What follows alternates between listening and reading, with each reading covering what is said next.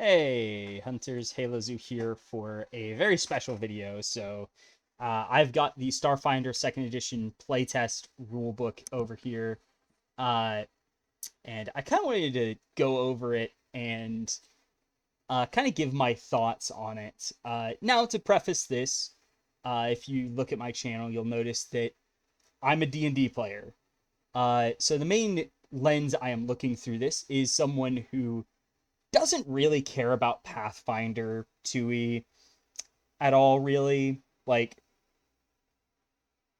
I appreciate that it has fans and stuff, but, it's not my kind of thing, but at least compared to D&D. But for Starfinder, I want to like it, and I'm interested in it as a kind of a decent sci-fi RPG that plays closer to D&D, uh, unlike some others like uh, oh, Shadowrun is the one I was gonna say, and some of the others like the Star Wars one as well, which are a bit different. So this is like a science fantasy RPG that I'm inclined to be a bit more interested in. Uh, so I'm interested in it through that lens. So do keep that in mind. I am a D&D player first. I don't really care about Pathfinder as much, and you'll notice some problems that I have with it. Uh, and ultimately, I will also preface there will be things I'm not a fan of that are holdovers from Pathfinder, and I'll do my best to bring those up. But this is kind of my thoughts on Starfinder. And I will also say, no matter all the nitpicks and stuff, I do understand that A, this is a playtest rulebook, so a lot of this can change. And B, I still think this is a great game. It's just, I think it can be a bit better as both a, like, as a standalone product, and, ultimately, I think there's stuff that can be done better. Things I will absolutely house rule out uh, with impunity because I do not care about them. Uh, but anyway, let us get into this. Also, don't worry about that. That is relevant later. Also, I won't really be going in depth about everything. Uh, I will be. So don't expect me to go deep dive into all the feats and stuff, and all the little problems. But the main idea is that, you know, I'm just gonna give the main overview of all the stuff. So like all the basics of the races and my thoughts, as well as the classes and some of the other stuff, as well as the weapons in particular, and some of the spells. But spells, I'm probably not going to go into as much. But anyway, uh, so first off is the languages, which I'm fine with this.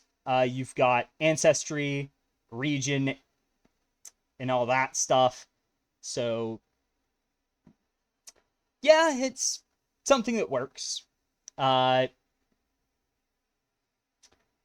so there's a bit of jankiness with it, but I do think it kind of functions. But uh, so Android.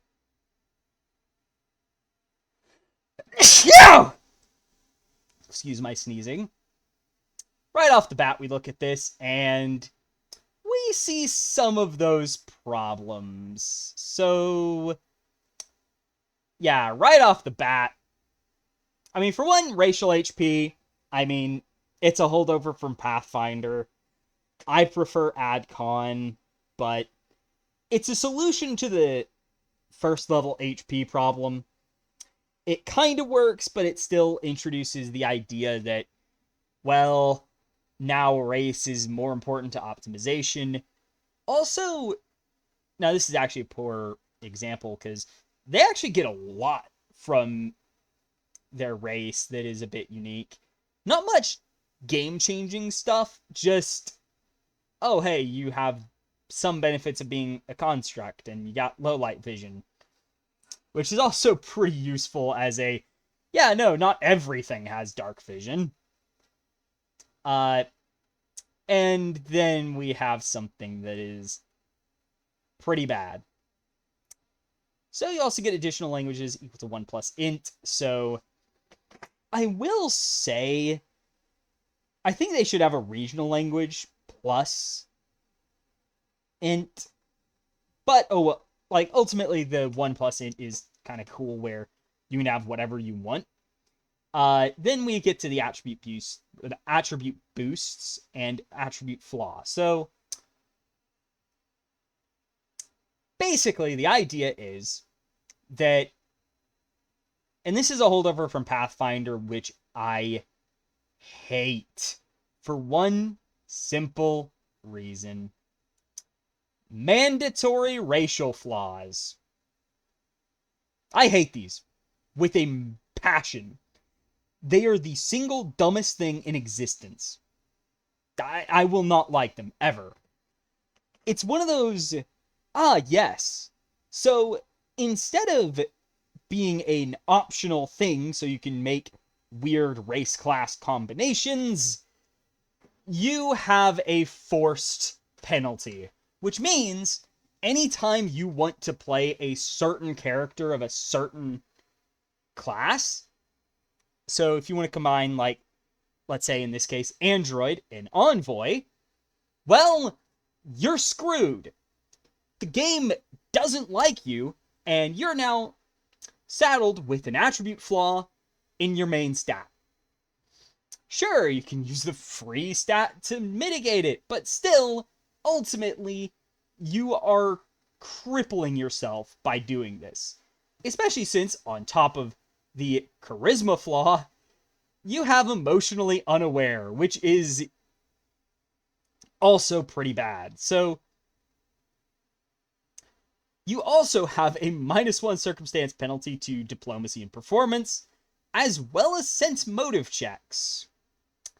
Yeah, that's a lot of problems. So,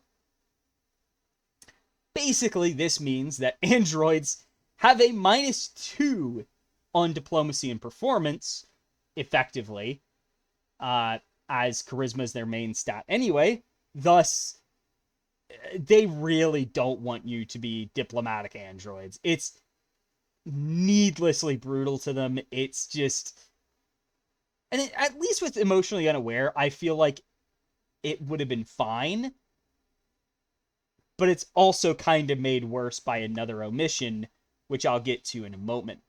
And also note, before I forget to mention this, I have actually looked at Starfinder 1E.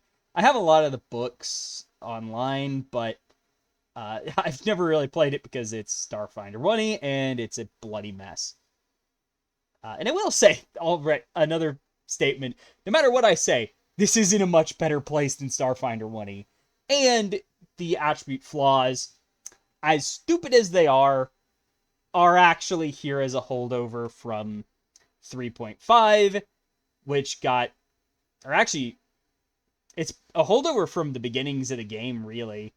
And 3rd edition, which got into 3.5, which got into Pathfinder 1E, which got brought into Starfinder and kept for Pathfinder 2E for some ungodly reason.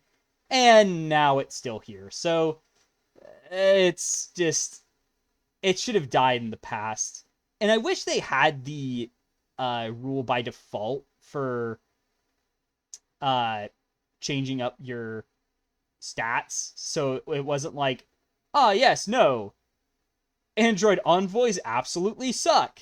Instead, it's, hey, you can remove the free bonus and the attribute flaw, and you just get Dexinant. That would be fine, because at the very least, it's like, well, you're not getting the penalty, but, you know, you don't get the bonus either. It's just leave it at that, and have the flaw be completely optional. That would be so much better. But that's not the game they made. So then also, we get heritages, which I will go into.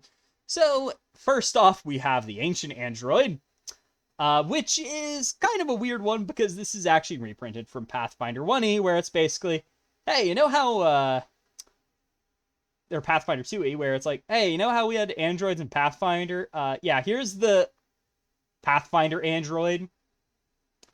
And they've called it Ancient as a, hey, this is the old android. So that's just the heritages they had. So you can be an artisan, and you get crafting and specialty crafting. You can be a laborer and get hefty hauler.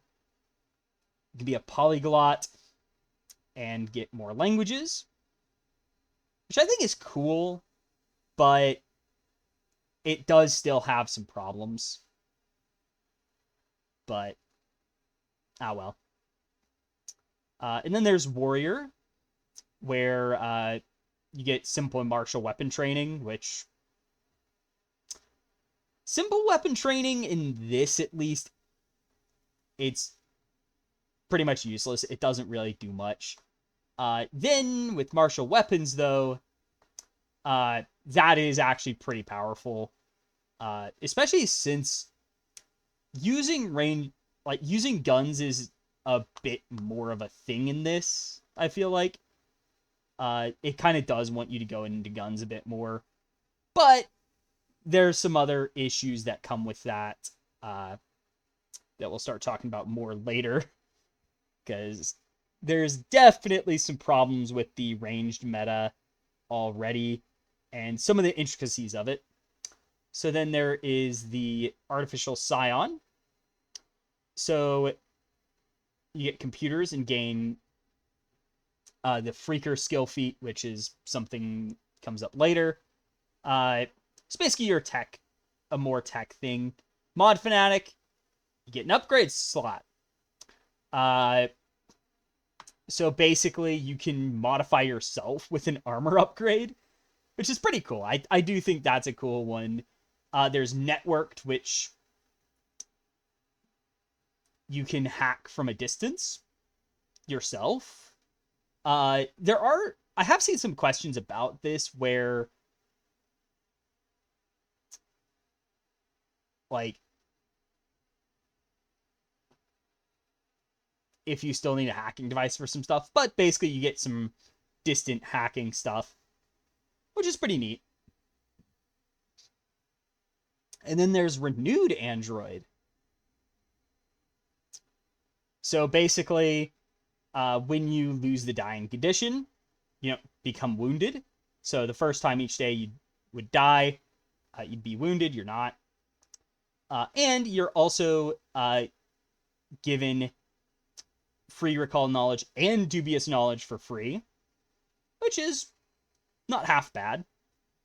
Now, one problem I do have is that there's no, like, diplomat heritage. Like, because I remember in Starfinder 1e, there was actually an alternate heritage that did have a few changes where it was basically, like, what was equivalent to heritages, effectively, that had different attribute boosts and flaw, but it also got rid of emotionally unaware and kind of basically made it where it's like, oh yeah, you're actually designed to be empathetic and be communicating with people. And I wish they had that as an ancestry or a heritage for being an android. And I also will say now, Artificial Scion and Networked, I don't know if those need to be two different things. I feel like they could cut one of those two, since probably Artificial Scion. So Networked is the only one where it gives you, like, you can communicate with other technological beings in 30 feet. Basically, technological telepathy. But otherwise, it's a lot of the same. Ancestry feats are a thing. I don't like them. I think they're just another type of feat that did not need to exist. Especially, like, the later ones. Like, maybe at first level, but after that, I don't think they were necessary. Then we get to the Barathu, which has a typo, apparently, because they're not supposed to have a 25-foot speed walking. They're supposed to have a penalty to be flyers, or 5 feet, and then they fly for 20 feet. But yes, that is a flying ancestry. Which, do note that this is a Starfinder thing of, yes, some ancestries straight up fly. But these guys also come with limited telepathy, where if they share a language with you, you can communicate with them. But otherwise, it just functions like speech. Also, you can change ancestry feats in a day, which is certainly interesting. And you can apparently change lineage feats, which, I'll be honest, looking at that,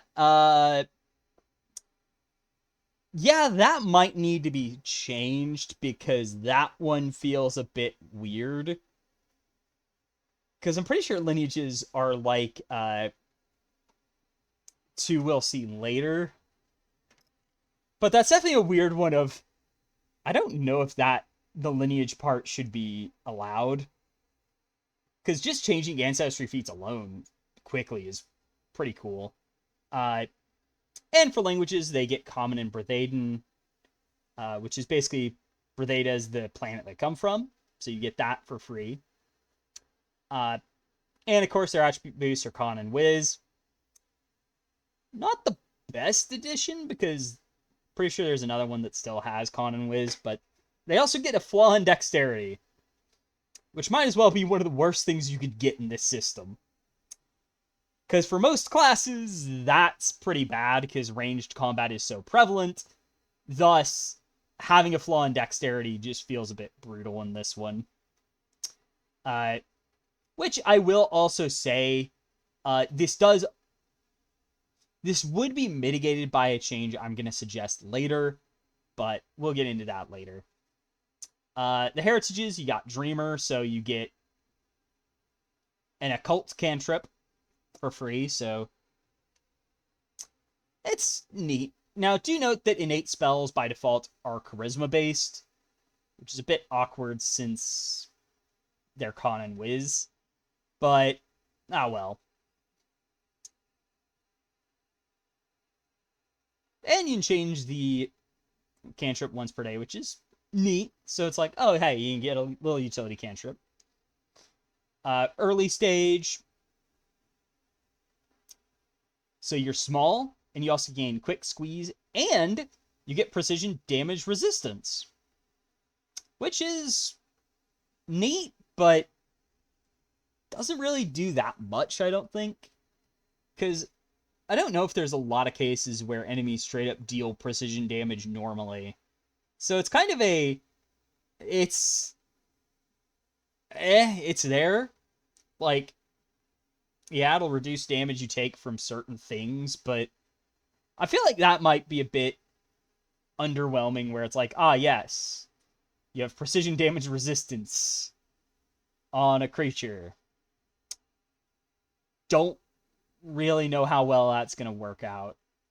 Especially since that usually comes with a rider of, oh yes, if certain thing has happened, oh gosh, it's going to precision me.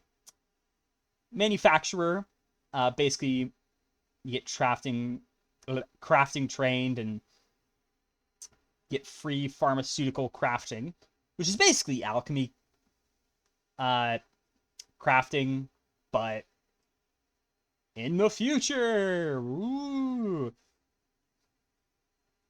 Then there's merged, which you become large. That's definitely an interesting thing to have running around. You also get 10 HP instead of 8. So you get high HP rather than mid. And that is also another statement where 8 is the middle, 10 is high, 6 is low. But you also gain +1 to saving throws against emotion effects, which is pretty neat. Overall, I think it's an interesting idea.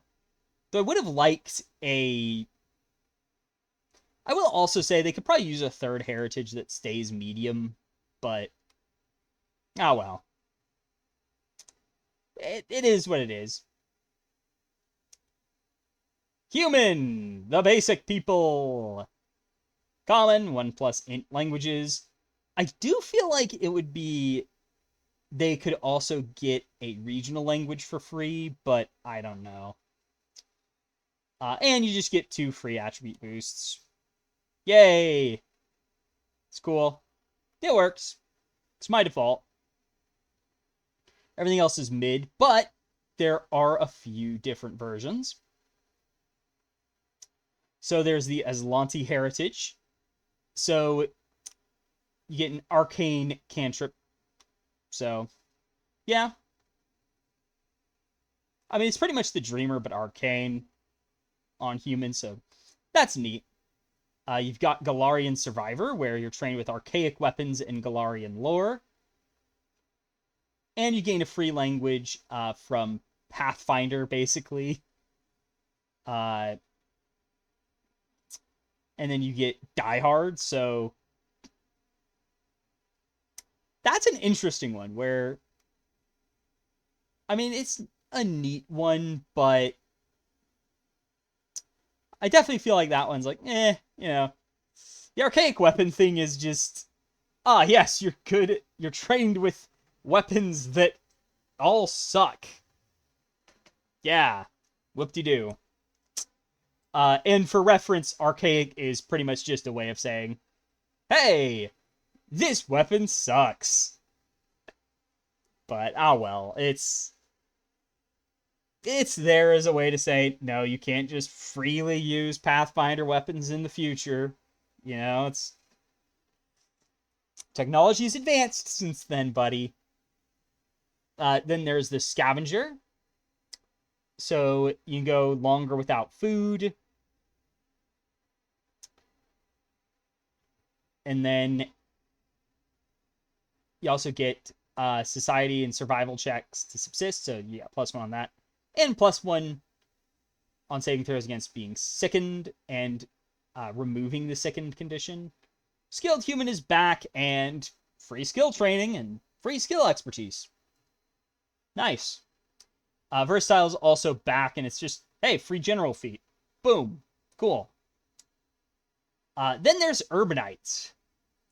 So basically you ignore difficult terrain from crowds and the cover bonuses from crowd, and you gain trained in lore for a specific city. And for reference, lore is one of those things I just don't like. Not a fan of lore. It's just, ugh. Mostly because like it's just so many things in one, and it's like, yeah, no, I'd rather just have history and have them be spread out amongst different ones, but well. It is what it is. I think crafting for some reason is 1, but well. It's Pathfinder mistakes, so. Then we have Kasatha. So they get Strength and Wiz and a Charisma flaw, so no... and also Barathu basically are just like, oh yeah, no Barathu operatives. These guys are no Kasathan envoys. Which, given their situation where they're basically... they've moved into the Pact Worlds. Kind of weird, because they probably would have a bunch of envoys, but they actually suck the class, but oh well. Also, they get 3 languages. They get Common, Kasatha, and a regional language of your choice, so you get a surprising amount, actually. They also are 4-armed, so basically, how multiple armed creatures work is you have X pairs of arms. So in their case, you have 4 hands that you can use to use equipment, but only 2 of them are active at a time. So there's also an action that you get. So you can swap active hands. So we'll see that eventually, but basically, use an action to swap what hands are active, and so basically, it kind of saves you on drawing and sheathing weapons, but it's not that powerful, thankfully. So then the different heritages are from Akiton, one of the Pact Worlds that the Kasatha were originally going to settle. So they get quick jump and don't treat sand as uneven ground. So it's not bad. Like, the sand part, but quick jump, that's pretty useful. Yeah, don't mind my page woes. Kasath Survivalist. So you can hustle twice as long while exploring before you have to stop. If you're in a group, increase the number of minutes they can hustle by 10 or 20 minutes. So basically, you can hustle longer. And it does give a slight benefit to your group, which is nice. You also get Feather Step. So you have some various bonuses. Then there's Shipborne. So whenever you roll a success on a saving throw against a motion effect, you get a critical success instead. Yeah, that's something, but it's not really going to be as big.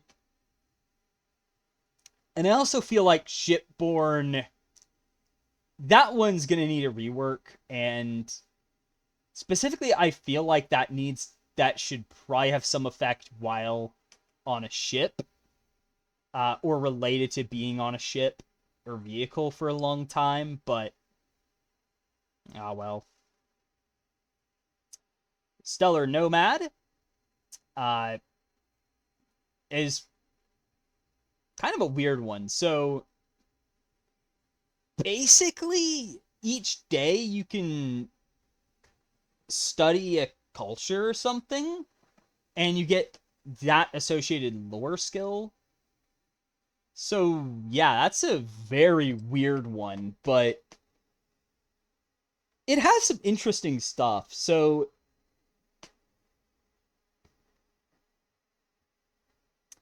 basically, you learn an edict or anathema that you have to follow to get it. So it's an interesting and weird one. I'm not a fan of the lore stuff, but this at least plays with it in a unique way that I think is actually a neat idea with how kind of overbloated lore is. Tempering.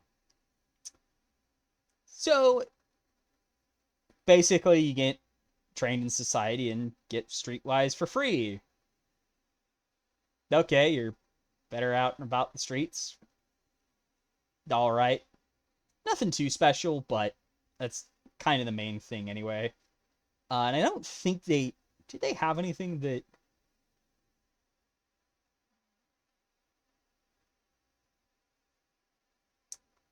Yeah. Okay, so they did have one feature that let them use all their hands at once, with all hands on deck. But I will say, looking at it, they probably could have given an upgrade to give it more uses per day, but oh well. Then we have La Junta, which is a bit different. So first off, they're a bit squishier with only 6 HP. So they're a low HP race by default. But they have only charisma to free attribute.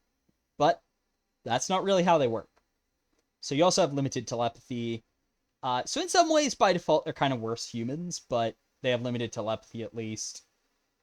But then we go down to heritages. So there are Demaya and Karasha Juntas. So this is basically a sub-race that carried over from Starfinder 1E, where they give you an additional attribute boost and a flaw.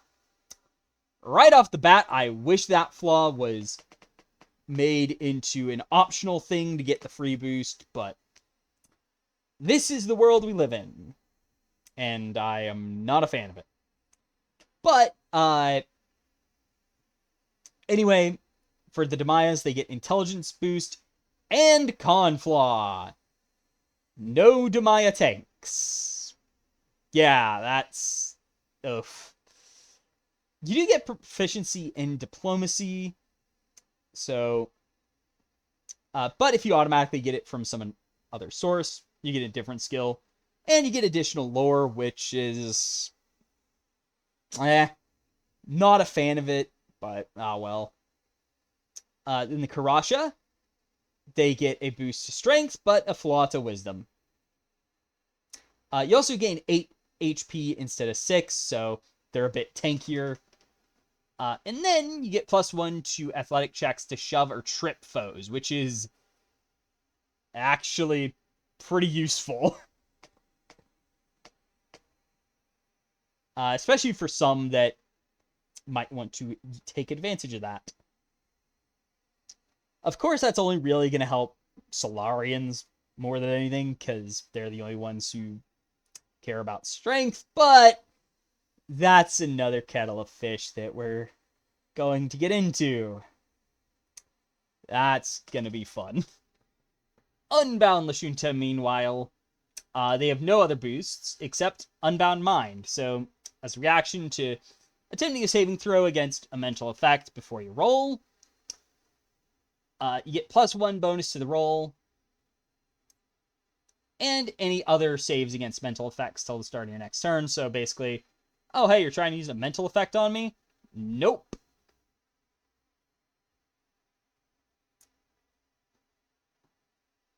Then we also get to this one, which I've just noticed out of the corner of my eye, Distant Telepath.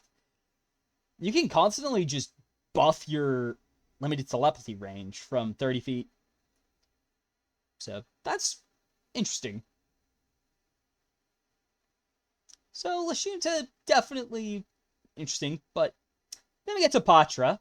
So these are a new to core race from the Vesk lands, so they get Common, Patra, and Vesk. And you get Dexterity and Charisma boosts, but a con flaw. Fortunately, they have 8 HP, so you're not that screwed upon being a tank, but they definitely want to be envoys or operatives.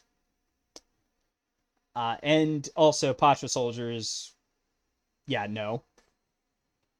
You get Dark Vision, so that's neat. Also, this guy... it's kind of weird, because I'm pretty sure he's a specific subrace that I don't know why they have him as the main Patra. But this is what the cat folk get. They can be Hunter-Stalker. So you get +2 to stealth checks to sneak. So you can hide and sneak better, which is very powerful. Survival checks to subsist, and survival DC to cover tracks. So, yeah, you get a lot of stuff. That one might need to be tuned down, because that's just too good with stealth operatives. Then we have the Crevache. So you get a free biotech augmentation. So, yeah. And you get +1 implant, so... hey, free implant. That's nice. And you can swap it out by, like, paying the normal cost, so... yeah, that's a pretty neat one. Though I haven't really... don't know how good this is in the playtest with the first level augments, but I'll have to double check that later. Mael's Chosen. So all you get is basically whenever the first time each day you critically fail a saving throw, immediately re-roll it with the fortune effect. So that's actually pretty nice. It's not bad. It's a bit limited use, but it's one of those that I mean, you don't use it often, but more often than not, it's like, oh crap, you rolled a nat 1, and boom, much, much better roll. Then we have the Pouncer, who gets the rare 30-foot move speed, as 25 is the default here, mostly because you have 3 actions to move around. And you don't automatically fail checks to high jump or long jump if you don't stride at least 10 feet first. So basically, you can do it without striding first, which is neat, I guess. It's useful. Then there's the Sand Roamer, which I'm pretty sure the guy they showed was. But basically, you're small, and you ignore difficult and uneven ground caused by sand, and you treat environmental heat effects as 1 less. And you can go 10 times as long as normal before you're affected by starvation or thirst. So, yeah, you can definitely go a lot longer. And that one also might be a bit too good, given like the Scavenger Human just got a set amount longer. They just get 10 times more, which might be a bit too much. Then there's the Rime Walker, which is pretty much the opposite of the Sand Roamer, at least thematically.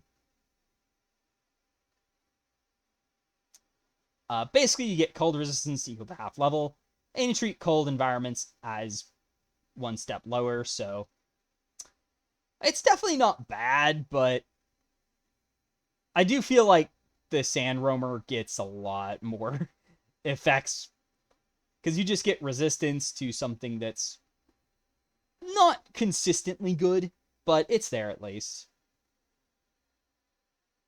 But that was the Patra. And then we get the Sheeran. So they get 10 HP, and they get Con and Whiz boosts. You also get a Charisma flaw, so once again, envoys get screwed. But I think most actually get screw envoys. You do get limited telepathy, so you can speak with people nearby. You get common, Sheeran, in a regional language, which, fair. Yeah, these guys are the tanky ones. So you're definitely going to get a lot of tankiness out of them. So you can be a courtier, which is kind of weird that they've used that, because I'm pretty sure that's like kind of associated with being like diplomatic and stuff. But basically, you transmit emotions alongside limited telepathy, so and you get +2 to sense motive checks when using telepathy or limited telepathy, which is definitely interesting, but kind of niche, I'd say. That one, it feels like they could maybe use a little bit more, but at the same time, it's definitely got some cool stuff, but it's just maybe a bit on the niche side.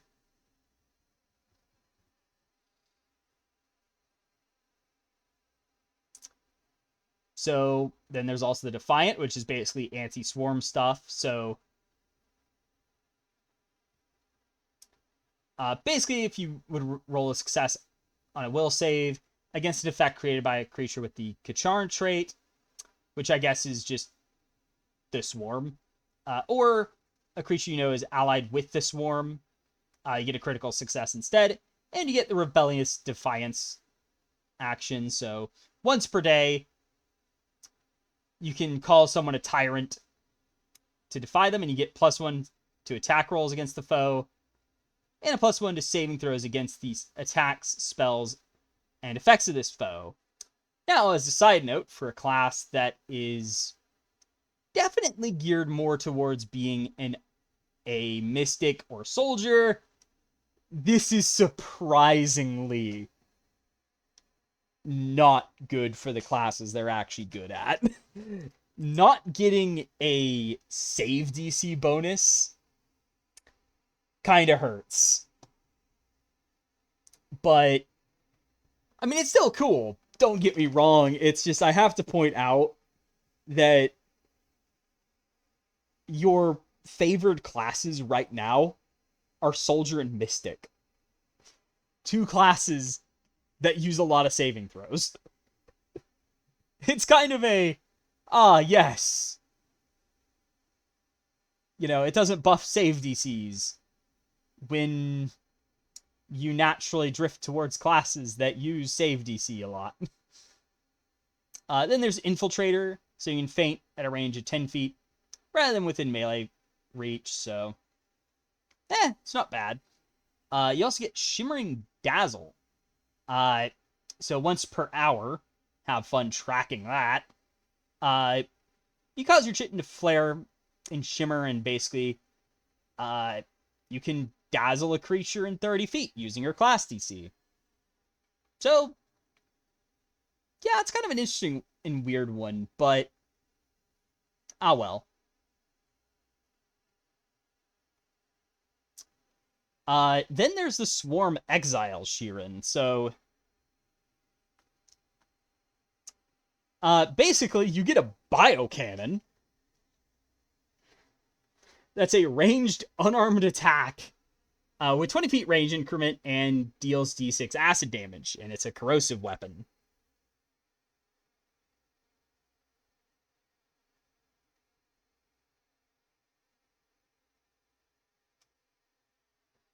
So, yeah, that's definitely a weird one, but I will say, though, that 20-foot range really hurts this. So, I was going to talk about this a bit later, but in general, low range increments under 30 feet are kind of painful in this system. It's not really good because there's a lot of long range stuff in this. So over 30 feet is probably going to be the norm here, and that's a problem here, where most of the time I feel like you're going to have to deal with long range penalties on it. So it's nice that you get a free weapon, but I do feel like they could double the range. Just let it be, like, yeah, it's the range of a laser pistol. Like, I get that, yeah, it's a fully free weapon, but I don't think a D6 weapon with no traits besides being a corrosive weapon is going to be that game-breaking. And it is acid damage, so there is that. Also, another side note, there's no way to buff this, so as far as I know, at least.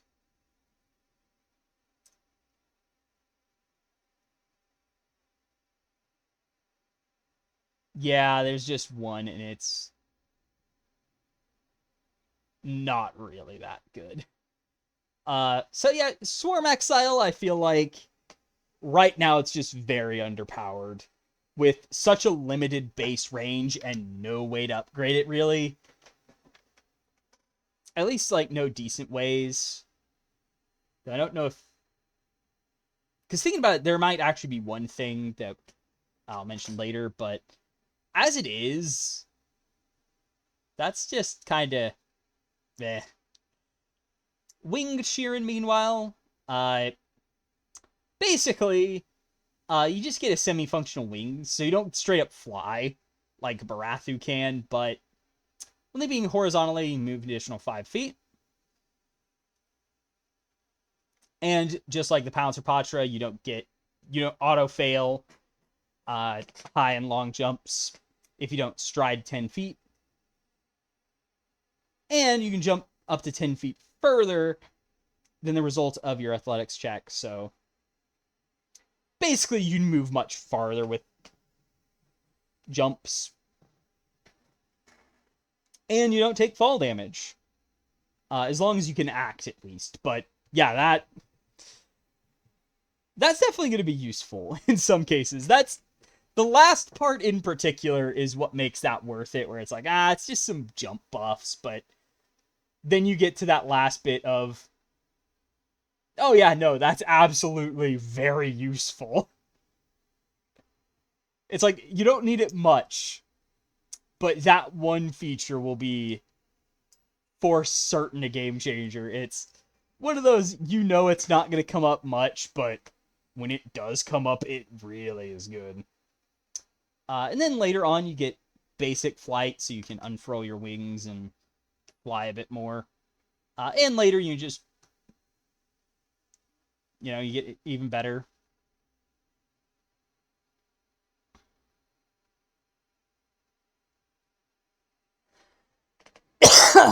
Then we have Skittermanders.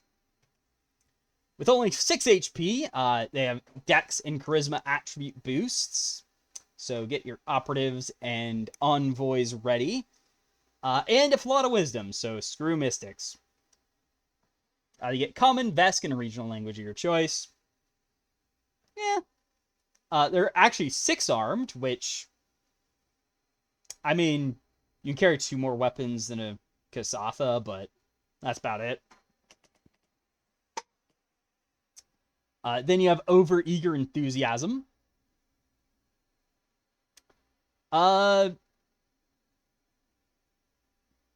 Yeah, this one is, once again, just a random penalty that's, yeah. So basically, you take a -1 penalty to perception checks to sense motive, and -1 to will saves against emotion effects. Yeah, that one I feel like is definitely going to be felt a lot. Yeah, it's kind of painful. That is just oof. I feel like that should be limited to stuff that charms you or does like a dominate effect, which I think would be fun as a yes, you're easily, someone can easily use dominate person on you, which I think fits, but otherwise this is like, oh gosh. Oh gosh, what are they doing? Then the heritages are Everwhelp, so also they're small by default. So basically you have a stomach mouth, which gives you a jaw attack. So it's just a d6 piercing brawling weapon. It has the finesse property. But ultimately not that useful in Starfinder by default, because, I mean, it's just there. It's something, and there's some bonuses for it later, but it's like, 3 melee weapon that has finesse, I guess. Use it on your casters and stuff. All that. It's there. Then Gadravich, Skittermander, they just get dark vision. But it's actually kind of worth it. Then we have the Scrabbler, so you get a climb speed, but you do lose 2 of your arms for 2 more legs. So basically, instead of being 6-armed, you're 4-armed, but you have 4 legs. So I think that one actually is just pretty much a straight upgrade. It's like, yeah, like, there's not much you'd need 6 arms for, because 4 is already like, yeah, that's plenty, because you have your melee loadout and your ranged loadout ready. Then there's Skitter Raised, so you gain group impression as a skill feat, and you get +2 circumstance bonuses to aid an ally with skill checks that don't have the attack trait. So that's neat. It's like, oh yeah, you're more helpful. Also, they have a Hug Master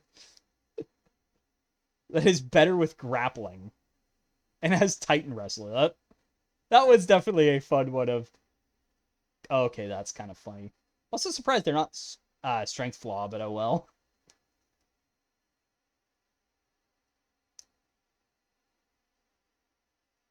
And of course, they do have in all 6.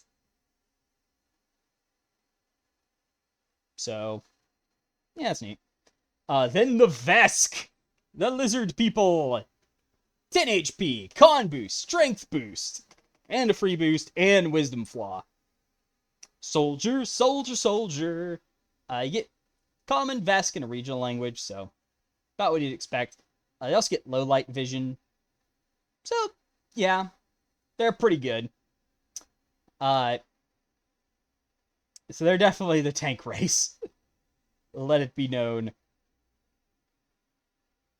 They have Brisk Wander, so you get plus 5 feet, so. And that's, like, their one downside is, though, that they do have 20-foot speed normally, so that does just put you to normal speed. You can be a Night Stalker and get free dark vision, which is useful.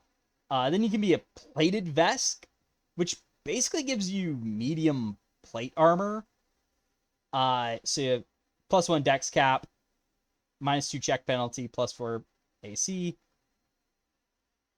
+3 strength threshold, though it's not hard to get that. Wear a flight suit, but so you lack armor upgrades, but you can get armor runes on yourself, so there is that. Definitely a weird and wacky thing going on here, but it works. It's a neat one.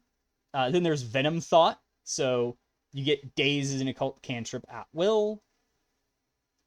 And you get +1 to occultism check to recall knowledge about psychic traditions and philosophies. As a quick aside, I will say it is kind of annoying that you just get Daze with this when there's several others that get a free spell of a tradition. Then there's the Warblood, and it just gives you Brutal Anatomy twice. So because it's relevant here, basically this is just, oh hey, here's 3 different natural weapons you can choose from. So you get Claws for slashing, Jaws for piercing, and Tail for bludgeoning. Though they also have other traits, but like Claws have finesse, so if you're an operative, get this. Especially since it also is agile. But yeah, that's just fun of, yeah, no, just here's a bunch of natural weapons. It's like, rather than choose one, here's all of them. Then the Rat Folk, which are just Yosoki. So yeah, they've just reprinted and renamed a Pathfinder Ancestry. Fair enough. 6 HP, you're small, so you're not really tanky. And then they have the Dex and Int boosts, but strength penalty. Which, fair. They're the one classic small race, basically. But the rats also get low light vision, not dark vision, but you can be Akatonian. And so you're trained in crafting and can use crafting instead of thievery to disable the device. And you also get quick repair if you're trained in crafting already. So that's neat. Especially for a upcoming class that I will reference later. Then there's Deep Yosoki, who, what do you know? They get dark vision. Then there's the Long Snouts, who get, basically you get a scent range of 30 feet. If you're downwind, then double the distance. If you're upwind, half the distance. In addition, you get +2 on perception checks to seek within the range of your scent. So, yeah, you can sniff stuff out. Literally. Shipborne, you get trained in piloting. Or another skill if you already get that from somewhere else. Then if you get a success on a piloting check to navigate a plot course, get a critical success instead. So they're really good at driving stuff. Not that piloting does that much yet, but once again, we'll get to that later. You also get +1 to acrobatics checks to tumble through spaces of medium or larger creatures. And the presence of an enemy doesn't make the squares difficult terrain, so basically you're really good at getting through tight spaces too. Which I think is a cool addition of, yeah, no, you move through people easily. Then there's the Tunnel Yosoki, Tunnel Rats. You get quick squeeze, even if you aren't trained in acrobatics. And tight spaces are not tight enough to require the squeeze action. Aren't difficult terrain for you. So, yeah, you can really move through tight spaces with this as well. It does have some thematic overlap with Shipborne, but oh well. It's a cool one. And of course they get cheek pouches. And a nimble tail, but oh well. So then we get to the lineages, which include the Boré, which here is the heritage itself. So basically, you are undead, but you do not have void healing, so vitality heals you, you're damaged by void. But you do gain low light vision or dark vision if you already had low light. And you get Boré feats, so you do have the lineage feats, so you got Etheric, which is just, I mean, you're kind of ghostly, I guess. But whenever you would take void damage, you get void healing from it. So it's like, basically temporarily you just get void healing. So there's definitely some shenanigans that can be abused with this, but I think that's part of the fun though. Like, oh, our mystic has the harm spell. Oh, 3-action harm. Haha! I void heal now. Then there's also Headstrong, where you just get +1 will saves against feared effects that would make you confused or controlled, and +1 to DC against checks to demoralize you, so you're hard to spook, basically. Then there's Necrotized. You get Die Hard, and death effects no longer kill you if they reduce you to 0 HP.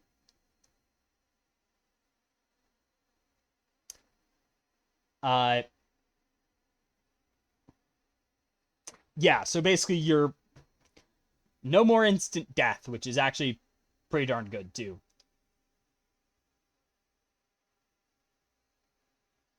Then there's the Prismeni, which is kind of drift touched, which drift is like the travel between the stars kind of dimension deal. So when you're in the drift, as a Prismeni, you can pinpoint location of drift beacons, drift drives, drift engines, and anything drift related in a 100-mile radius. If you're piloting a starship that doesn't have a drift engine, you can be the engine. So for 1 minute with the concentrate trait, you can allow a starship you're piloting to enter or exit the drift. And while in the drift, it travels using conventional thrusters as normal. But if you get a critical failure to navigate or plot a course through the drift, you just get a failure instead. So basically, you're just really good at piloting through the drift by default. But the lineages are drift touched. So basically, once per day, you can give yourself a light shield of sorts. So it's a field that appears in 30 feet of you, straight and vertical, stretching 10 feet long and 10 feet high. It gives concealment to creatures targeting through it, and gives bright light. And you ignore concealment granted by the barrier in the last 5 rounds. And at 13th level, it just becomes standard cover. So basically, you can create this, like, wall of lights and stuff. Then there's the Spectra Soul. So you can communicate mentally with Spectra and intelligent constructs with the tech trait in 30 feet. So kind of a shortwave effect. I think it actually is. Huh. It's not actually called shortwave. Which is interesting, but I guess it also affects spectra, but I don't know. Then there's Triune's Chosen. So you're trained in religion and Triune lore. You get access to the Pulse Gauntlet. And you treat that as a simple weapon for the purposes of proficiency. And when you get a class feature... So basically it progresses as a simple weapon. Which is something. But yeah, the lineages are something. And now we go to backgrounds, which... I'll be blunt. I hate the background system of Pathfinder 2e. Absolutely. Not a fan of how they've done it. I don't like there's attribute boosts here. And it kind of feels like they went for a quantity over quality, where it's just, here's a million backgrounds. And my personal preference is just custom background, do whatever you want. Screw it. Also, just notice that these are both separate things, even though athlete and guitarist player kind of has some overlap. But, well. So the backgrounds, I'm just going to gloss over those.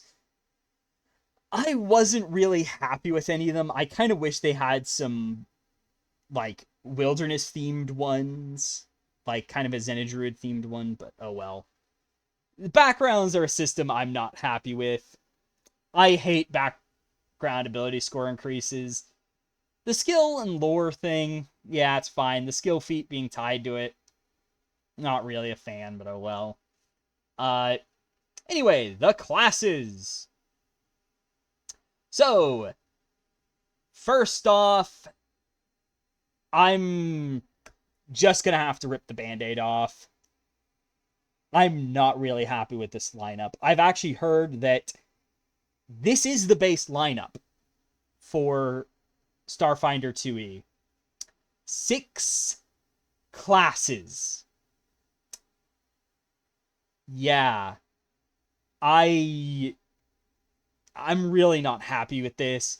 Also, we're missing 2 core classes from 1e, the Technomancer and the Mechanic. Which, I'll be blunt, kinda needed to be in the base game. Especially since they're kind of the most tech-oriented classes, but they're just absent. And, as a result, Witchwarper is now the intelligence-based class. When it was previously charisma-based, but there is some nuance to it. But ultimately, this roster feels shallow. And I really think they need to move Mechanic and Technomancer to the base roster, especially since they're the 2 classes I feel are the most important to the setting. With the Technomancer, it's really this doesn't work outside of science fantasy. You know, this is a science fantasy game. Here's a science fantasy class. Where the others are kind of just, well, it kind of has a fantasy lean or a technological lean, but none of them really go as deep into science fantasy as Technomancer did. And none of them are really as technological oriented as the Mechanic was. So it kind of feels like there are 2 important classes missing, and it's just not good. So ultimately, I hope they consider moving those 2 up into the core rulebook, especially since 7 classes was already not that many in Starfinder 1e, and this has fewer. And even with that 7 classes, it was kind of clear that Starfinder 1e needed an 8th class, specifically in the Mystic, being split into 2, one for the psychic stuff using charisma, and one for the druid and cleric stuff, keeping wisdom. But other than that, it's like, there really isn't a lot of classes. And as we'll see, some of them need some work. Or rather, a lot of them need work. Especially since they are all one stat classes. If you want to be charisma based, you're an envoy. Period. Want to use wisdom? You're a mystic. Dexterity? Operative. Con? Soldier. Strength? Solarian. Int? Witchwarper. That's it. There's really not a lot of variety, and they're all kind of pushed in one direction, where I think it would have been nice to have a bit more variety. Especially with the two missing classes that are just... Yeah, they really should have been in the base one, but... well. And it does come off as some of these are a bit rushed, but anyway, on to the actual classes. We have the Envoy, so you're the Charisma class of Starfinder. You have 8+ con HP, so that's the moderate HP for classes. I think. I want to say that was moderate HP, but yeah, you got 8+ con HP. So your proficiencies, good in reflex and will. Like, not great in fortitude, but well. So you also get a bunch of skills. So you get effectively 8+ int, but one of them is from your leadership style, and one is always deception, diplomacy, or intimidation. You get martial weapons, but you only get light armor. So they are more limited on armor. And then class DC is charisma plus proficiency, so...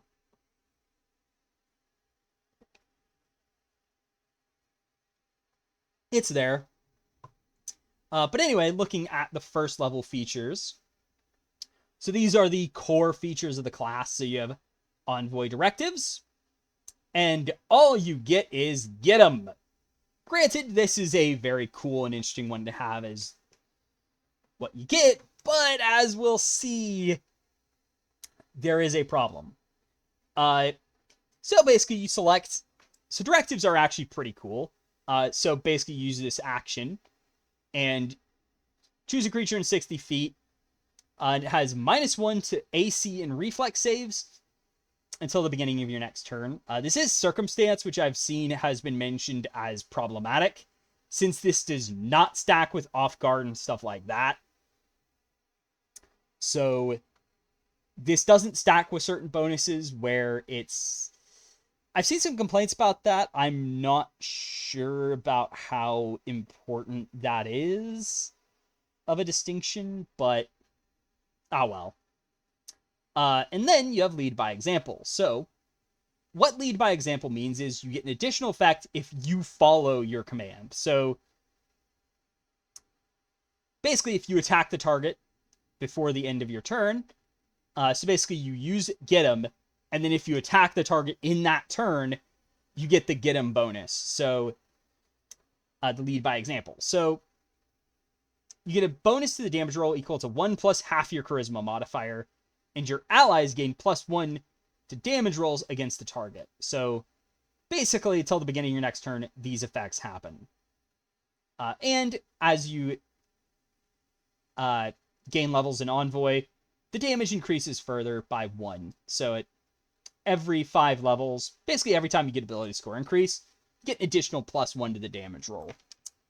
Now, I will also quickly point out this has actually changed since the field test, and I am happy for it. So, as a quick aside, in the original field test, Envoy had a very weird situation where they had no reason to have charisma outside the normal reasons for charisma. And before you say, but charisma has the best skills in combat. Yeah, I know. That doesn't matter, though.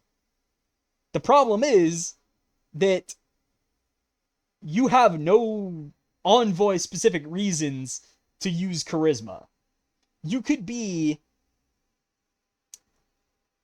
a operative with charisma as a secondary stat and get the same mileage out of charisma, or like roughly the same mileage out of charisma as an envoy. So even just half your charisma modifier is more than enough to be, thank you. They actually have uses for it, which is definitely better than nothing. It's like, yeah, no, this is a very good step in the right direction. Then there's Social Mastermind. This is not great, in my opinion, mostly because of how you activate it. So once per hour, you can spend a minute observing a specific individual, 10 minutes researching an individual in the infosphere, or an hour networking, gathering information about a specific individual in a settlement or appropriate location. So, and then that subject becomes your asset. So, I've seen some comparisons to Investigator, which isn't necessarily a good thing. However, there are some notes that this is actually better than that, because... But ultimately, it's still kind of limited by that 1 minute to look at someone. Especially because of the benefits that we'll see later.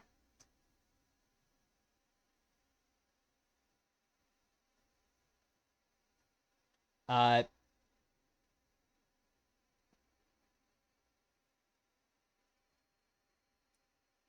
basically, it's kind of a flavor thing in theory, but you gain +1 to deception, diplomacy, and intimidation, and perception checks against them.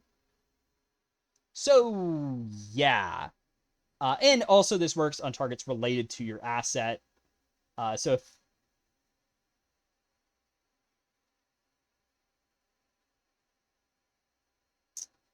if someone knows about the asset, then, like, if you're doing it against the asset's best friend, then that would apply, but there's all that stuff. So yeah, just a casual +1 to the good combat skills, hidden behind sizing up someone. Yeah, you also get +1 recall knowledge, which is... that's pretty neat. And you can maintain up to charisma mod assets at a time, so yeah. Also, much better than the field test where you only had 1. Yeah. But then there's the saw it coming action. So, if you're about to roll initiative and encounter with your asset in it, you can use this free action to get a +1 to your initiative roll, and interact to draw weapon, step, or stride. Right off the bat, I gotta say, this pretty much kills Social Mastermind being a long-term ability to activate, because this is just going to create a situation where either Saw It Coming barely does anything because you don't really have the time to use it, where it's kind of just it barely, like, it doesn't really come up much because your asset specifically has to be in the encounter as well, because it doesn't apply to the, oh, if the target knows your asset, then you get Saw It Coming. It's like, nope, it has to be your asset specifically. And it also encourages players to try and spend a minute observing an individual so they can get the Saw It Coming bonus. It's just, I feel like they really needed to make this a 3-action thing, so you can just be, oh yeah, 3 actions, you're my asset. Now, there is technically a fast way to get someone as an asset later, or in the feats with acquire asset, but you have to be in combat to do it. So, yeah. So you attack someone and they're now your asset. That's not really amazing. In diverse schemes, you get double the number of assets, which is Overall, I think the asset thing, it's a cool concept. I just feel like it needs a bit more refining to be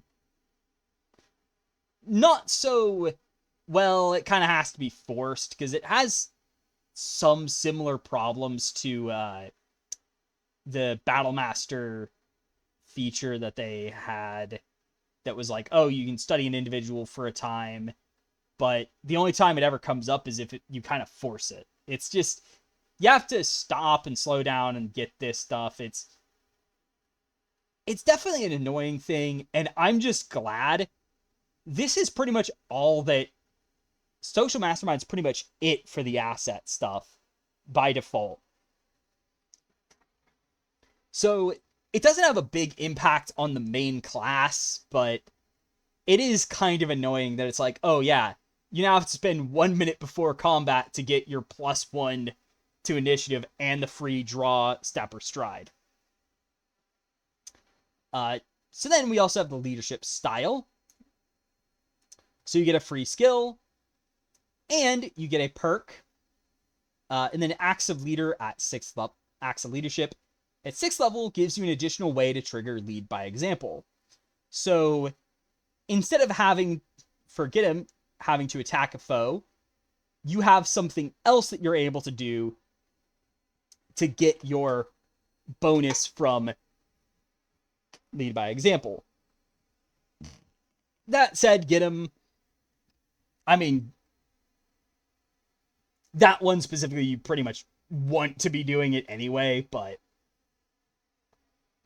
oh well.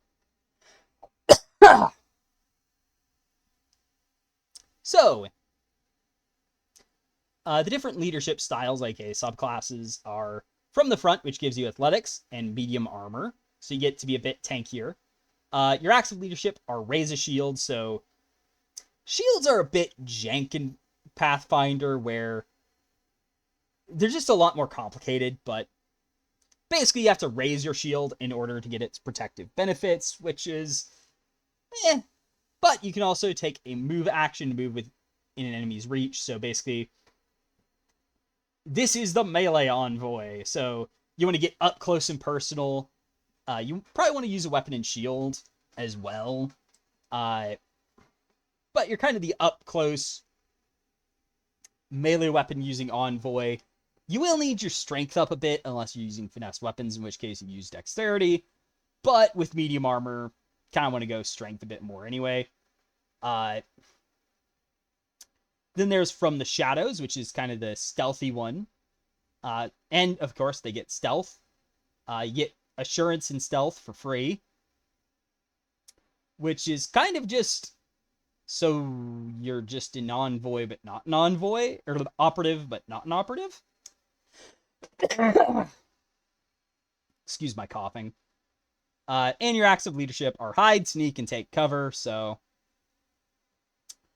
basically you get acts of leadership for being a coward. Of course, I say that jokingly, but pretty much the lead by not being there. Then there's Guns Blazing, which gives you acrobatics, incredible initiative, and then your acts of leadership are basically about ranged weapons. So whenever you reload a ranged weapon, or make a ranged strike with the multi-attack penalty, the way it's worded is terrible. So basically, it's just you have to have a multi-attack penalty. So effectively, you'd have to use all 3 of your actions to get the lead by example. Normally, that one's probably the worst one by far. Especially since the other one is also 2 actions of perform area fire or auto fire. So yeah, you're really gonna hurt, but also there is another quirk with area fire or auto fire that happens, but This is mostly a weird jank thing of just how they've made those weapons in general, which we will get into later. Then there is In the Spotlight. So you get Performance. Impressive Performance is a feat. And then your acts of leadership are Perform and Issue another directive. So, and it's kind of an interesting one where you want to do multiple directives in a turn now. Though that does lead to some weirdness where you don't have a lot of spammable directives by default. So that does have some weirdness with it, but oh well. It's more of a quirks of how it's designed rather than any like genuine issues. And it's just the little things that it's like, yeah, that could be better. Same with this, where it's like, yeah, that could be better. And then Hotshot, you get Piloting, Express Driver, and all of yours are just vehicle related. So also this one is kind of the, yeah, this one sucks in the playtest, don't touch this. Mostly because piloting, there's not vehicles in this, so there's nothing to drive, take control of, or stunt with, so yeah.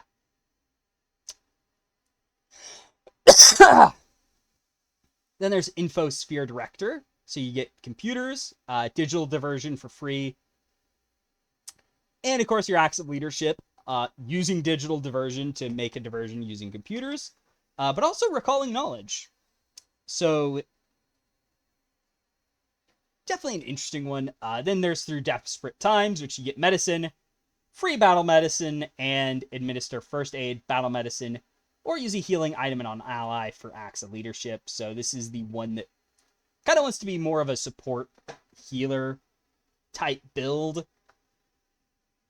Now that's the first level stuff, and I will say it's definitely an interesting one, but there is one major problem I have, and that is with directives.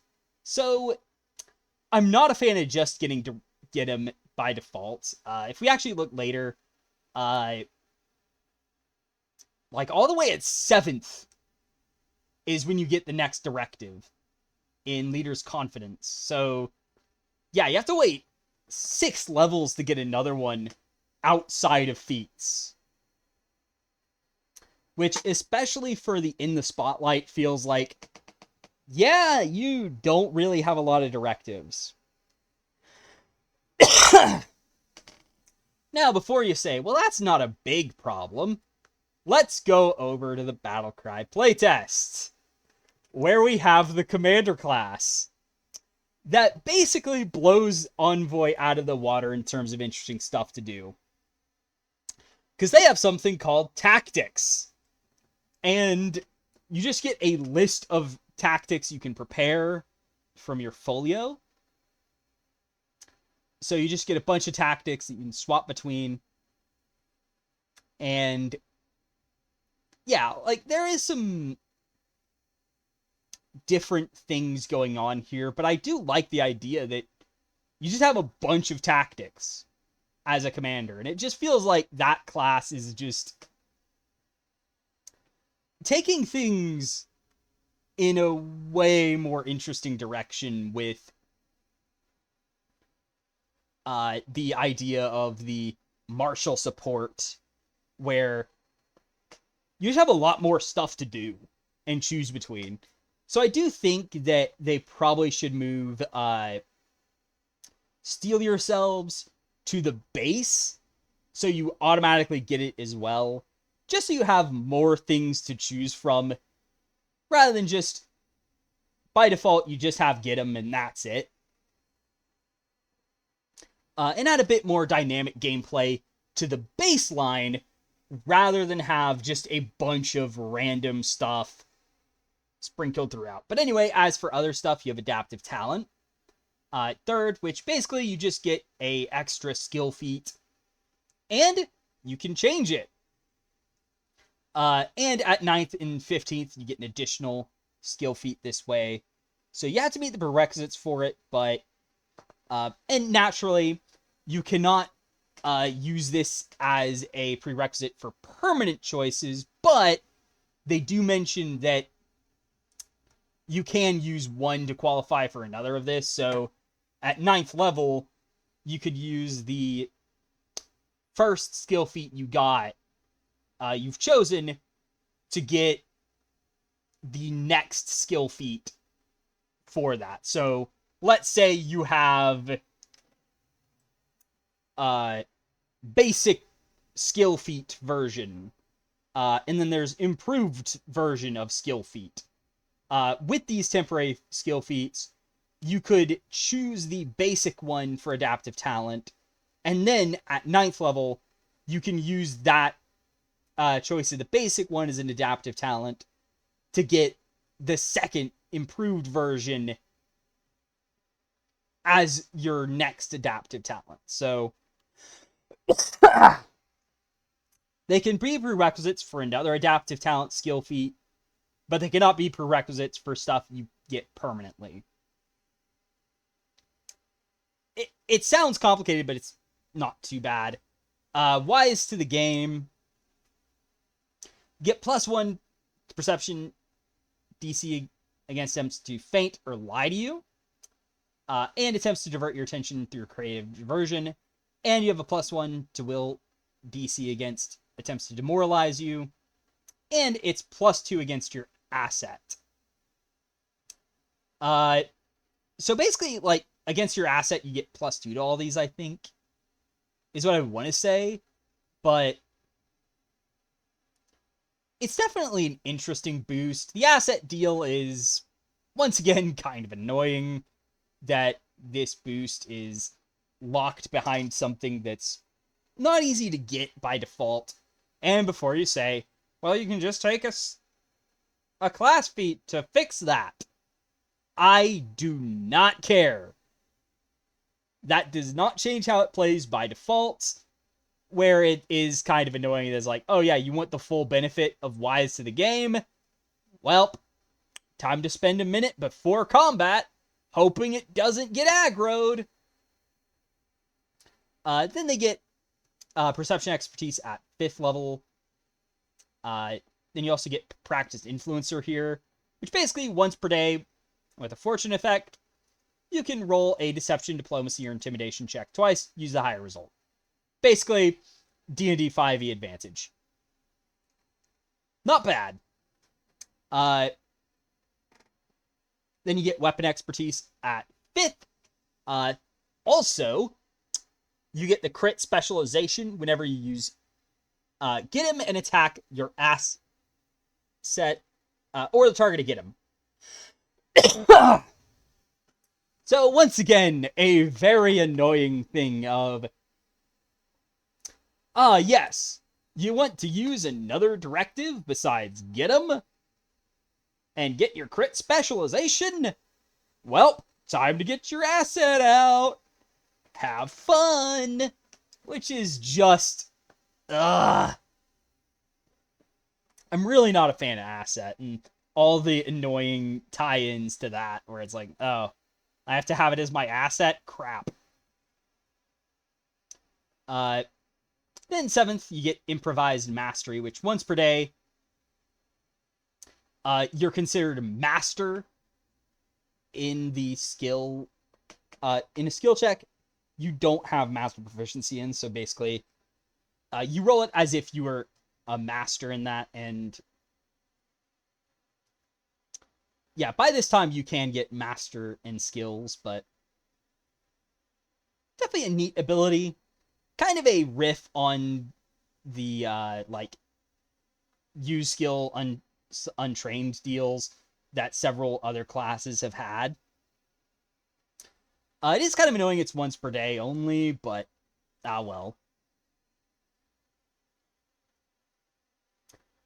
Then at 7th level, you also get Leader's Confidence, which just gives you the Steel Yourselves directive.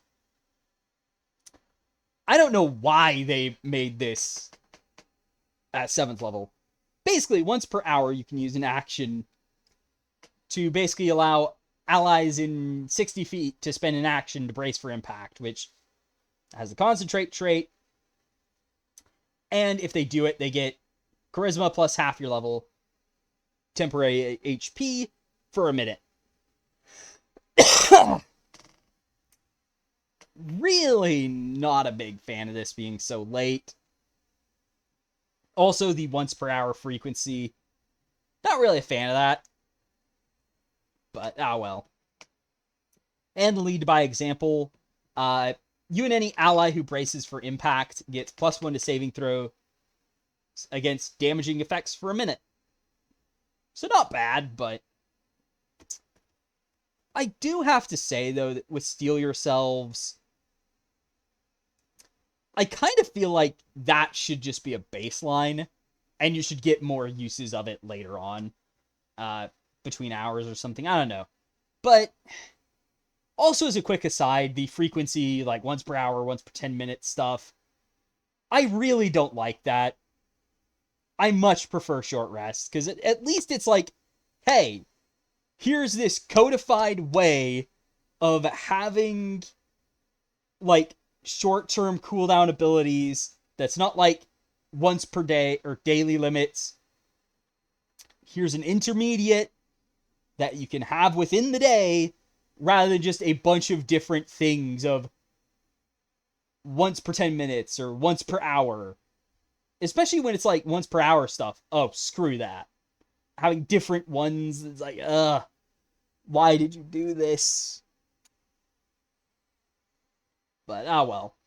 Then at 9th level, your class DC increases to Expert.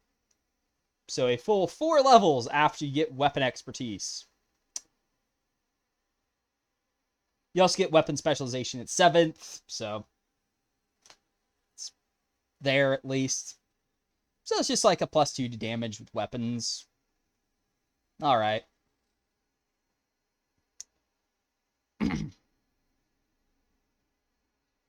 But then at 9th level, you get Hidden Agenda. So basically, whenever a creature rolls a critical success on a sense motive or a skill check to gather information or recall knowledge about your secrets, they just get a success instead. Which is the latter part. I don't know why that's there at all. It's like, why is this here? Just because, like, how many times are they gonna gather information or recall knowledge for your secrets?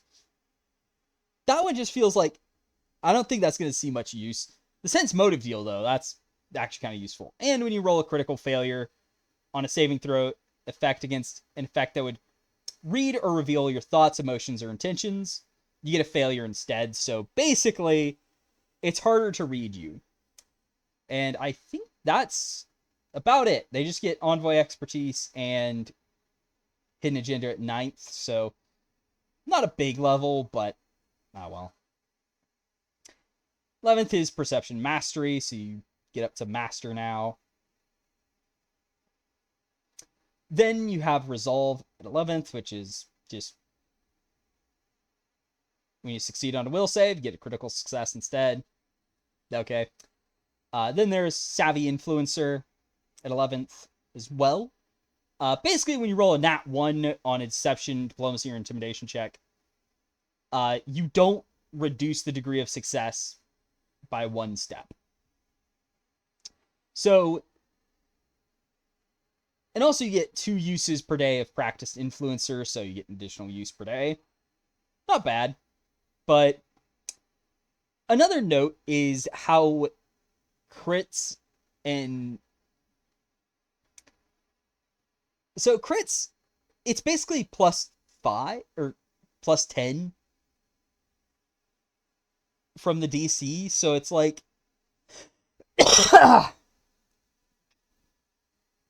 And I'm not a fan of this, because it feels like it takes away from that moment of, oh, I've rolled a nat 1 or a nat 10. It's like, it doesn't really matter as much if you're critting all the time. It's like, oh, another crit, yay. Then, of course, If you do roll a nat 1 or nat 20, then it's like one better, which means that, you might just have a success on a nat 20, or you might fail on a nat 20. Whereas with a nat 1, you might still succeed on a nat 1, or you might just get a normal failure. It's not that bad. And it just kind of feels like a thing that I'm not a big fan of. I like 20s being the special thing, but that's just me. Then 13th, effortless influencer. Use practice influencer 3 times a day.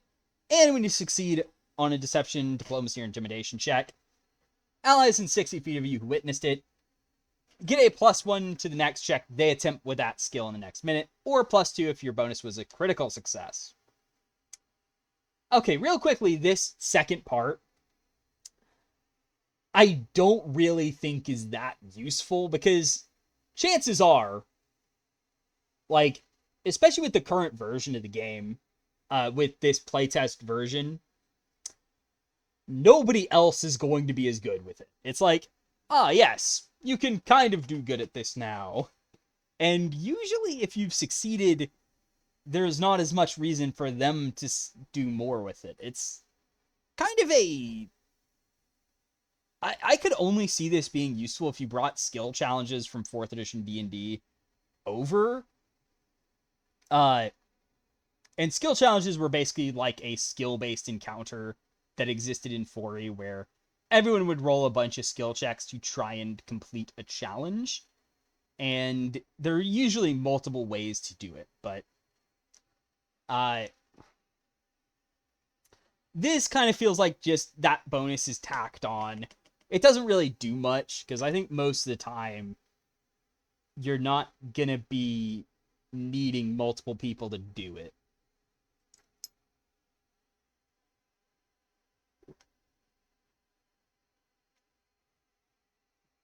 And then at 13th is when you get light armor expertise, which is actually pretty late, I'll be honest.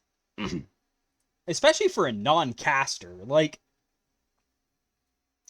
and that is something I should mention, is it kind of feels like this Envoy should maybe have light armor expertise a bit earlier, and then get master relatively late.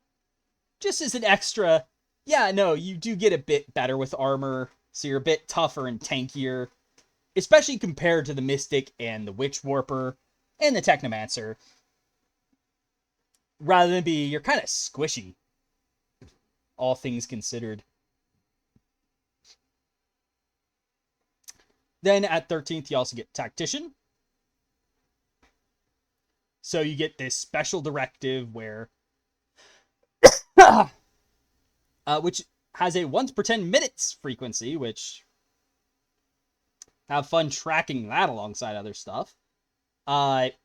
But this one is very annoyingly 2 actions. But basically during daily prep, you can review your team's capabilities of up to 5 allies. So you want 6 people for this, ideally. And you choose if you're an attacker, defender, expert, or spellcaster for the purpose of this ability. AKA, your Solarian or soldier is going to be a defender. You're probably going to be the expert. Mystic and Witchwarper are going to be spellcasters, and then Operative is for certain going to be an attacker. Though, they may also, you may also give this to Solarian, but basically you also get shown what you got. So when you use this, you and allies in 100 feet, which is kind of out of nowhere of, oh yeah, you can just use this in 100 feet. A lot of others want you to be in 60 feet. Why? But you get one of 4 benefits. If you're an attacker, you can roll twice and use the better result the next time they attempt to strike a foe. Okay, kind of fair. Defenders, basically the next time they're attacked, they make the attacker roll twice and use the worst result. Or, when they attempt a saving throw, they can roll twice and use the better result. Expert, get a bonus to skill stuff. And Spellcaster, basically they roll twice with the next attack or spellcasting check for casting a spell, or they can force a target of a saving throw effect to roll twice and use the worst result. Then lead by example if you use the benefit of your chosen roll. Each ally within 100 feet who chose a role in daily prep gains your level and temporary hit points for a minute. So by default, this will be 13 HP, which is nice. And this is definitely a cool one, though I do feel like Attacker has a very weird quirk where I've been kind of dodging around this, but it's kind of time to rip the Band-Aid off. So not all weapons use attack rolls now. And also do note that this doesn't even specify it has to be a weapon either. It can be a spell. But basically with the attacker, it only works on attack rolls. It doesn't work on saving throws. And AoE and automatic weapons use a saving throw instead of attack roll. Meaning that soldiers don't really benefit from the attacker roll. Which is kind of weird, where it's like, yeah, that one kind of feels like that needs a bit more work, and they probably need to add that this is specific to weapons and basically an attack roll for something that isn't a spell, and maybe also have spellcasters affect stuff that is more like a spell, but not necessarily a spell itself. Specifically, Kineticist and Solarian. Whereas the attacker roll should probably specify that it is also going to affect saving throws with weapon attacks. So if you use an AoE weapon, you can benefit from the attacker roll. Then at 13th, you get Weapon Mastery. 15th, Greater Weapon Specialization. So, hey, now you get +6 damage. Okay. Then Legendary Improvisation at 15th. So, basically, Improvised Mastery is now Improvised Legend, I guess. Where you get Legendary Proficiency instead of Master.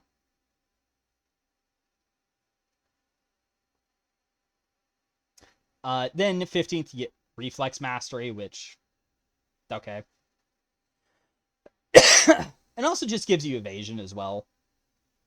Then 17th, you get Greater Resolve, which gives you Legendary in Will. And when you crit fail with Will, you get a failure instead. And when you fail Will save against damage, you take half damage, so basically super Will evasion. Then 17th, they get Legendary Perception. Then at 17th, they get Indiscernible Agenda, which is basically a extension of Hidden Agenda, where now, when a creature rolls a crit success or success to sense motive, or to gather information, they get a failure instead. And when you roll a crit failure on a saving throw against effect or ability that would reveal your thoughts and stuff, you get a success instead. So basically, just improved Hidden Agenda. Also don't know why they don't specify that this upgrades Hidden Agenda, but I mean, it still works. It's just a bit of a nitpick of they should probably specify that Hidden Agenda now does this instead. Then at 19th, your class DC becomes Master, and basically choose Deception, Diplomacy, or Intimidation, and you get that as Legendary. If it was already Legendary, though, which by this point you should have it at Legendary, because you started getting those at 15th. You can now re-roll that skill check once per day and use the higher result. So basically you get an additional, which is actually kind of weird because it's basically an additional practice influencer, but just for that skill. Which, looking at that, that's actually really annoying that that's not specified as, oh, you get an additional use of that effect with it. Which is probably how I would point it out, is like, oh yeah, no, it works with this. And also that would mean that it's compatible with stuff that upgrades your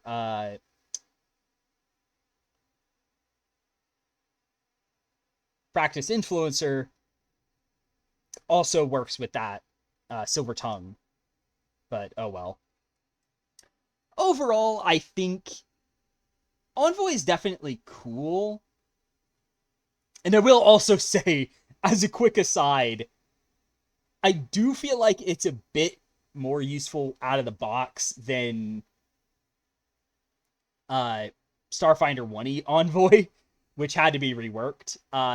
Also, another nitpick. This is the most minor nitpick I will make, but I think everyone can agree this would be a very cool thematic thing. Please let Envoy get extra languages equal to their charisma modifier at first level. I think that would be awesome as just, yeah, no, you're an envoy about, like, talking with people and stuff. Here's extra languages. Now, I could see it being argued that this should be instead of intelligence, so you're less reliant on intelligence for it, but I like the idea that, yeah, no, if you put intelligence as your secondary stat, you can get, like, 7 extra languages at first level, just for the heck of it, is like, oh yeah, you're the master of languages. Which does make sense for this class. Like, if anyone's going to be the master of languages, it should be the envoy. And they should beat even the Witchwarper, or the Technomancer and Mechanic in being a linguist. Overall, though, I do think it does suffer from some of the, what I'll call the non-caster problem, which it's kind of weird to say that I feel like the non-casters are kind of underbaked in this, but I do kind of feel like it's kind of a one-trick pony, especially at first, where it's like you've just got get 'em as a directive, and that's about it. But, I mean, it's a class that works. I just feel like it could use a bit more spice like the Commander has, where you have multiple different directives at first level that you get. And maybe even just kind of take some inspiration from them and have you actually choose 2 directives at first level from a list. Kind of like the Envoy, where you get an improvisation. You get to choose multiple improvisations for free, but I don't know. But anyway, let's get to the Mystic. So you just casually have 8 HP. Yeah. That's pretty silly. And this is another thing that I'll mention. There is no 6 HP class. Yeah. Though actually, I might double check, actually. Because I think HP in Pathfinder 2E was 6, 8, 10 as well. But this one, there's just 8 and 10 HP classes. There is no... There actually, no, Barbarian was 12. What about... Just double checking. Yeah, no, there was 6 and 12 HP classes as well. There are no 12 HP classes, which... One of them might need to be 12 HP in the Solarian, and then Mystic and Witchwarper might need to be turned down a little bit. But, yeah, everyone's kind of like 8 or 10 HP, which is kind of crazy, actually. But, going into the Mystic, so you've got spellcasting, so You are a learned spellcaster, so you have a repertoire. And right off the bat, I will tell you now, I am not a fan of how they've done spellcasting in Pathfinder 2e. And that kind of bleeds over into Starfinder 2e, but I will say I'm happy there are no prepared casters. So no Vancian BS in sight. Hallelujah. I really hate the old school Vancian casting. It's just not fun as a mechanic. I really don't think it's fun to be, oh yeah, you prepare your spells at the start of your day and determine exactly what you're casting. But if you prepare the wrong spell, well, you've just wasted your spell slot at the beginning of the day and you're just screwed. And it's like you would say, oh, you're supposed to scout out ahead and like have all this knowledge and pre-planning. Yeah, that's not how the game works. That's not really something you can easily do. It's like you can't just expect people to explore an entire dungeon, scout it entirely out to know exactly what they need.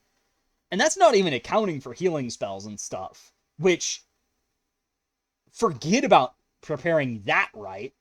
So at the very least, the Mystic being a learned caster with a spell repertoire, way, way, way better than Pathfinder and Cleric. Because Cleric at least, like, yeah, you had the font, but that can only save you so much. But anyway, so I am glad that it's at least a repertoire, but that comes with a downside that we'll get into later. You also have a connection, so this determines your spell tradition. So you will have one of 3 different traditions depending on what you've chosen for your class. You also have an initial epiphany, which is basically your focus spells. And they're a mechanic that I'm not entirely happy with, but they're something at least. So basically you have a pool of focus points, and the more stuff you get for the number of focus spells you have determines your focus pool up to 3, which is meh. But you can spend 10 minutes out of combat to get 1 focus point back. Something I actually despise with a passion. Because instead of just letting you get all your focus points back by default, they tax you a feat. At the very least, they've gotten better in the Pathfinder remaster with having just 1 feat that buffs it. And I don't know where theirs is, but I'm going to look for it now, actually. So I didn't actually look for it beforehand, but I actually don't know where their refocus buff is. Is it... Oh, actually, wait, do they? I wonder if they just get it normally. Now I think about it. As you can tell, I haven't, like, poured over it completely. Hmm.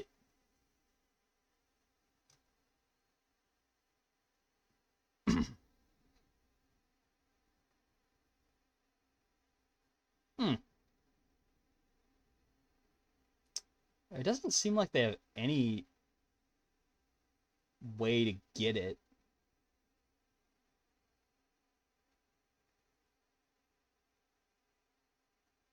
Hmm. That is... Now that I'm looking at it, I don't have any idea why they made it this way. Because now that I'm looking at it, there's no way to increase the number you get back with the refocus, which is absolutely horrendous. Like, why the heck do they not have that?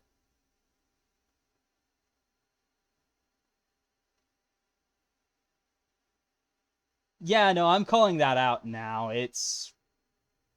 That is absolutely horrendous. They don't have a way to increase that.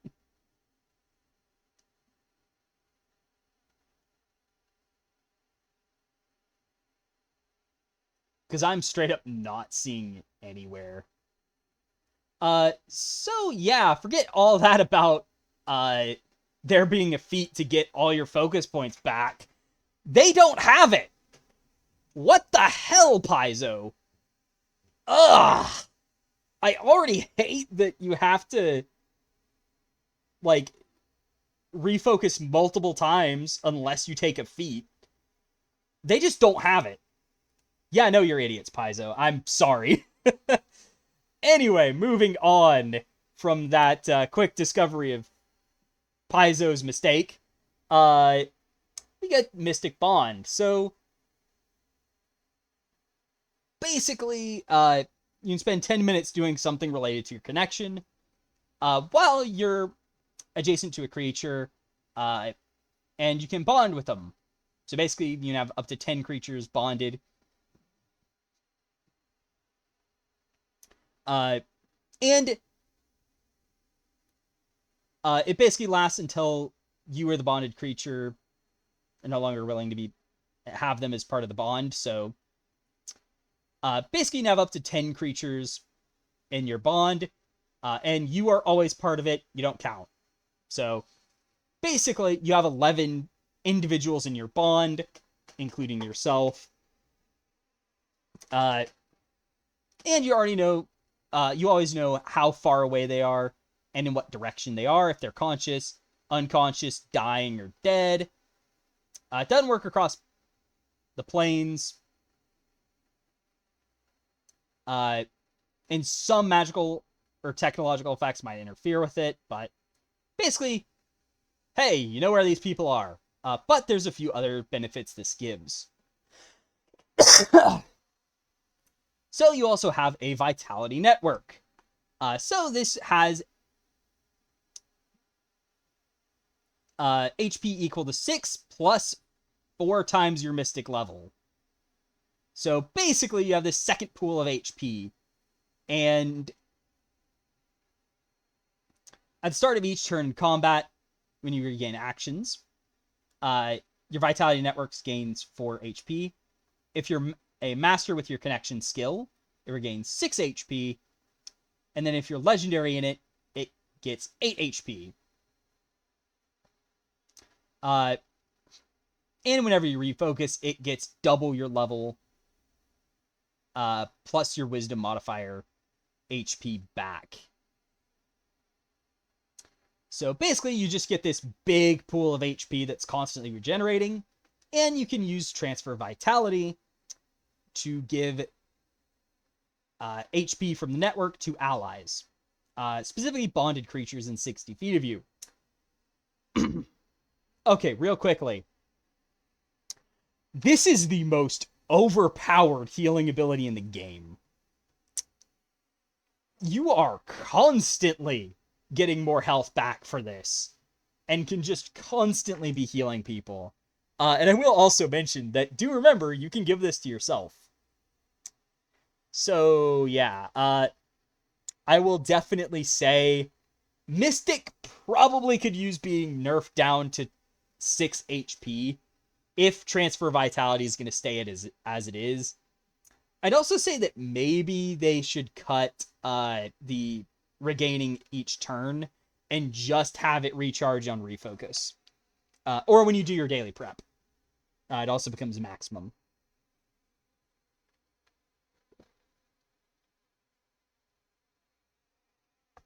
Which I'll also point out, that is not included in this. So you have to refocus to get it back, but yeah. It's kind of awkward, actually. But anyway, you get Mystic Spellcasting, so you use Wisdom for your spells, because of course you do. You have your spell repertoire and all of that. And another Pathfinder issue. You don't get a first level class feat. Yeah, so basically they hate giving spellcasters first level class feats. But they still have first level feats. Why? It's just the dumbest thing in the world of, yes, you have first level feats, but you don't get access to them. It's like, why even have first level feats? It's just stupid. I really wish they did it another way where it's just either nobody gets first level feats or casters get a feat at first level. It's just, why must you do this? Anyway, so your other, also as an aside, mystics just get simple weapons and light armor. They also get 3+ int skills, but you also get a connection skill, which is pretty much just your tradition skill. But we'll get into that later. But at 3rd level, mystics get force connection. So basically you can get choose a bonded ally in 120 feet. And if the next action uses to cast a spell, and the target would be affected, it either only affects the target or the spell doesn't affect your target. If it has the transfer trait and uses the same target, your vitality network regains up to 4 of those lost hit points. And if you are a master in your connection skill, gain 6 HP, and if you're legendary, it regains 4 HP. So basically, it can't regain more than was spent on the transfer action. But basically, how this kind of reads is, if you give them 4 HP, it's free. It's basically an X HP discount. That's all it is. Is just an HP discount. Congrats. It is kind of weirdly worded, but oh well, that's basically what it is. Then we also at this level get reflex expertise because they start as just trained. I don't think, they just get trained in fortitude and reflex and expert in will, which honestly isn't the best actually, because you get the expertise in will when you're a whiz class. That's also another thing I'm not a fan of from Pathfinder, is all the saving throws are tied to one stat. Fortitude is only con, reflex is only dex, will is only wisdom. And that's a thing that in D&D 4e, the 3 defenses, fortitude, reflex, and will, were actually affected by 2 stats. So reflex was also affected by intelligence. Fortitude was also affected by strength. And then will was also determined by charisma, which I felt was just a bit better because it allowed the stats to be a bit more balanced. But, oh well. Signature spells, meanwhile, I hate this. There really shouldn't be a need for this. Because I'll be honest, I feel like 5e D&D has the best system for spellcasting.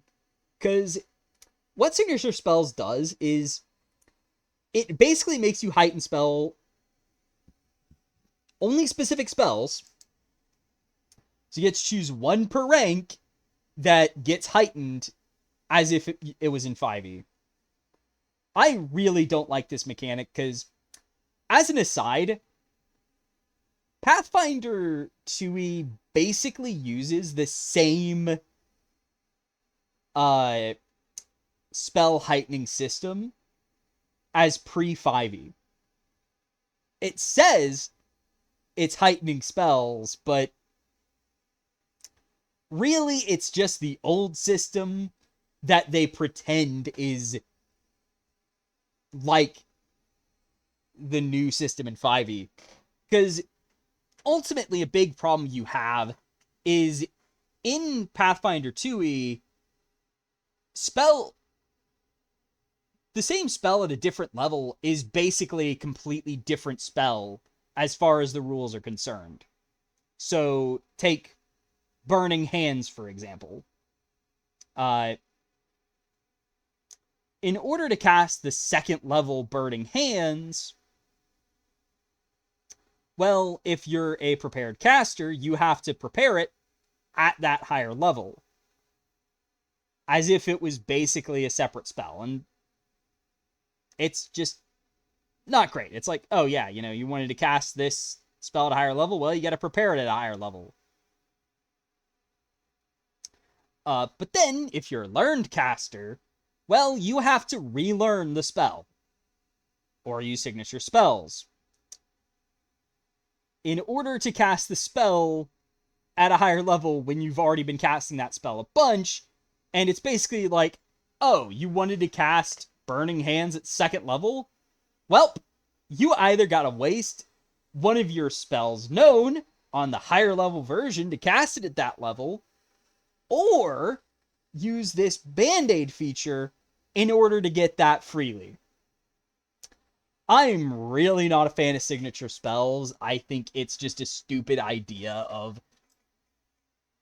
especially because to me it feels like they acknowledge there's a problem with heightening spells.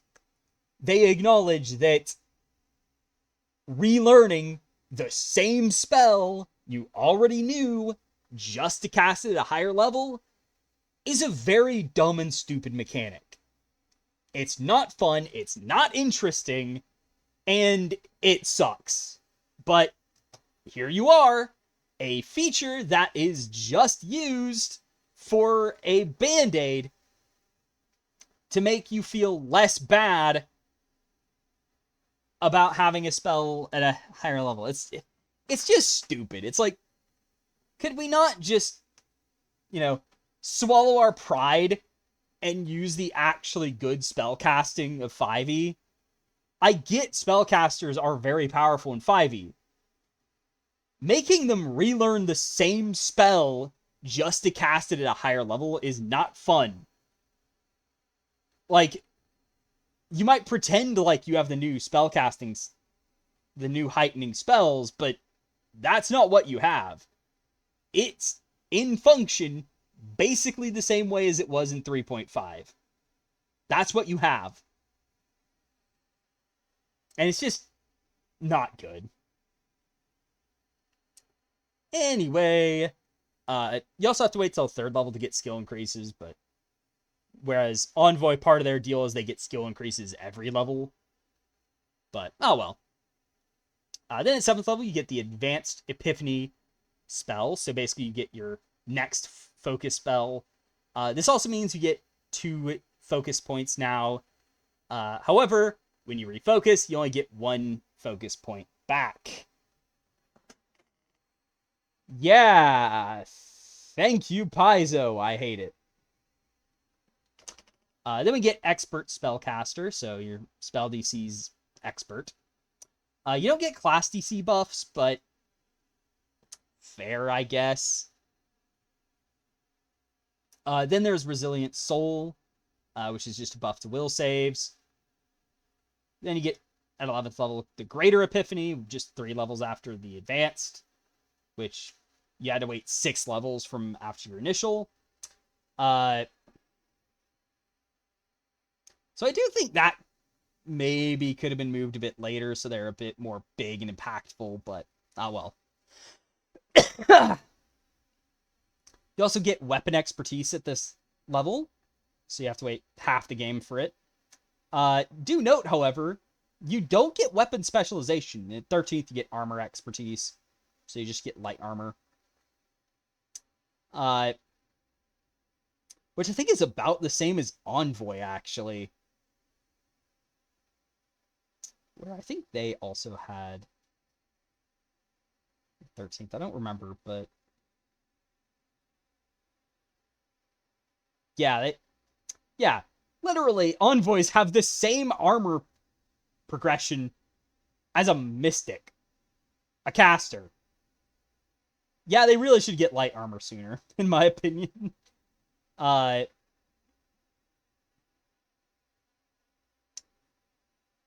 Then it 15th, you get Master Spellcasting. 19th is Legendary. Note that you just don't get anything at 17th level. You don't even get Perfect Harmony or anything yet. Which, looking at that, that's kind of weird, actually. Did they actually list anything at 17th? Yeah, you just get 9th rank spells and an Ancestry feat. Granted, 9th rank spells is a pretty big thing, but it is kind of weird you just don't get anything. But I think maybe that's where weapon specialization is supposed to be, but I don't know. Because you're supposed to have weapon specialization somewhere. Maybe it's supposed to be 15th. I don't know. But then 19th, you get Legendary Spellcasting, Perfect Harmony, and Transcendence, which is just 10th level spells.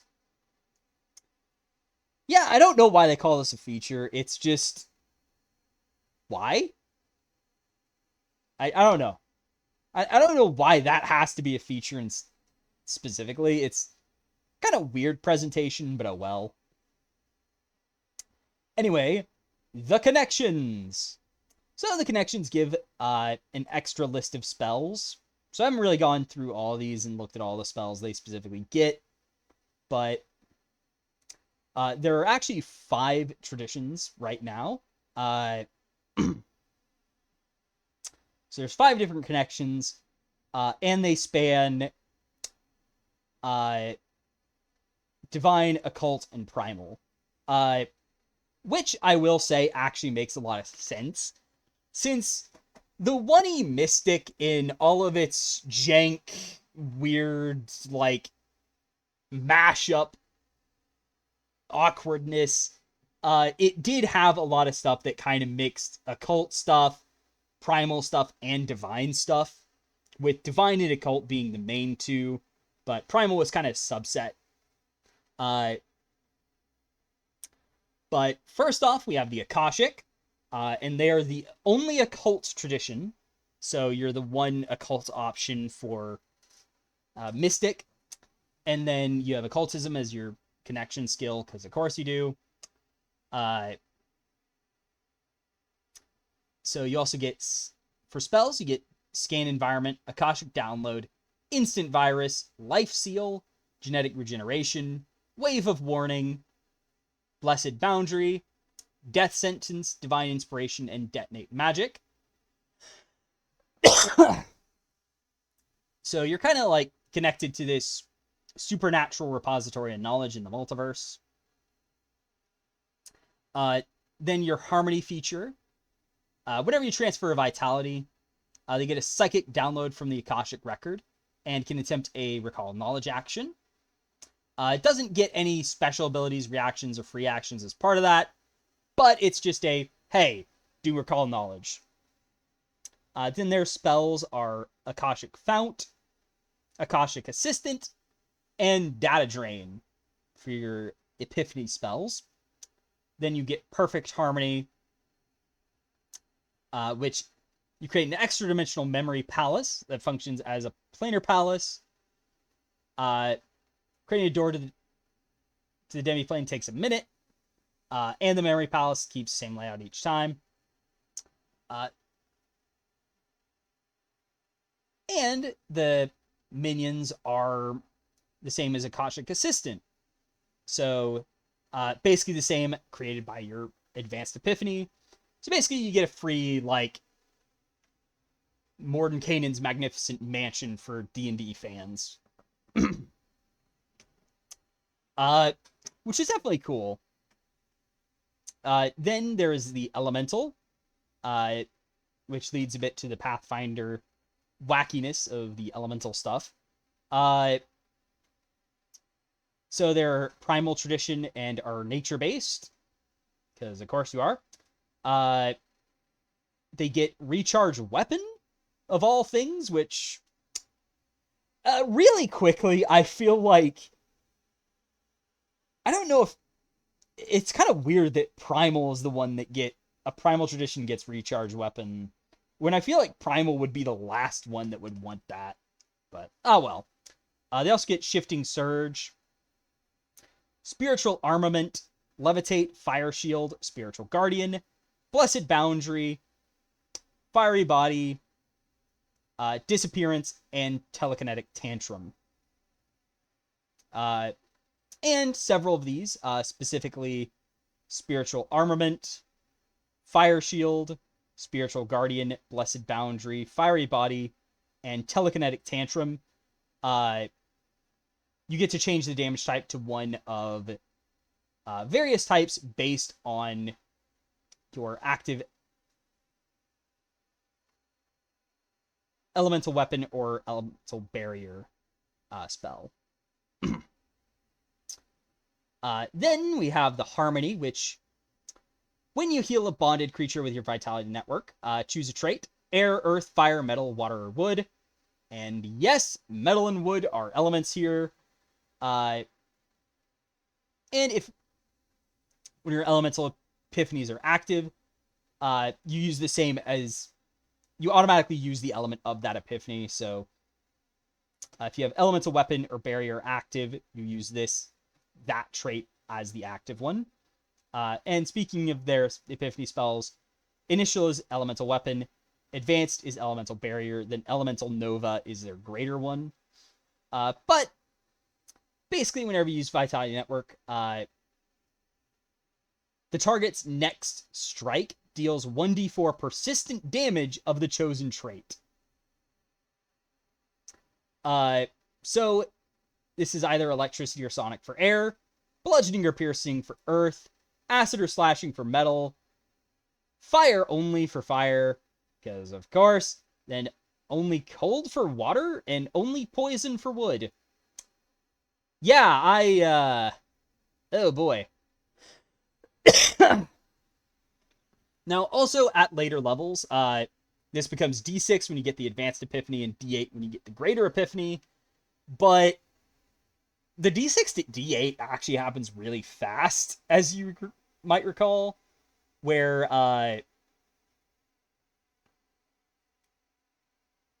well, it's just 4 levels, actually. But, yeah, and then it's like, for half the game, it just sits at a D8. It's like,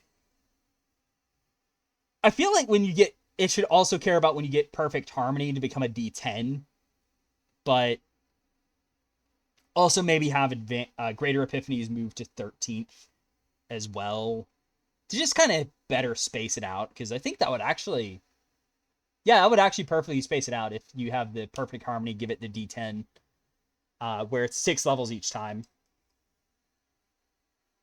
But speaking of Perfect Harmony,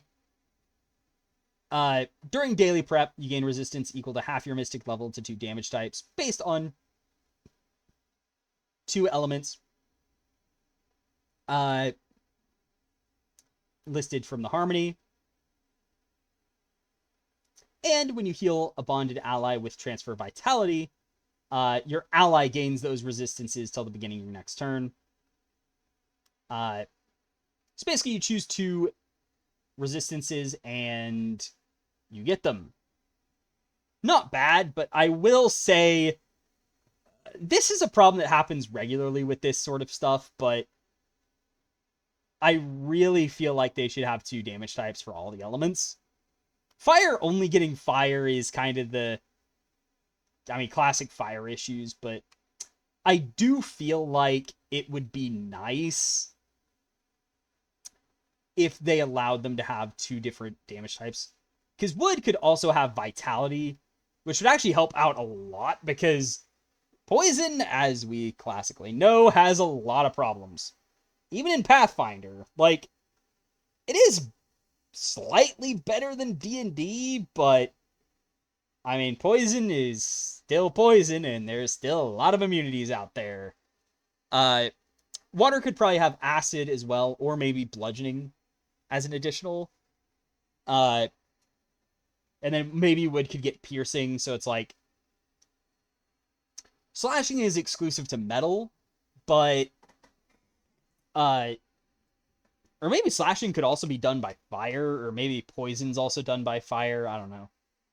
But just basically give them an alternate choice of, hey, each of them now has 2 options. Just because the way it is, it's like, yeah, no. Like, fire, water, and wood are just screwed over on this. It's just sad. We do get a neat look at an elemental Patra, which definitely looks cool. Then there's the healing focus, which you're divine and you have medicine. Bam! You get the adhere cantrip, which is basically just glue the cantrip. Cellular stimulant, false vitality, entropy strike, creation, dreaming potential, vampiric exsanguination. Very sinister spell for a healer to have, but oh well. Contingency, hidden mind, and metamorphosis. Then the harmony is you can choose for your healing spells. To restore hit points to creatures with void healing as though it had the void trait. So you can just casually heal people with void healing using vitality heals. That's definitely something. And whenever you heal a bonded creature and restore them to their maximum HP, your vitality network regains the excess hit points the spell could have restored. And temporary hit points don't trigger this harmony. So basically, when you overheal people, you give it back to your vitality network. And your focus spells are Infusion for initial, Vitality Nova for advanced, and Vital Rebirth for greater. Also, as a quick aside, why the heck do they not get heal? Really? They don't get heal? That is just the weirdest thing in the world of... So wait. We have a healing focus, but they don't get the heal spell? Yeah, I get you're happy with the new spell, and it kind of makes sense for them, but... Yeah, that one's just weird, especially since it's like, at first level, you're not guaranteed to have one that gives healing. It's like, so wait, you don't automatically get a spell that benefits from the harmony. It's just baffling. Also, they get medicine as their skill, which is weird, because, as an aside, pretty much every caster in Pathfinder and pretty much every other tradition, actually. Well, yeah, until this one, they've always given the skill for the tradition. This is the first time that we're seeing variable source casters get a skill with their subclass choice that isn't the tradition skill.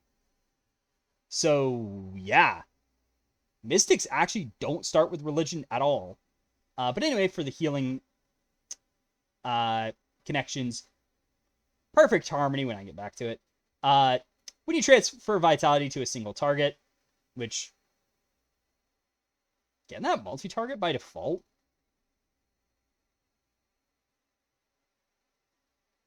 Yeah, no, that's always single target. So it's a very weird wording, but I'm going to assume there's a class feat that lets you heal multiple people at a time.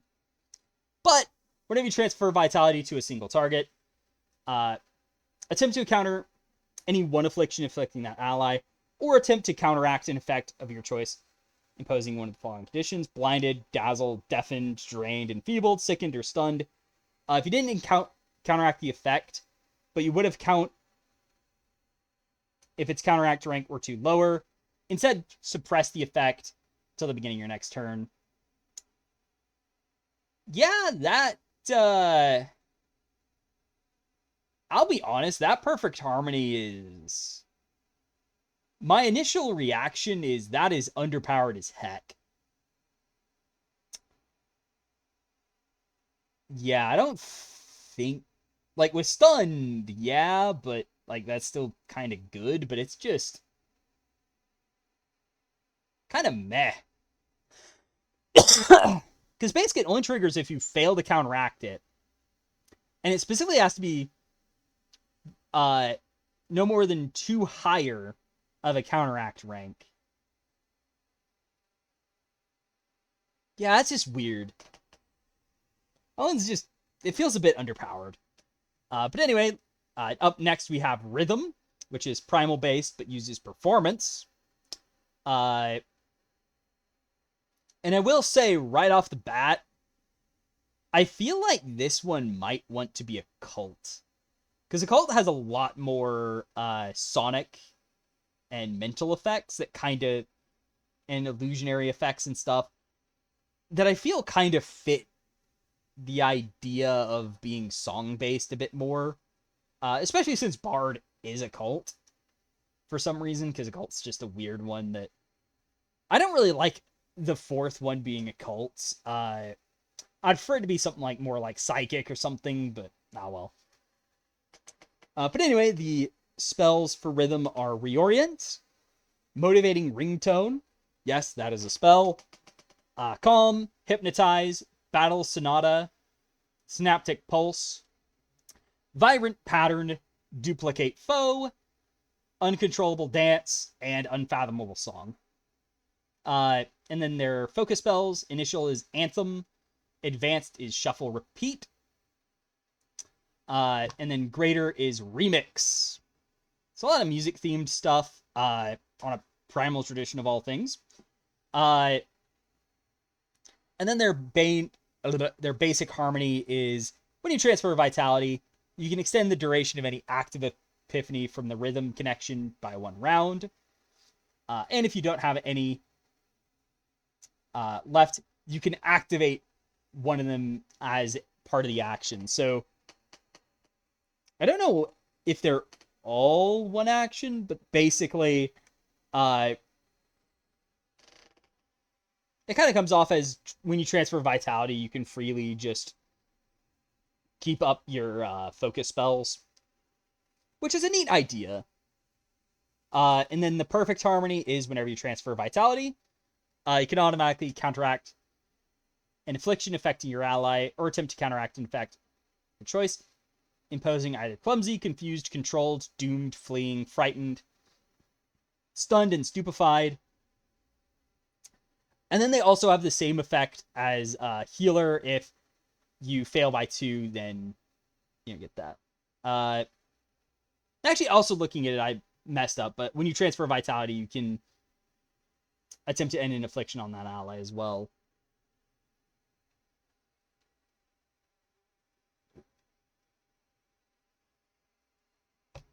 Which I do think my initial reaction to that is going to be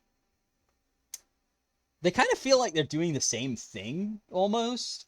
Like they have a different list, but there is some overlap, and it's just why? Then up next we got Shadow. So this is also divine, like healing, and your skill is stealth. You get the Figment cantrip, Grim Tendrils, Invisibility, Slow, Replicate, Umbral Journey, Mislead, Mask of Terror, Disappearance, and Phantasmagoria. Yeah, you're going to need player core for this one. And as an aside, yes, this is dependent on having Pathfinder player core 1. However, I do think, for the sake of the playtest, that actually is fine. Where it's like, yeah, it's something that's like, yeah, it kind of fits, where it's, it's a playtest, so it's like, yeah, we're not going to reprint all the base rules for a playtest. So it's fair. But then their focus spells for Shadow are Shadow Snap, Cloying Shadows, and Shadow Prison. Then their Harmony effect. When you transfer Vitality, the target shadow darkens and swells. So bright light in a 10-foot emanation of the target is dim light. And this magical darkness can overcome non-magical light sources, or attempt to counteract magical light as described in player core.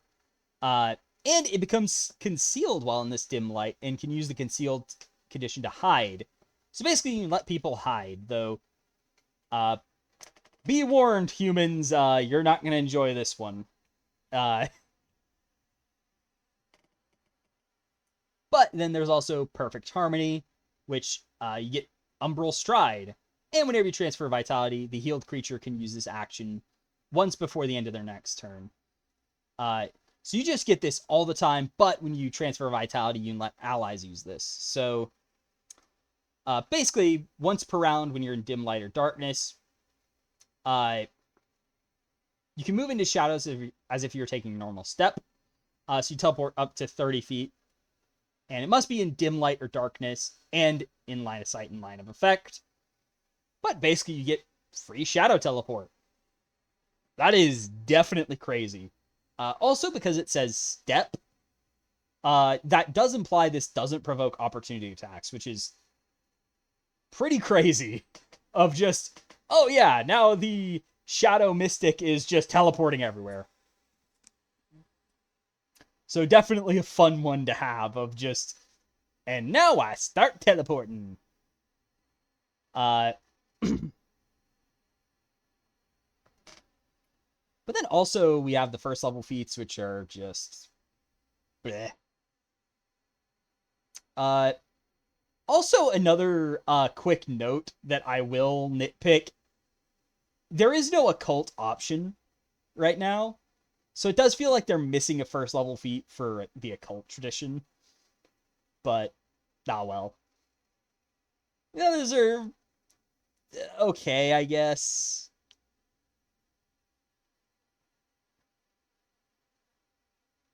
But, well. It is what it is, ultimately. But the Mystic definitely feels like one of the 3 more interesting classes, though it does have its fair share of jankiness, where, granted, the jankiness is kind of the unavoidable in this system. It's just, there's jank everywhere.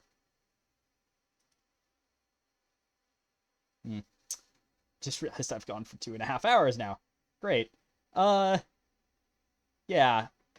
So continuing with Operative, this is the one I'm inclined to like the most, beside Witchwarper, though there's some slight upsets with Witchwarper, but well. But they're the dexterity class. You get 8 plus con HP, so moderate HP. So then, the proficiencies. So you get a specialization skill, so that's your subclass. You get 3 plus int skills. Then you're only trained in fortitude and will, and then you're expert in just reflex. I'm kind of surprised you don't get another expert proficiency. Especially since you only get light armor too. And it's like your expert's reflex. Probably the worst one to get for you, because that's the one that's going to be your best. Granted, I get like, oh yeah, operatives are dodging out of the way of pretty much everything, but still, it's a bit of a janky thing. And then you only get light armor, but then we get to attacks, which is where things get weird. So basically, you have fighter-like proficiencies, or actually, specifically, gunslinger proficiencies. So you're trained in simple and martial weapons, but you're also trained in advanced guns and an expert in simple and martial guns. With guns being basically a replacement for ranged weapons. So yeah, you're just casually more accurate with simple and martial guns. So, as for the unique stuff, at first level, they pretty much just get 2 different things.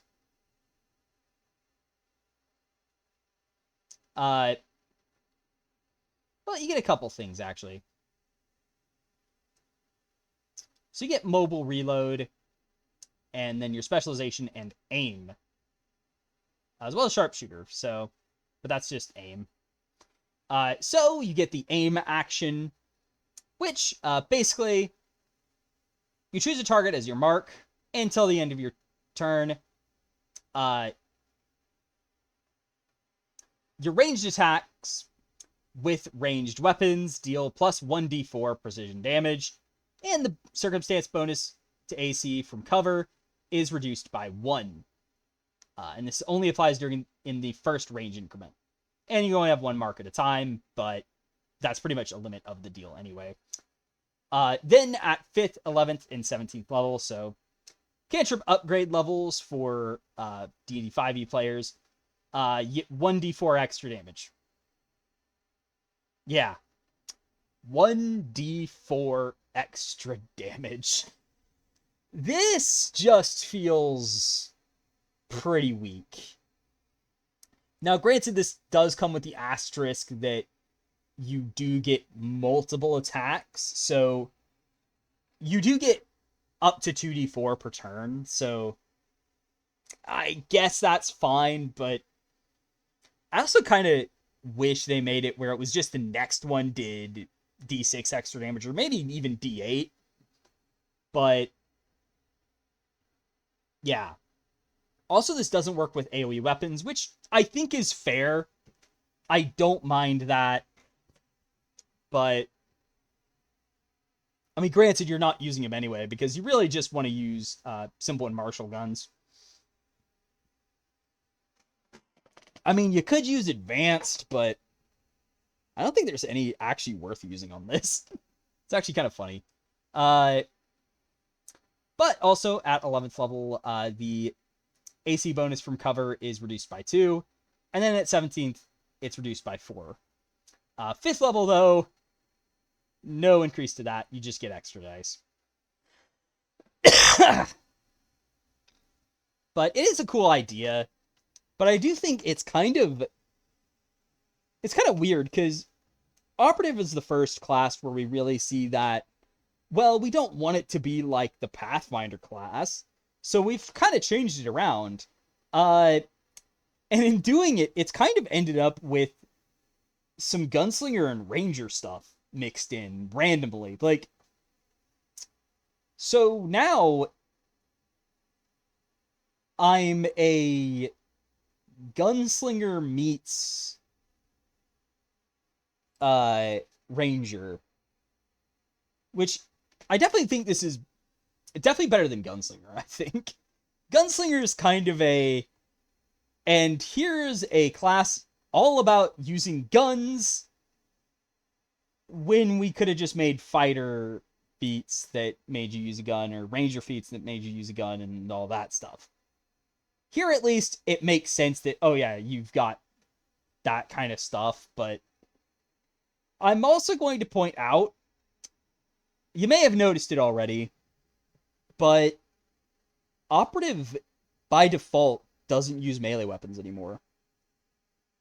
That was a whole big thing that they did, was they were the finesse weapon guys in Starfinder.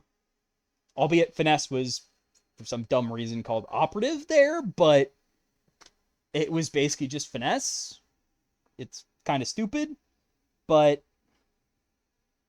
anyway, they're now, by default, just about ranged weapons, single target ranged weapons. So once again, you're now kind of a one-trick pony. You just aim and shoot your ranged gun. You want to use ranged guns? Well, time to pull out the Operative. Yeah, it's kind of and this is the moment where I'll say they really over-specialized it. As much as I like the default, like, I really do like this direction. And I will say, I will absolutely enjoy playing this. I just have to call them out and say, they did not need to make this only care about ranged weapons. This should also, by default, care about melee weapons with finesse or agile, is what I'd say. But anyway, Also, you have mobile reload, so whenever you interact to reload a ranged weapon, you can step or stride. Basically, a variation on a ranger feat, but you get it for free. And also, it's kind of a very specific gunslinger deal. It's like, oh yeah, you have mobile reload. That's it.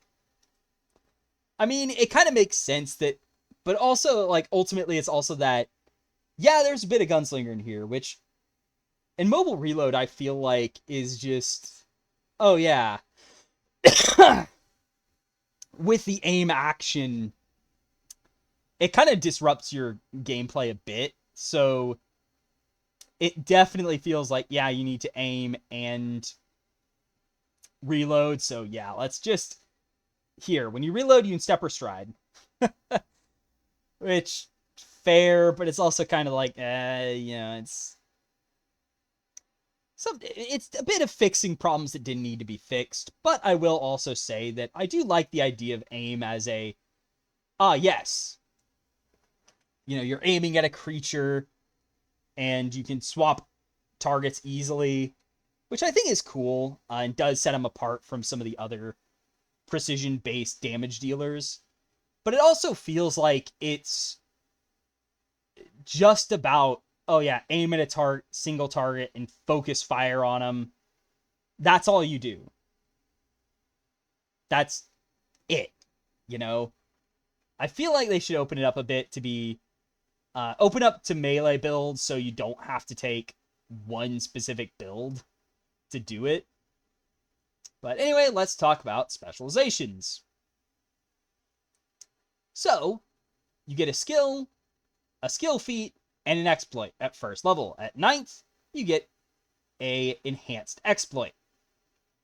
So basically, the exploit is just a thing that you get for it, usually tied to aim, and then enhanced exploit is some random thing that you get. But anyway, let's start off with Ghost. So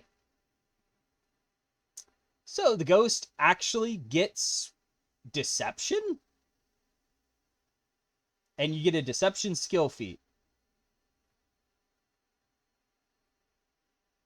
Yeah, this one is kind of weird, because, like, it talks about stealth tactics, disguises, all that stuff, but then you get Deception. It's like, huh. That's a bit weird. And then your exploit is, you can aim at targets that are unaware of you as a free action. So basically, if you're surprising a foe, bam, aim for free.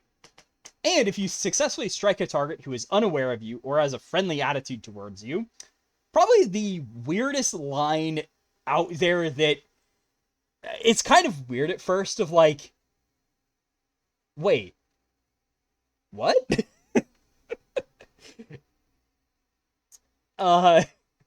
kind of an awkward line to have, but I guess the intention is, when you've infiltrated a location or a group, and then, haha, I'm a secret agent, and you go to backstab them, that's when you get this bonus. But when you strike a target unaware of you or had a friendly attitude towards you, they're slowed for 1 round on hit, or stunned for a round on a crit success.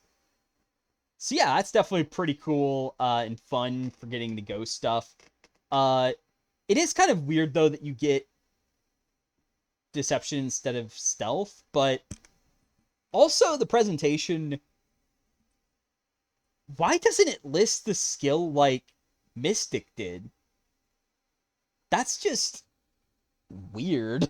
It's like, okay, so instead of listing it specifically, it's part of that text wall, and ugh.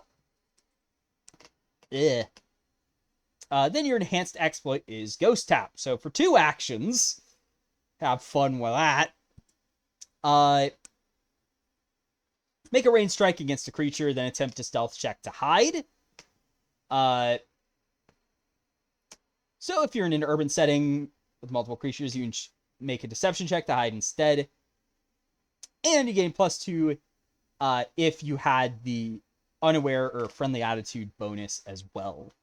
And if you, on a success, if the creatures could see you before, it's hidden. If you're hidden or undetected by the creature, you retain that. Then if you fail, you become observed anyway. So definitely a neat bonus to have, though the 2 actions is definitely going to be annoying. Granted, that's like, kind of fair, but also this is an action-intensive class, so yeah, you're just going to aim, ghost tap. That's it. And heaven forbid you have to reload. So it's definitely a bit brutal on the action economy.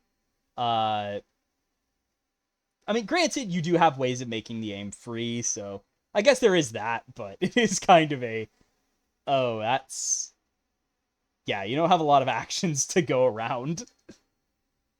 Infiltrator, you get training in computers and a computer skill feat. So basically, by the looks of it, it's just always you get trained in X skill and you get a skill feat for that. So then you have the sabotage action. So basically, you disrupt enemy tech in 15 feet that you can see. And it can be a tech, creature, or object. And you attempt a computer's crafting check.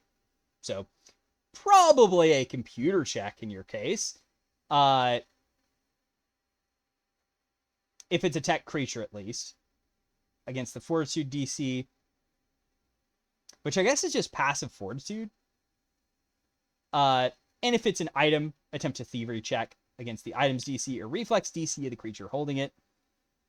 And the DC would be higher, of course. So a lot of weird rules you're going to have to pull up for that one. And if you're an expert in computers, crafting, or thievery,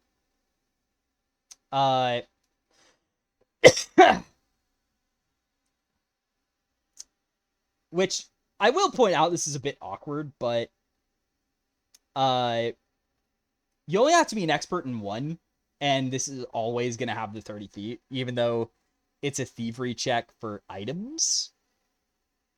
But yeah, and it goes up to 60 feet if you're legendary, which is useful, though I do think 15 feet is very short. I would rather this have a 30-foot reach, and then only if your master does it increase to 60. But it definitely has a very short range for sabotaging stuff. And consider that this class is kind of implied to be using a sniper weapon. That's even shorter. So that definitely needs a higher range, because 15 feet is brutally short for a default. And of course, like, yeah, 30 feet's just a few levels away. It's like, what? Yeah, I mean, it's 2 levels away, but honestly, it's just a bit brutal to have it be, oh yeah, it's 15 feet by default.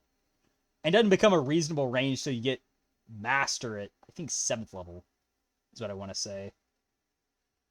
But yeah, it is what it is. But if you succeed the check, it becomes glitching 1 for 2 rounds. If you critically succeed, it's glitching 1 for a minute. But if you fail, it requires more persistent analysis, so it's immune to your sabotage till the end of your next turn. And on a critical failure, it really goes bad and you can't sabotage it for 10 minutes instead. So, yeah, it's about what you'd expect, but I do think the range is a bit short. It feels like this was designed with Pathfinder ranges in mind, not Starfinder ranges in mind, which is definitely going to be seen later in one of the most brutal short ranges out there. Then the enhanced exploit. Can use sabotage as a free action whenever you critically hit a tech creature with a melee attack or a ranged attack in your first range increment, targeting the triggering creature. And you can use Sabotage as a reaction whenever a creature wielding a tech weapon or a tech creature critically fails a melee attack against you. Targeting the triggering weapon or creature.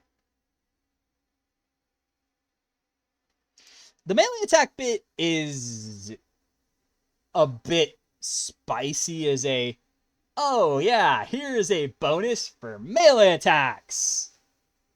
Even though you suck with them. Yeah, I don't get that. I was like, why would you be making a melee attack? You want to be making ranged attacks with aim. You're not a striker.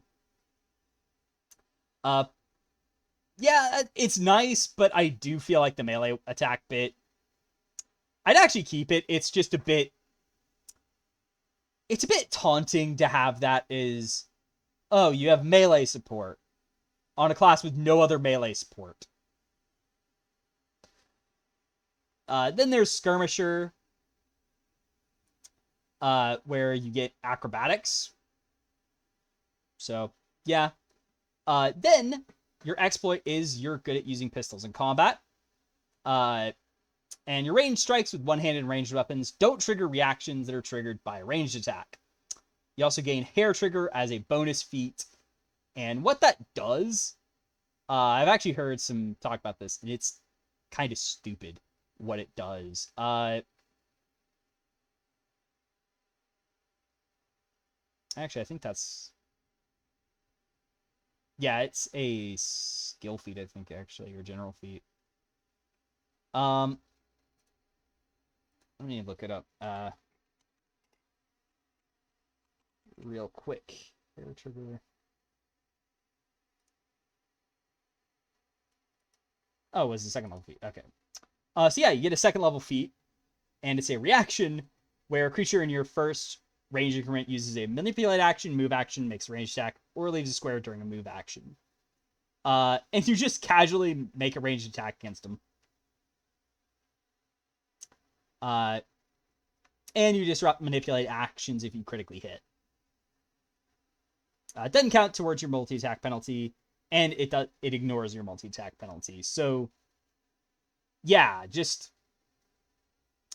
casually have a reactive attack just all the time. That is pretty crazy, honestly. Especially since, like, yes, the same people who made opportunity attacks a feat for some reason, even though it should just be a base thing, in my opinion at least. Yeah. And now you've got a ranged opportunity attack for free at second level. Yeah, that's pretty dumb. Just... And it's also only on Operative. Yeah, that's kind of stupid. That definitely needs to be pushed later, and Skirmisher should probably not have that. Or at the very least, they can get Hair Trigger, but until, like, they basically get the ability to use, like, reactive strike with ranged weapons if they're next to you. I think that would be a bit better balanced, just so it's like, oh yeah, you get up close and personal and boom. And then enhanced exploit. Point blank shots are especially deadly, so whenever you effectively make a ranged attack in melee, any die that rolls the lowest amount, so basically if it rolls a 1, it rolls the highest. So the lowest roll is now the maximum result, which is pretty crazy. And do note that this does mean if you say roll 2 dice and you have, let's say, a d6 weapon and you roll a 6 and a 5, the 5 becomes a 6. Yeah, no, this is just absurd. And at 17th, it becomes 2 lowest. Yeah, it's going to get a lot of damage out. Granted, melee in Starfinder is pretty weak, so giving this sort of absurd boost to attacking in melee is actually more fair than you'd think. So then up next we get to Sniper, who is the stealth-based one, surprisingly. But, oh well. Your exploit, you ignore the volley trait. Something that I absolutely hate because it's only there to punish certain weapons. And especially in Pathfinder baseline, it was really just used to artificially nerf longbows because they made short bows martial with longbows. And yeah, they kind of gimped the longbow and heavy crossbow just because they're the same proficiency as the weaker counterpart, when I feel like 5e did it better, where it's just, yeah, no, the longbow and heavy crossbow are both martial, and then the light crossbow and short bow are both simple. It just plays better without those artificial nerfs. But here, I mean, I kind of get volley being used on sniper weapons. It is kind of fair, but ah well.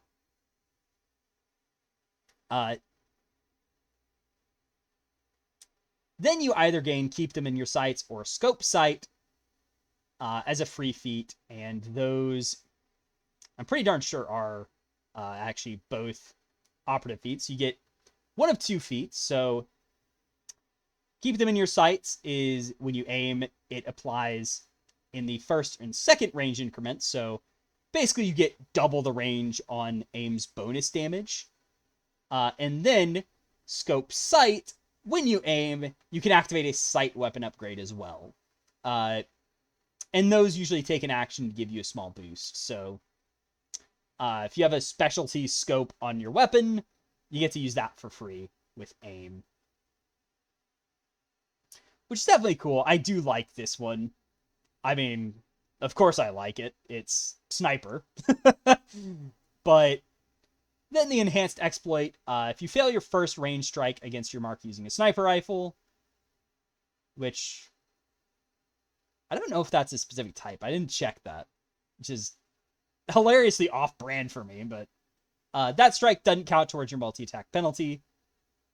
And you ignore the sniper's unwieldy trait until the end of your turn. So basically, if you miss with a sniper shot, you can quickly follow it up with a second sniper shot. It's like, oh, I missed. Boom, got you again. And then there's the striker. This one I hate. Yeah, no, this is the very stupid one. So what this does, it's athletic based.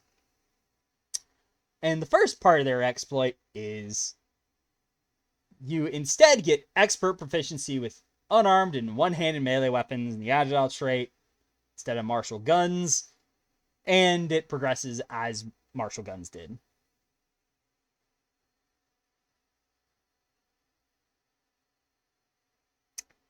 Yeah, so basically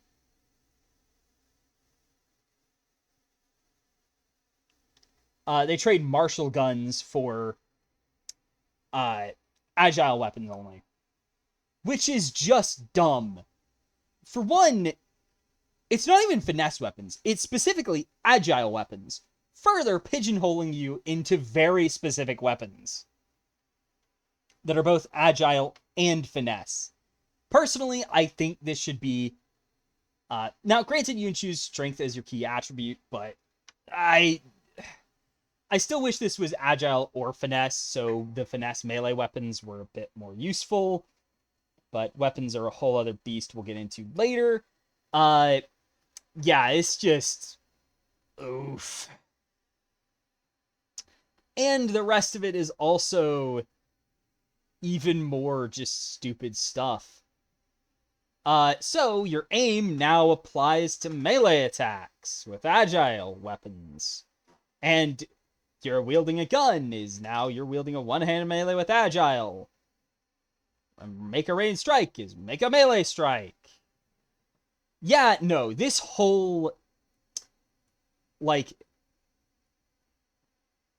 this whole part of Operative of Striker Operative can go die in a hole. Let Operative use melee weapons normally, agile and finesse weapons normally. Maybe make it where Striker still exists. You get everything else. Just make this a default thing. Except maybe change him to not be expert in weapons and... I don't know. Like...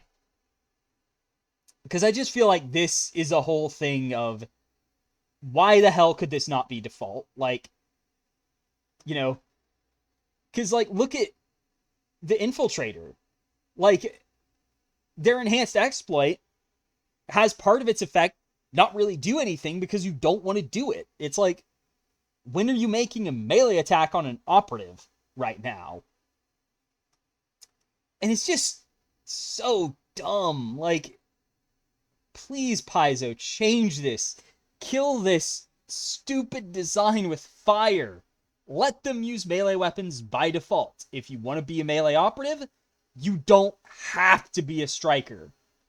Instead, have Striker shifted up where maybe it expands the number of weapons you can use. So you go beyond just, you don't just use agile or finesse weapons. You can choose strength, but you can also use, let's say, any one-handed melee weapon. Not even just agile. All one-handed melee. And then reactive step. Basically, a creature in your reach leaves a square during a move action it's using. And you step twice, ending as close as possible to the triggering creature. So basically, you shift 2 squares. And the enhanced exploit, you gain Overwhelming Strike, which triggers whenever your strike hits a creature you've designated to use mark and deals damage. And you just choose one of the following things, so you can just overwhelm, or overwhelm. I don't know why it's called overwhelm. It's pretty overwhelming to say that so many times, but okay. And either the target becomes off guard, suppressed, or can't take cover or benefit from cover. Which is kind of weird for a melee build to have, but okay. Also, they don't have anything for mobile reload. You just have that no matter what. But granted, you kind of want to have a ranged weapon anyway. But, oh well. So then, at 3rd level, they get on the move. As long as you're not encumbered, you can use an action to stride half your speed. Yeah. And it doesn't trigger reaction, so basically it's a move half your speed, like shift half your speed, basically, for 4th edition terms. Specialized skill set at 3rd. Basically, you get some extra skill feats based on the Operative specialization skill. So once again, the Ghost is... I feel bad for Ghost because they get Deception instead of Stealth when they... I feel like they should have Stealth, but oh well. Then 5th level, you get your Master Gunner stuff, so basically your proficiency is increased by 1 step.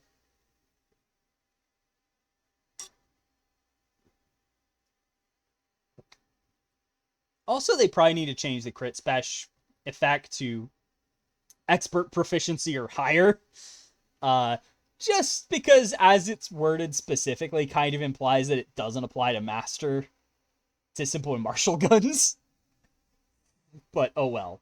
Then at 5th, you get Urban Operator, where ignore difficult terrain from trash and crowds, and greater difficult terrain from trash and crowds is only normal difficult terrain for you. That's a very specific one that I wish, like, was maybe an optional one. Then Operative's Edge. Basically, you get perception proficiency and +2 to initiative rolls. And if you have incredible initiative, you get +3 initiative instead. Then weapon specializations at 7th. So you just get +2 damage there. Then you get Masterful Advance at 11th. So you can stride up. So Tactical Advance is now your speed straight up. So you're just never provoking opportunity attacks now for half the game. Have fun. Light Armor Expertise at 13th.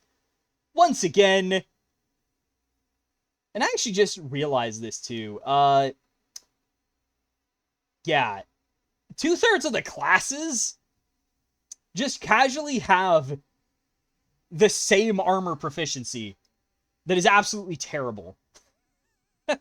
So once again, I do feel like light armor expertise should be a bit earlier, and they eventually get master expertise, probably. Then 13th, you get legendary gunner, so you get legendary with your weapons. 15th, you get critical aim. So the first time in a round, you aim and successfully get a ranged strike. Basically, you always get a crit specialization, even if you don't score a critical hit. Then 15th is also greater weapon specialization, so enjoy your +8 damage. And actually, normal weapon specialization was actually +3 normally. Then 17th, you get Tactical Barrage, which, yeah, this one's a bit awkward because it's... The multi-attack penalty is reduced, but a lot of the time you're not really doing many multi-attacks. Because one of the bigger things is they really want to make one big attack, and then suddenly here they get less of a penalty. So the multi-attack penalties are -3 and -6 instead of -5 and -10.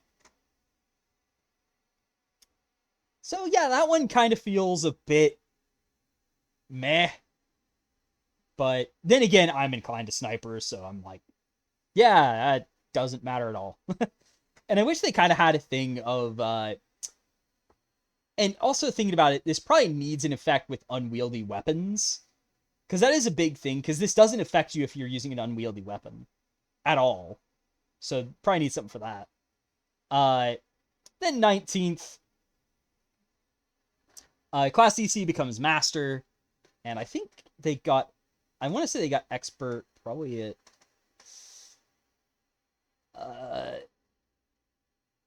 yeah, 11th.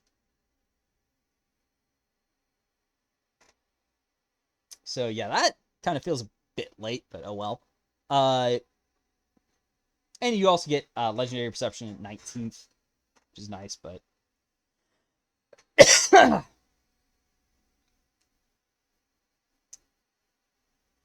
Also, when you use Tactical Advance, you stride double your speed rather than up to your speed, so basically you're running at super speed now.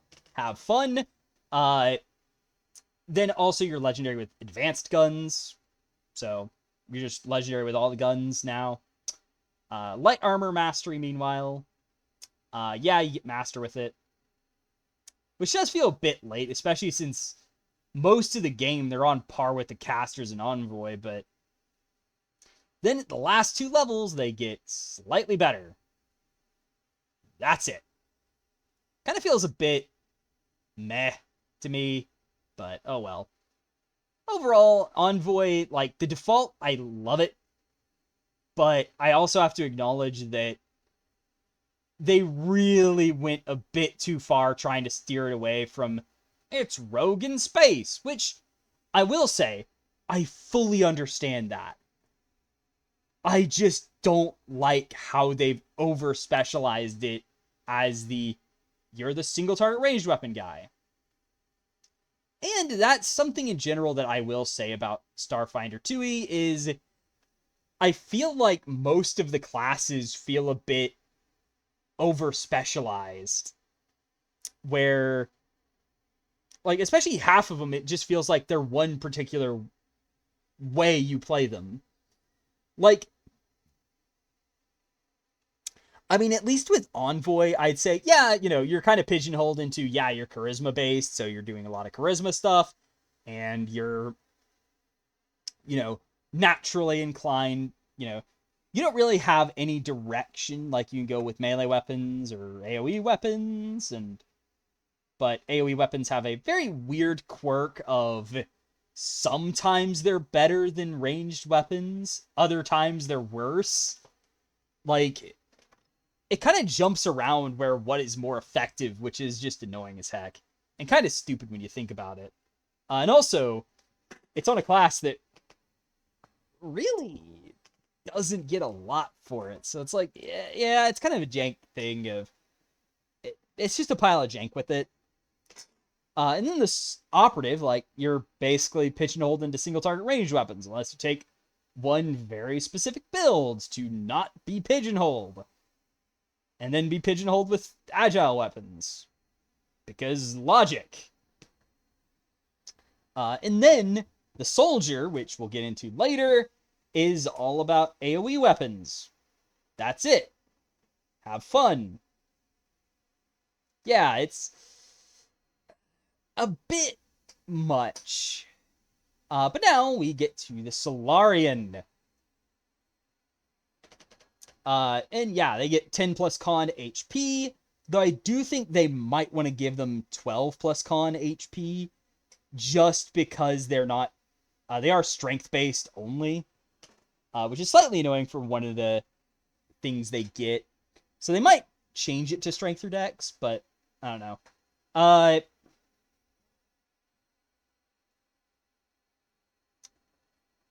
Then, of course, so their skill stuff, they get 3 plus int skills. They automatically get athletics and a solar arrangement skill. They get expert in reflex and will. Only trained in fortitude, however. But that's actually kind of fine, because you want con as a secondary anyway. Because you are up close and personal. They get medium armor by default, which is a bit low, especially for a class that can kind of end up being a bit mad, since you need strength for your weapon, con for HP, and then dex for AC now. It's just a bit of a mess, but oh well. It is what it is, ultimately, but so I do think they could have gotten heavy armor default, but oh well. So first off, you get stellar attunement. So basically, you have two different modes. You're either solar or graviton attuned, and you can also be unattuned, but basically that's just, you're not a Solarian at that point. Like, what? But anyway, while exploring, basically you can attune to whatever state you want. So you can choose to be graviton or photon attuned. And then when you roll initiative, you can choose which attunement you're on. Like, you can go in and choose an attunement. But you also have this stellar arrangement, which kind of has some problems. So this is definitely some... And then we get to the attune action, which has some problems. So basically, as once per round as an action, you can attune yourself. But you basically... So if you're unattuned or not in your favorite attunement state, you become attuned to your favorite attunement. So I have a lot of issues with this, mostly because I feel like this goes away from a bit of flavor that Solarian had, where their main focus was the idea of balance between photon and graviton. And attune, I feel like, this whole favorite attunement thing, I'm not a fan of with attune. I feel like it should be kind of switched around where while exploring and when you roll initiative, you start in your favorite attunement, but you can use the attunement action to swap between attunements no matter your stellar arrangement. And there's only 3 right now, so you're kind of limited in choices. But anyway, we also have Solar Manifestation. So when you are attuned to either Photon or Graviton, you get these 3 manifestations automatically. So you have your Solar Flare, your Solar Nimbus, and your Solar Weapon. So it used to be in Starfinder 1E, you chose between Solar Weapon, Solar Shield, or Solar Flare. Technically, there was this thing called Solar Armor, but it really sucked, and no one really picked it.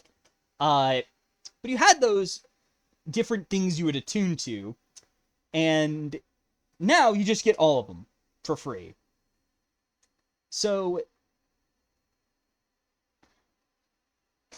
the Solar Weapon is a one-handed weapon. Solar Flare, I think you need a hand free for it, I want to say. But I don't know. It's kind of weird, but anyway. Then the Solar Nimbus kind of replaces armor and shield by default. But basically, like, it's kind of like the armor replacement. But to start off with, let's start with the main attraction, the Solar Weapon, which is actually listed last for some reason, even though it's the big thing. But anyway, you manifest this weapon. It appears in a free hand of your choice, unless it has the free hand trait. And actually, yeah, looking at it, the Solar Flare doesn't have free hand, so it does require a hand to use, which is kind of weird. But then, so the Solar Weapon is a martial melee weapon, deals D8 damage to your choice of bludgeoning, piercing, or slashing damage, and you can select either two of these various traits, or the Reach trait. So Reach is requires 2 traits for you, buddies. Also note that they're only trained in simple and martial weapons, which I will say right now, I kind of wish they had expert proficiency in Solar Weapon and Solar Shot. Just to say, hey, you got expert proficiency in these things, buddy. Go ham. But anyway, so you can choose to have Disarm, Grapple, Parry, Sweep, Versatile for another physical damage type. Freehand, Non-Lethal, Shove, or Trip. It's kind of funny that Non-Lethal's on there, but you can also choose which weapon type it is, aka what crit specialization you're using. So you can choose Axe, Brawling, Club, Flail, Hammer, Knife, Pick, Polearm, Spear, or Sword. And also, this does mean you could have a Bludgeoning Sword, a Slashing Hammer,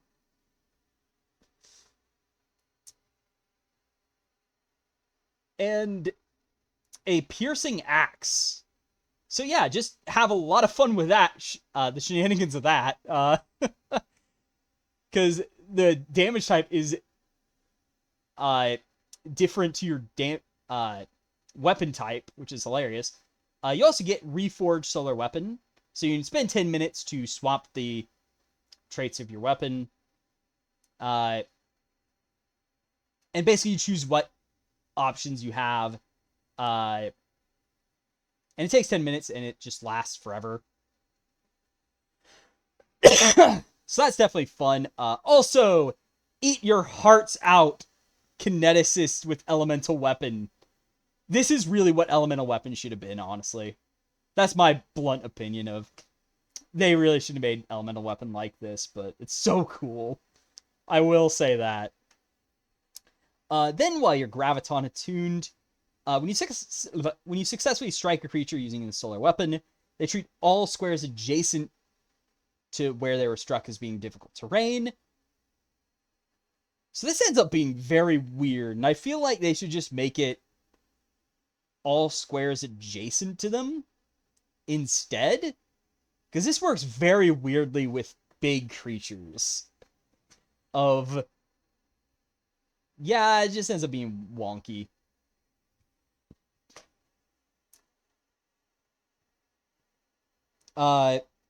Then there is Photon Attuned, which basically plus half level fire damage. Burn! So definitely a fun effect to have as a... it's definitely cool. However, rip trying to choose what you want while you're... when you have a specific favored attunement. So yeah, rip. Then we go over to Solar... I'm going to go to Solar Nimbus next. So all you get is Nimbus Surge. So whenever you take damage from a melee attack, you do one of two things. If you're Photon Attuned, they take half level fire damage. So just start burning them. Which is definitely a bit on the crazy side of, oh gosh, that's going to be a lot of damage. And then Graviton Attuned is... the triggering creature must succeed a Fortitude save against your class DC or be pushed 5 feet away from you. So yeah, that's definitely going to be some interesting stuff. Though Graviton Attuned, I feel, is kind of a bit annoying because it kind of leads to this weird situation of tank pushing. So you want to keep enemies close to you as a tank, but this pushes them away, meaning you now can't really retaliate. And I do think maybe a good alternative would be you get some resistance to the attack, or like damage reduction on Graviton. So Photon does damage back, but Graviton reduces the damage taken. Or something. And then last, but kind of least, unfortunately, is Solar Flare. So it's a martial range weapon in the Brawling group. No special properties, really. And it ends up working weirdly. So you make a range strike. Can see AC or creature in range. Add strength to damage roll. So this still uses your dex to attack with it, which means it's less accurate than your solar weapon. Also, your attunement changes the damage and range. So, for Graviton, it's D8 bludgeoning, and Photon, it's D6 fire. They also have a critical success effect, so when you crit with Graviton, you can attempt to trip using your athletics, even if you don't have a free hand or not adjacent to the target. I think that's fine, is like, oh yeah, you get a ranged trip on a crit. And Photon is persistent fire damage. Yeah, that's pretty crazy. And then, instead of scaling like the solar weapon, this just, as you increase in level, the damage increases by 1 die. So basically, it's kind of like got kineticist scaling without the kineticist attack roll bonuses. Because this is something we're going to have to talk about later, but for Pathfinder peoples, they'll notice that the solar weapon doesn't scale by default, and you don't really have weapon runes and stuff. So instead, you have Solarian weapon crystals, which are basically just weapon runes for your solar weapon. That's it. Like, it's that simple, but I do think it kind of fits as a, yeah, it kind of works, but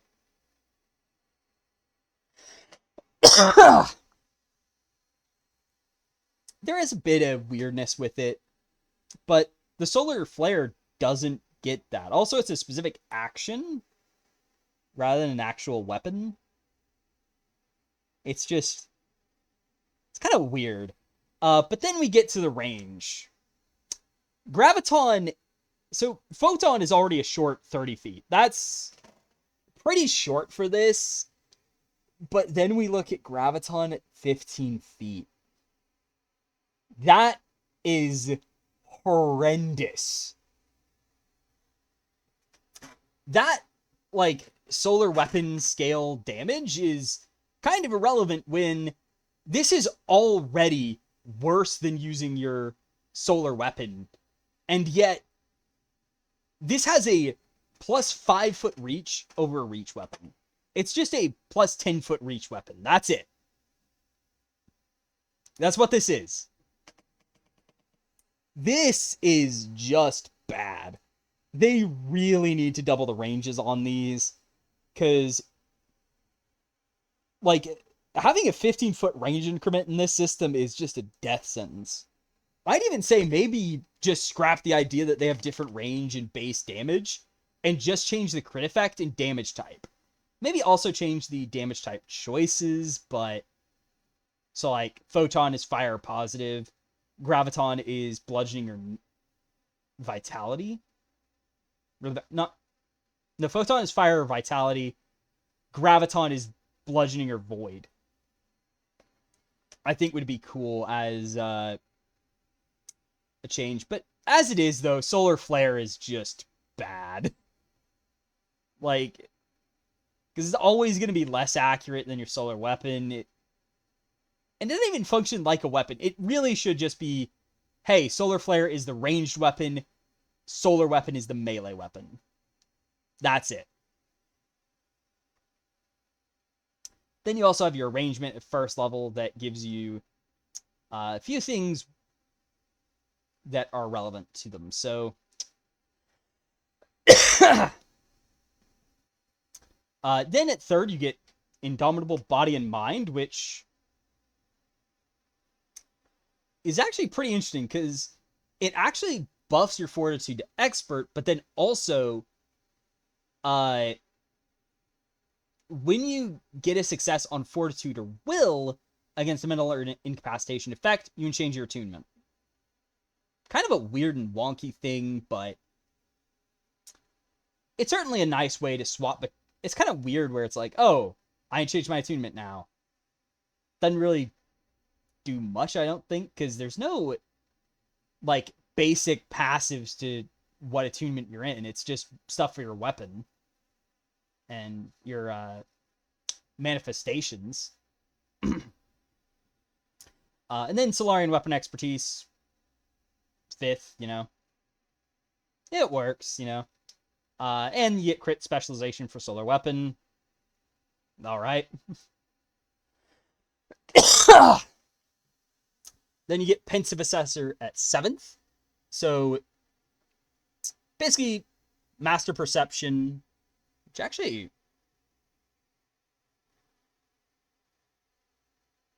reminds me, they actually start at Expert in Perception.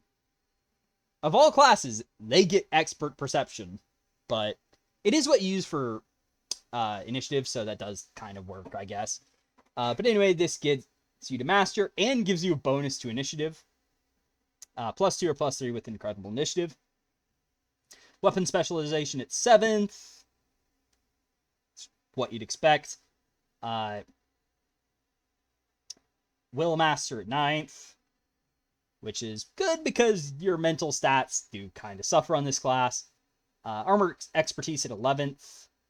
Which is at least a little earlier than the other classes get their bonuses. And you do have medium armor. You get armor specialization for light and medium armor. Since when did light armor have specialization? That was a whole thing in Pathfinder that light armor didn't have specialization. So it was only for medium and heavy armor for some reason. It's like, why? Can I not have specialization with all armor? Like, why? What is with this? But here you get light armor specialization effects. Then 13th, Solarian Weapon Mastery. You get Master in Weapons.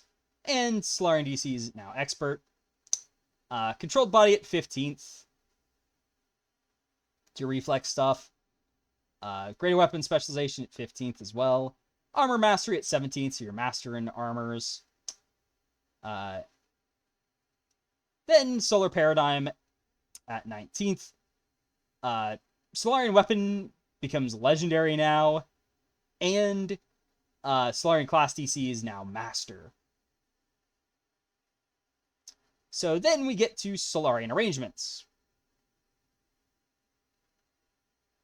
So you get additional revelation. So you have 3 revelations, including additional ones at 9th and 15th, along with your initial one. And they also have a skill and a favored attunement. So we begin with balanced. So they favor both graviton and photon. So basically, instead of favoring one or the other, you use both interchangeably. And you're kind of like, oh yeah, you can freely swap between them, which I wish this wasn't the only one that did that with the attune action, but oh well. Then you have Binaric Assault. So you use both Solar Flare and Solar Weapon in the same attack. And you become attuned if both fail, but if an attack hits, swap your current attunement. And it counts as 2 attacks when calculating your multiple attack penalty. But I believe it actually doesn't count until afterwards. Ultimately, I gotta say this one kind of sucks. Especially because if an enemy has a reaction for when you make a ranged attack, this triggers that.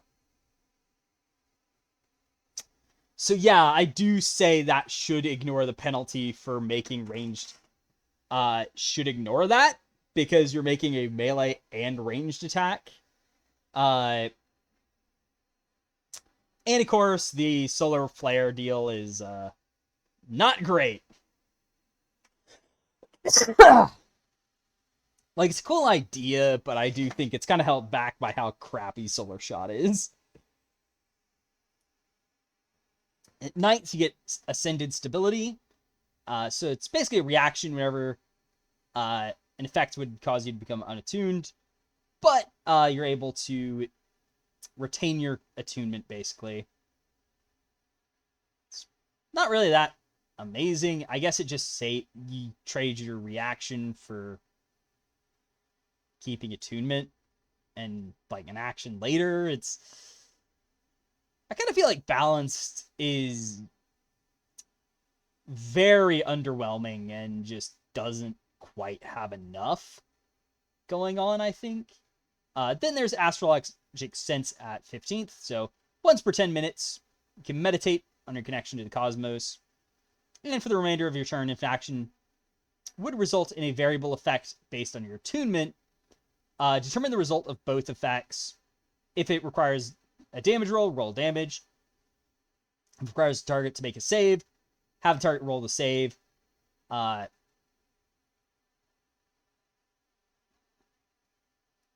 it's specific to this attunement stuff, so it's not like, oh, the damage of your solar weapon is affected by this. Then once you've determined the possible effects for both attunement states, you select which actually occurs. And if the ability would change your state, you count as being attuned to whichever attunement state you selected to take effect. So basically, rather, like, once per 10 minutes, you get this action that lets you basically, your next attunement variable action, you get to choose what you do after you roll the effects and stuff. So, let's say you use Solar Shot and decide, okay, well, the target's within my graviton weapon's range, so you roll the damage and stuff, and if you got a crit, then it's like, oh, well, they have to roll their save against the graviton effect as well, and you decide, okay, do I want to go for the graviton effect or the photon effect? It's just a very complicated ability, and it's like, It's a really interesting concept, though. I will say that. Then we have Degradant, which is favored graviton. And then you care about Deception or Intimidation for skills. And then Black Hole, once per 10 minutes, while you're graviton attuned. And also, as a side note, the cycle action will change your attunement to the opposite. So, basically, Black Hole, you choose any number of creatures in a 30-foot radius, and Basically, they make a fortitude save or take D8 bludgeoning damage, and if they succeed, they take half damage and are only pulled 5 feet towards you. Critical success, they're unaffected. Failure, full damage, and pulled 15 feet towards you. And then on a crit fail, they take double damage and are pulled 30 feet towards you and knocked prone. So basically, you just pull a bunch of people towards you, which is definitely a pretty cool ability for initial revelation. And it, once again, kind of makes it feel like balanced is just meh and weak. Especially because both of them have the specialized have a once per 10-minute ability. But then it's a level +2 to increase the damage by a d8. So it's got some kineticist stuff going on. Defy gravity at 9th, while graviton attuned. You just get a fly speed equal to your speed. That is pretty powerful. Also, I can only imagine the stupid things you can do with defy gravity on a winged... Defy gravity with a winged Sheeran, where you don't take fall damage. I can imagine doing some stupid stuff with that, where basically you fly up 30 feet and then just black hole people and pull them up so they drop. So some silly shenanigans there. And then Singularity at 15th. 3 actions, and it's a disharmony, so it unattunes you. But basically you create a 5-foot, like, singularity in 60 feet of you. And creatures in the singularity space take 10d8 void damage with a basic reflex save against your DC. So basically, half damage on a success, full damage on a fail, double damage on a crit fail, and creatures drop to 0 HP by this, torn asunder, and pulled into the singularity, leaving no remains. Till the end of your next turn, the singularity space in all adjacent squares count as an area of supernatural darkness that no creatures, even those with greater dark vision, can see through. And creatures beginning their round in the area of the darkness must succeed a basic fortitude save. Gets your class DC or become slowed 1. And the damage increases by 2d8 for level +2. So at 17th and 19th, that gets even more damage. I will say, though, that this has a very small space. It also doesn't seem to... It doesn't seem to have a duration, but... I guess it's like until the end of your next turn or something, but... And it ends, but... I don't know. And also, it's void damage, which means undead are unaffected by this, even though they should not be unaffected by a black hole like that, but oh well. I kind of feel like this should be void or bludgeoning, but oh well. Maybe force or bludgeoning even. Just be like, no, you're getting ripped apart. Then we have Radiant, last but not least. So they get Crafting or Diplomacy. They start with Supernova, so once per 10 minutes while Photon attuned, you can do a 15-foot or 30-foot emanation. If you chose a 15-foot emanation, it deals d8 fire damage to each creature in range with the Fortitude save. And if it's 30-foot, it's only d6 fire damage instead. I will say real quick, though, this does kind of feel a bit weaker than Black Hole. Because Black Hole actually always dealt d8 damage, was a selective AoE, and even pulled people in. So I do feel like this one needed to actually have a bit... Just be a bit more powerful. It does Dazzle, if the creature succeeds for a round, and then it's blinded if it fails. And crit fail, it's blinded for a minute. Which I guess is all nice, but it does feel kind of weird that it's just, oh yeah, if it's a big area, then yeah, it does less damage. Even though, like with other ones, it's, like with Black Hole, it always does D8 damage and doesn't even friendly fire. So I do feel like there needs to be some rebalancing. Maybe have it, like, up one step, so it starts at, like, in 15 feet, it's a D10, but in 30 feet, it's a D8, I think would be probably a good starting point for it. So, you know, that's your starting point, and then go from there, maybe. Solar Wind at 9th. So while Photon tuned, you get plus 10 speed.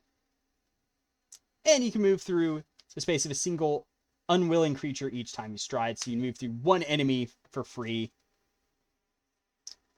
Which is definitely a neat bonus. But basically, you're just faster while Photon attuned.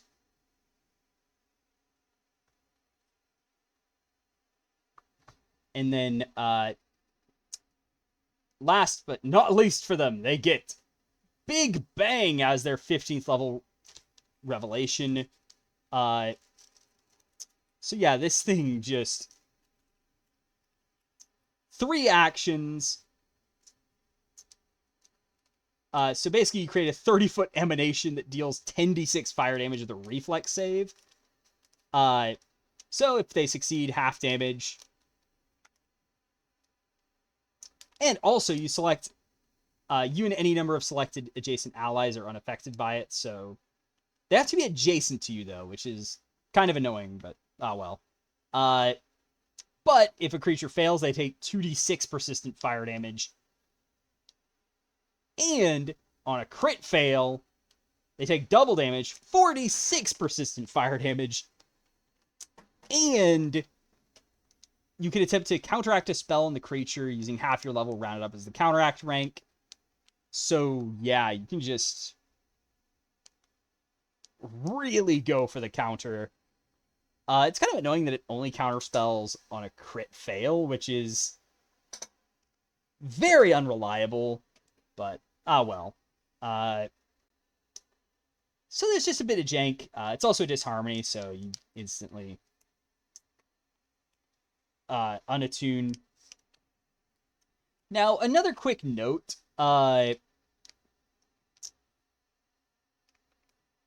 You don't really get many free cycle or disharmony features or attuned feats.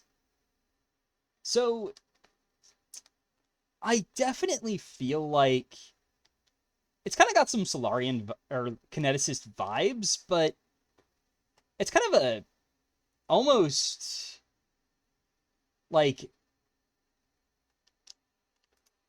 kind of diet Kineticist, where rather than just getting all the special, like, feats and abilities, you just have your normal feats, and that's it, and go from there.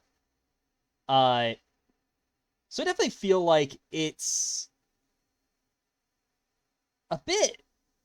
I feel like they could go a bit crazier with it, and give them a few more special abilities while in each effect, but maybe also have a special, like, maybe even move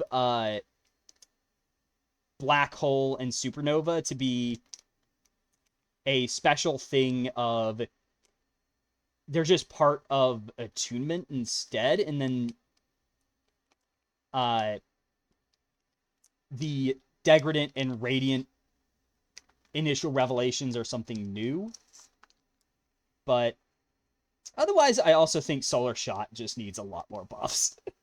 It should have strength to attack rolls. It should scale off Solarian weapon crystals and all that. But regardless, let us go on to the next class, the Soldier, who is based on Con and has basically gets 14 HP per level. Yeah, you are going to be one big sack of HP. That's for certain. And you use longer ranged weapons. But also, not really that long range either. Expert in Fortitude and Will. Only trained in Reflex, though, which is kind of painful. Especially since Fortitude is going to be good anyway, so you kind of wanted Reflex instead. But it is kind of the classic thing of, well, they've given you proficiency, or like better proficiency in the saving throw of your main stat, but not the stats, but not the ones you actually have lower anyway, which kind of fair, but oh well. Then for skills, you're trained in Intimidation and 3+ int other skills. Trained in simple and martial weapons. Trained in all armor, even heavy. And you're trained in the soldier class DC, which is actually very important for you, unfortunately. It's because of some jank design that I wish they didn't do. But anyway, with the soldier, because they actually haven't changed much from the field test, I don't think. Same with Mystic, actually. I don't think Mystic changes much either. But I'd have to double check that. I did not check this before. I mean, we're almost 4 hours in now, and yeah, I really didn't check this enough. Anyway, with the soldier, the first thing we get is suppressing fire. So if you make an attack that has the area trait, such as from area fire, auto fire actions, use it in a manner that suppresses your target. So each enemy in the affected area who fail their save against the attack becomes suppressed. A suppressed target takes -1 circumstance penalty on attack rolls and -10 feet to speed. So basically, when you AoE attack, you suppress the target. Yay. Time to get pigeonholed into AoE. And then the primary target. So when you make an attack with an area effect, such as area fire or auto fire, choose a single target adjacent to the center point attack or the closest to you within a cone or line to become the primary target.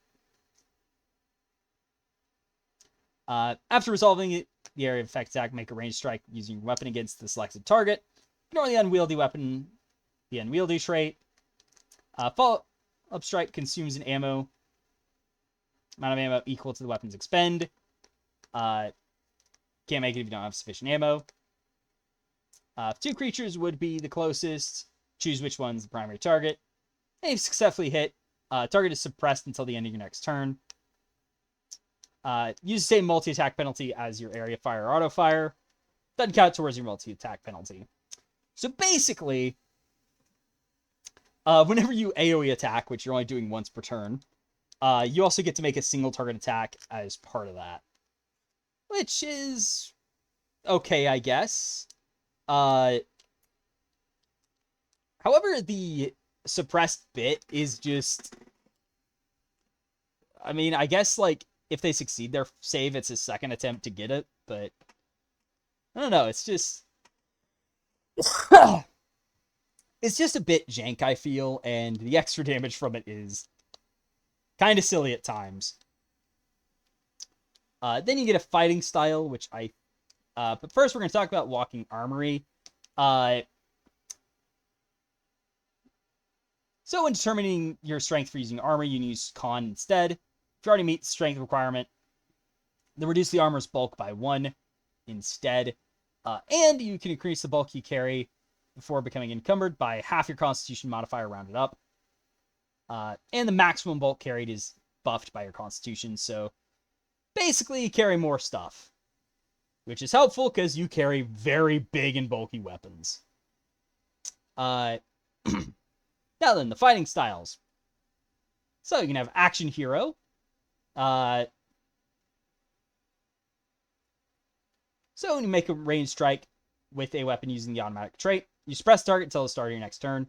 And when you auto-fire, the size of the cone is equal to the weapon's full range increment instead of half. And you can choose any target in the cone to be your primary target. So basically, you're just better with automatic weapons.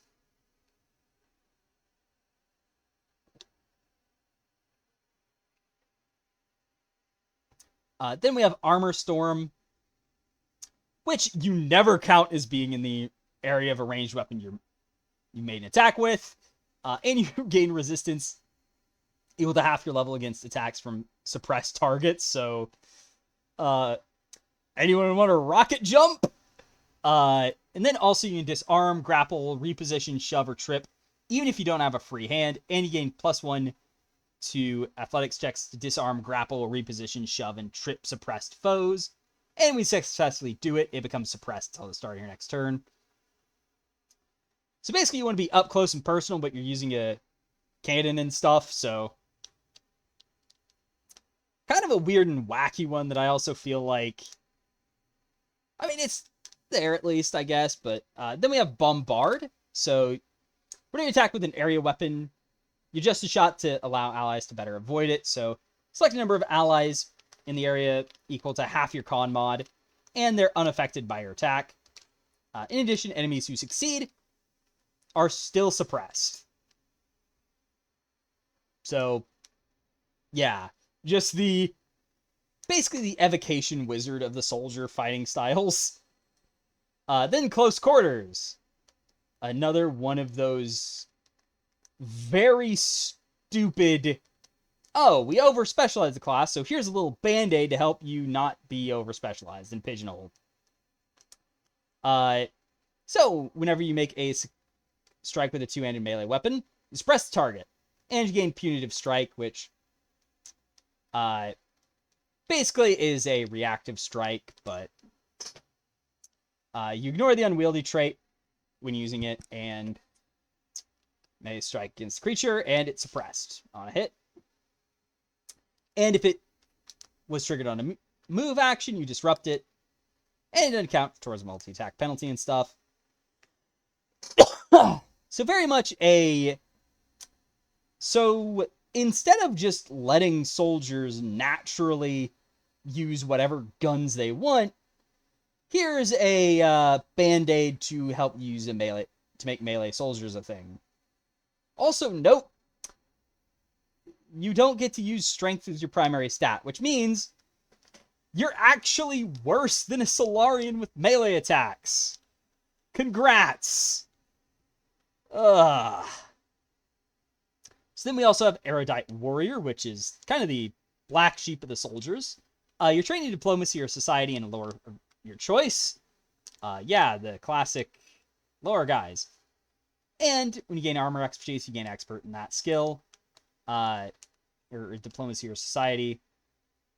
And then it's master when you gain armor master, and legendary when you get legendary armor. And you get oppressive presence. So once per round, you can use an action. Which we're going to get into this in a moment, but actually, I'll just get into this now. I'm really not a fan of these one-action deals when area attacks and auto-fire are 2 actions. Yeah, that means to use this, well, that's your entire turn gone. You can't even move around or anything. You just, oh, 2 actions to use my weapon, and then oppressive presence. So you choose a creature in 60 feet, and it becomes suppressed until the start of your next turn. If the target enemy targets you with a strike or other offensive action, it loses suppressed. So, basically a taunt? Like, it's kind of a weird one where it's like, oh yeah, it's just a taunt. Like, yeah. And also, it triggers on a strike. So, it loses suppressed the moment it attacks you. Kind of a bit jank, but, I mean, it's a free 60-foot range taunt, I guess. That is... Also, it does actually ignore the needing to fail to save and stuff, so it is useful, but... there's just a bit of jankiness with it. And then at 3rd level... This is just stupid. So... you get Fearsome Bulwark, where you get to use Con instead of Charisma for Intimidation, and then Con instead of Strength for athletic checks to reposition or shove. Yeah, really, Paizo? Really? This just sucks. Like, I have to wait till 3rd to use Con with my Intimidation and Athletics? Like, really? Also, the whole Intimidation focus is kind of annoying, because, once again, Area fires 2 actions! And they have so many different things they want to use 1 action on. It's just... ugh. It's just really bad. And I will say now, Soldier, I think, is in the worst place. Mostly because of area weapon, like AoE weapons. Like, that is literally it. Their obsession with area weapons on Soldier has kind of killed the class. Also being con-based, but... eh. But anyway...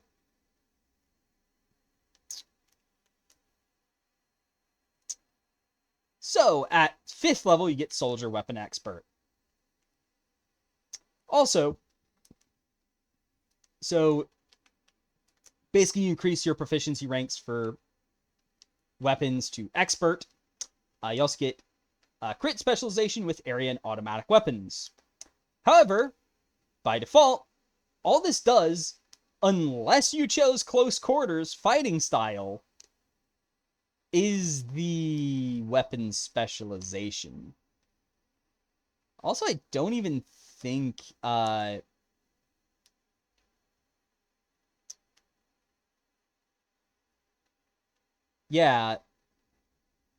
And also, looking at it, close quarters doesn't even give you weapon specialization when you get Soldier Weapon Expert. So they don't even get the specialization benefit. It's... once again, this is just stupid. What? Why? Then 7th, you get Armor Expert, so... and also, you only get specialization for medium and heavy armor. So, yeah, let's just take a moment to appreciate the fact that only Solarian gets a light armor specialization. But anyway, then at 7th level, your class DC increases to Expert now, finally. Excuse me. So yeah, that's a bit awkward. That should probably be at 5th, because AoE weapons use your class DC. Not weapon proficiency. So, yeah. That's just great. Then weapon specialization's at 7th, so +2 damage. Then 13th, you get Armor Mastery, so you're the tankier tank. Soldier Mastery is at 15th. So, for once, they get class DC and weapon proficiency at the same time. Wow, you couldn't do that with the Expert upgrade? Really? But then, 15th, Unshakable Juggernaut, so Super Fortitude buff. Then Legendary Armor at 17th, and then 19th, your Soldier DC is Legendary, so you're really good with AoE weapons now. So, I will be very, very blunt with this class. They went too far with the weapon, with the AoE stuff.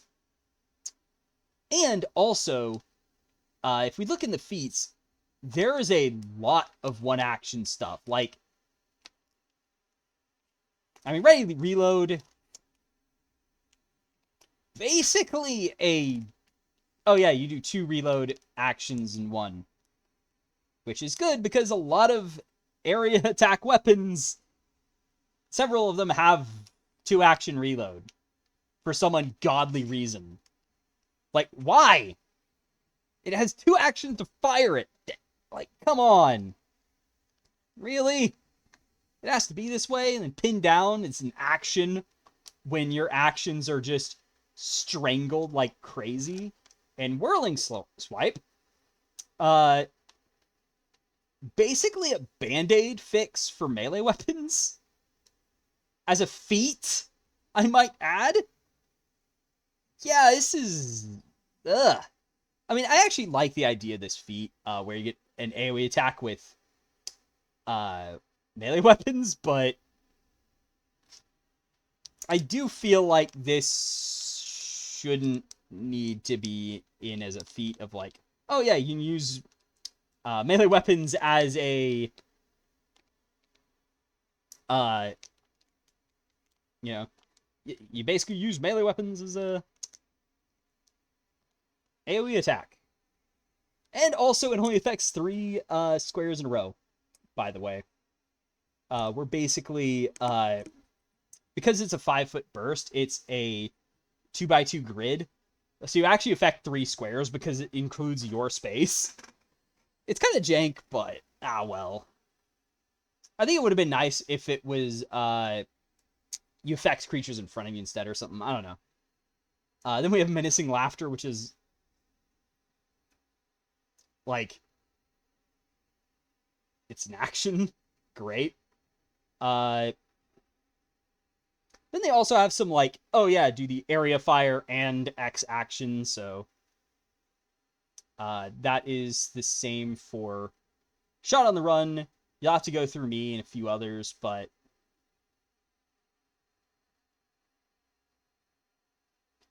basically it feels like they really went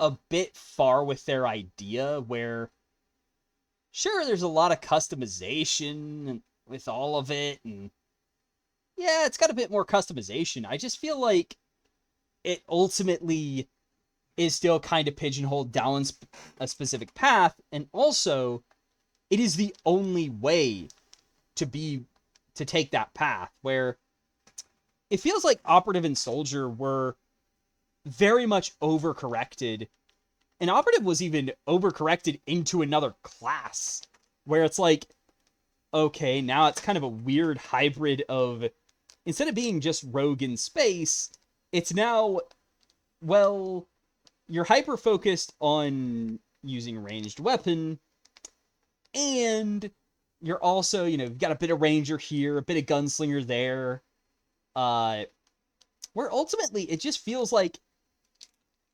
it's kind of gone in a weird direction of, well, now it's kind of just gunslinger in space, with a bit of ranger thrown in.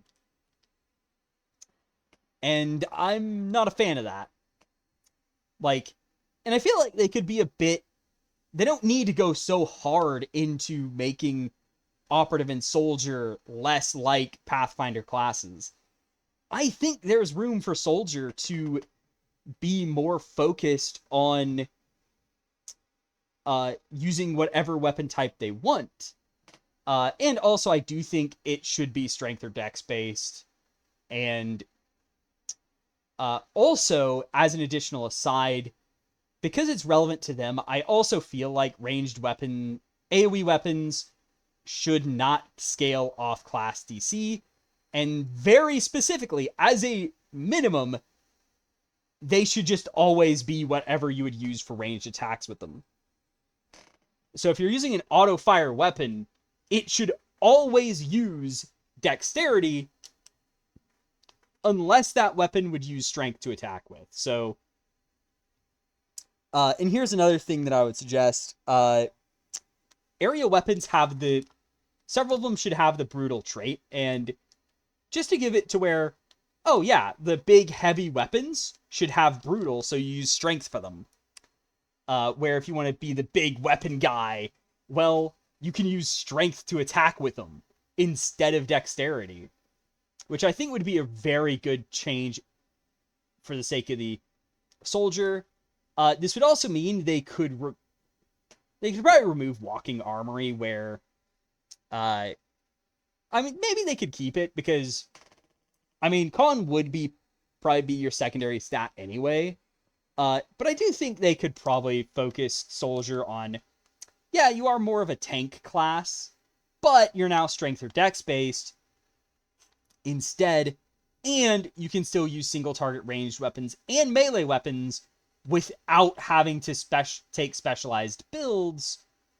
Though maybe the specialized builds still stay, but you have a few more, like one that cares about single target weapons, as well as maybe even one that cares about sniper weapons or something. But though maybe not. Maybe it's like, oh yeah, you have a dual one-handed guns build instead.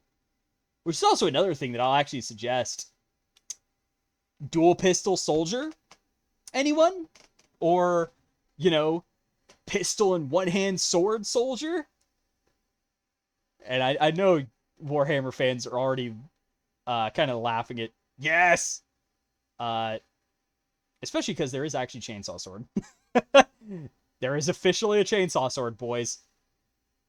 But I do think Soldier, they could be a bit more lenient with the, yeah, there's a bit more overlap with Fighter, but also maybe another way to change it up is bring back gear boosts, where gear boosts were basically abilities that soldiers got that cared about specific weapon types. So, whereas a soldier would care about using a sword and shield, dual wielding, or a bow, or a two-handed weapon, the soldier cared about using a laser weapon, a projectile weapon, or a plasma weapon. And they had different gear boosts for each of the weapon types. So maybe instead of caring about, is it one-handed, two-handed, what, you care about, is it like a laser, an axe, a flamethrower, or just your bog standard, projectile gun. Because I think that would also be a good change where they care about having a lot of different weapons within a category rather than caring necessarily about a specific style of weapon. Though, you might also have a variety of them and also make Walking Armory let you swap weapons easier. So it's like, yeah, I'm swapping between weapons all the time. And also it would give them a bit more variety in, yeah, I'm doing all sorts of stuff with, one moment I need my big shotgun, next moment I swap over to my cannon, then to my machine gun, and then to my sniper rifle if I need it. And kind of go into that Doomslayer style of, you carry all the guns. Which is something else I want, where it's like, you just carry all the guns. That's what I want from Soldier. Not this, oh, you only care about AoE weapons. Not a fan of it. Last but not least for classes is the Witchwarper. As we're now 4 hours in officially. Yay. Anyway, the Witchwarper. So, their main attribute is intelligence. Right off the bat, I'm not a fan of this. Especially with the idea that Technomancer and Mechanic are coming very soon. But I will talk about that in the end. And of course, this is all going to be time-stamped. But my final thoughts will include something about this. But for the Witchwarper, I feel like it should go back to being Charisma Caster. Because Technomancer is going to be int-based as well, so I don't think we need 2 intelligence casters. I think Witchwarper should go to Charisma. Because also, as a side note,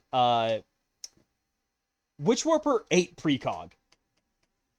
So basically, precog has now been warped into Witchwarper, so they've kind of, I guess Witchwarpers have altered reality so much that they've affected the timeline manipulating magic and have merged with precogs. But I mean, it kind of makes sense because they both care about alternate perceptions of reality. Precogs were more about the past and future, but Witchwarpers are about alternate presence. So they've been merged together in one class. Currently, they're int-based. but I do think they should be charisma based instead, mostly because we're probably getting to in classes in the near future in Mechanic and Technomancer, so I think Witchwarper should go over to charisma as a way to compensate for, yeah, this is great and all, but we probably need to be based around having charisma on this just to balance it out more so we don't get 3 int classes very soon, and then there's also going to be Biohacker, which is probably Interwiz still later, but anyway, they get 8 plus con HP, though I don't think they need 8 plus con. They might need to be 6 plus con, though I think compared to if Mystic or Witchwarper is going to stay 8 plus con HP, then Mystic probably needs to get nerfed to 6 plus con, but Witchwarper, I'd also say maybe goes to 6 plus con, but oh well. You only get Expert and Will, which, I mean, granted for them, it doesn't really matter which they get because they kind of need all of them. But you get Paradox skill and then 3 plus int skills. So you're going to have a lot as a Witchwarper right now.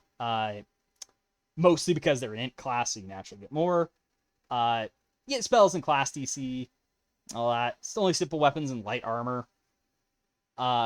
Anyway, so we also get your Paradox. So that affects your tradition and stuff, and also your focus spell. You got your Anchor, which gives you a special action. Then we have Warp Reality. So Warp Reality lets you put out a quantum field. This basically replaces Infinite Worlds, which actually kind of surprised me, as I was fully expecting them to be Infinite Worlds to be the focus spells. But no, Warp Reality is just an at-will thing that you're always putting out, this quantum field. It's a 15-foot radius burst, so it's a 30-foot area. So it's got 30-foot diameter, and it's within 100 feet of you. While it's active, you can use actions that have the anchoring trait, so you can only anchor while Warp Reality is active. And your other effects are based on the Paradox. And you can choose whether creatures in the area are affected by your quantum field. And it deactivates automatically if you're knocked out. Dismiss it or end up 100 feet away from it. So you do have to sustain it normally, but anchoring actions will also sustain it. So basically it's a very simple thing of, you put it out and you want to sustain it. Kind of similar to witches having this sustained focus, though Witchwarpers are going to focus more on keeping this field active, and then you have various ways to extend it. You also are a spellcaster, and thankfully you're also learned like a mystic, so we're good there. Anyway, let's move on to signature spells. So you have this terrible thing, and you have this feature called anchoring spells. So your signature spells have the anchor trait, but only when in or adjacent to your quantum field. Real quick, what the hell, Paizo? This only works if you're in or adjacent to it? Like, really? Really? You have to be next to this 30-foot radius deal just to get the benefit? Or 30-foot diameter thing? Yeah, no, this is awful. Just, why? Especially because keep in mind that ranged is a much bigger deal. This is one of those things of, if this was Pathfinder, it would be fine. This really just needs to be signature spells are always anchoring. So they always anchor you. Rather than, oh, well, if you're in or adjacent to the quantum field it is, but otherwise, no, it's not. That's just stupid. Then we have Advanced Paradox at 7th, so you get your Advanced Paradox spell, or Warp spell as it's called. 11th, you get the Greater Warp spell, so 4 levels later. Perception Expertise at 11th, so you're not really perceptive. Which, I guess, for someone always in alternate realities and stuff, kind of makes sense. Defensive Aura at 13th. Then Weapon Specialization at 13th. Notice, you never get Weapon Expertise. Yeah, I don't know what the hell was wrong with them, but they really missed the mark on this one. Then 15th level, you get Master Class DC and Spell Mod.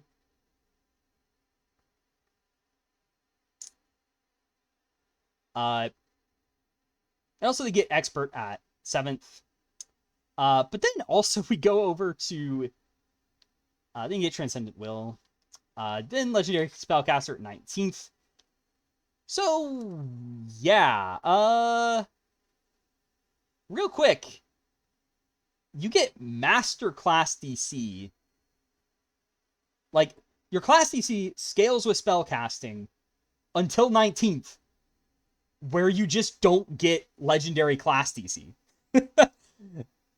That is kind of mean, Paizo. Like, I really just feel like the Class DC stuff on Witchwarper should just be Spell DC. Like, just make it Spell DC. Or have Class DC increase with Legendary Spellcaster. Like, why this? It just doesn't make sense. And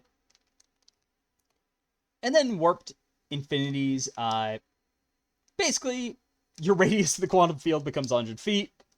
And we sustain it. You can modify the area of its effect to exclude any number of squares. So, yeah, it's just... Yeah, it now reaches 200 feet. So, yeah, that is... Woo-hoo-hoo. That is definitely a capstone, though. Of, like...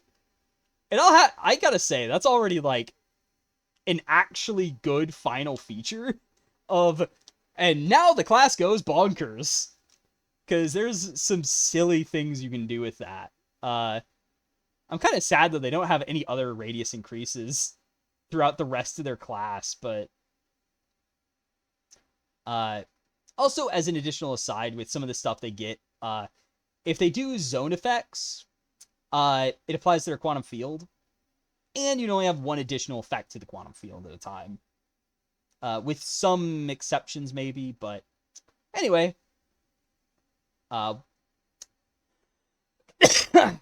what are the anchors? So these are something kind of poached from Precog, or at least the name was, but this is basically the stuff that anchors you to reality and flavor, but the main thing is you get some benefit, and then also you get an action with the anchoring trait. So you get some sort of anchoring action for free.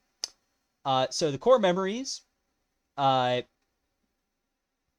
during daily prep, choose a skill you're trained in and gain assurance with it. And you gain automatic knowledge in that skill if you're an expert in a recalled knowledge skill. So basically you get a skill buff each day, which is nice, I guess. Especially with all of the knowledge skills. This definitely feels like it benefits from the int focus the most, but otherwise, eh. Then you get restorative recollection. So this is one action, and you can decrease your stun value by 2 or slowed value by 1, which it's kind of crazy, actually. Also, as far as I know, I'll look up what stun does, but it is kind of weird that it decreases stunned by 2 but slowed by 1. I'm pretty sure stunned is just an upgraded slow, but well.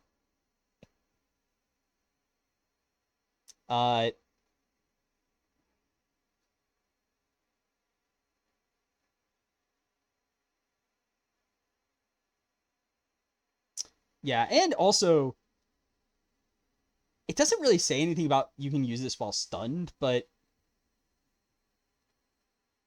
then also if you lost an action due to the condition, you can recall knowledge with any skill you're trained in.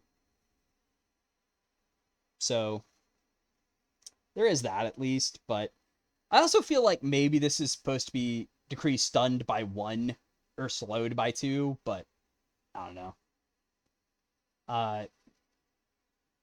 Then we have focal point.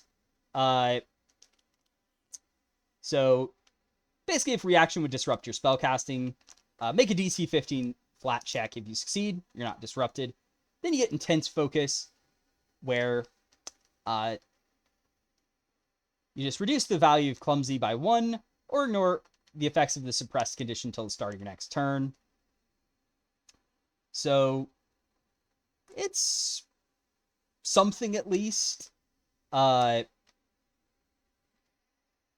I will also say the anchors are kind of meh almost, but I guess the anchor benefits are nice, but the actions I feel are more of very situational things, but well, they are what they are. They're there. Then last but not least for anchors is tangible object.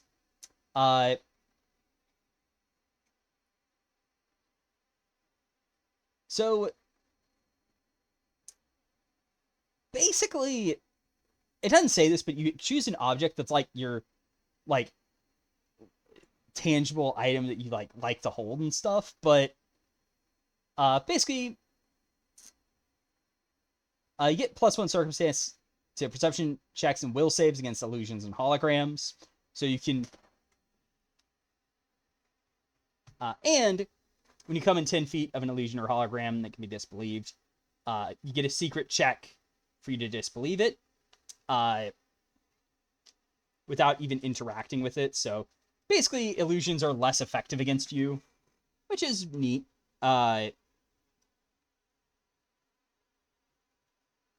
Then you also have touch something real. So if you have a free action, where basically if you have a free hand, you can touch your object and then decrease the frightened or stupefied condition by 1. And if you don't have any, you instead get +1 circumstance to will effects against fear effects until the start of your next turn. So that's definitely something. Though I will say this one's probably the most useful by far, because stupefied is definitely the most annoying for you, because it actually affects intelligence stuff. So, and it's also would still be good if it was charisma based, since, well, it still matters to them because it also affects charisma stuff. And also it makes spellcasting difficult. So this one is definitely the best by far, because the other two, restorative recollection is useful when it's very good when it comes up, because losing actions is bad, but and then focal point is probably the least useful, because clumsy is, it is dex stuff, but reducing stupefied of all things is, oh boy, that's good. But then also we have paradoxes. So first up, we've got so we have 4 of them right now, and there's 2 arcane, 2 occult. So I do wish there was a primal one, because I'll actually say this now. If I was to put each of the 4 caster classes from Starfinder into Pathfinder 2e rules with a specific tradition in mind, Mystic would automatically be Divine. So drop the occult stuff. Technomancer would be Arcane, because of course it is. It's the only one that really fits it.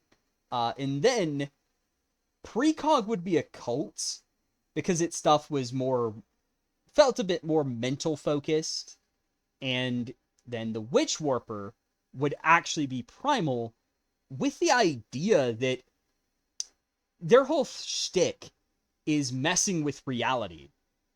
And primal is kind of the magic of nature or reality. So you're kind of tapping into alternate nature, like alternate versions of nature to produce your spells, and you do, like, Witchwarper also had like a lot of pull a storm from an alternate reality that fit really well with primal magic. But they ultimately only get arcane and occult, which, I mean, arcane kind of fits, but an occult was the precog thing, so it works, but oh well. But anyway, analyst. So your tradition is arcane, and once again, we see alternate skills besides arcana, as they have computers. Their spells are analyze target, wisp ally, sift the sphere, holographic memory, read omens, wave of warning, telekinetic strangulation, true target, akashic revival, and foresight.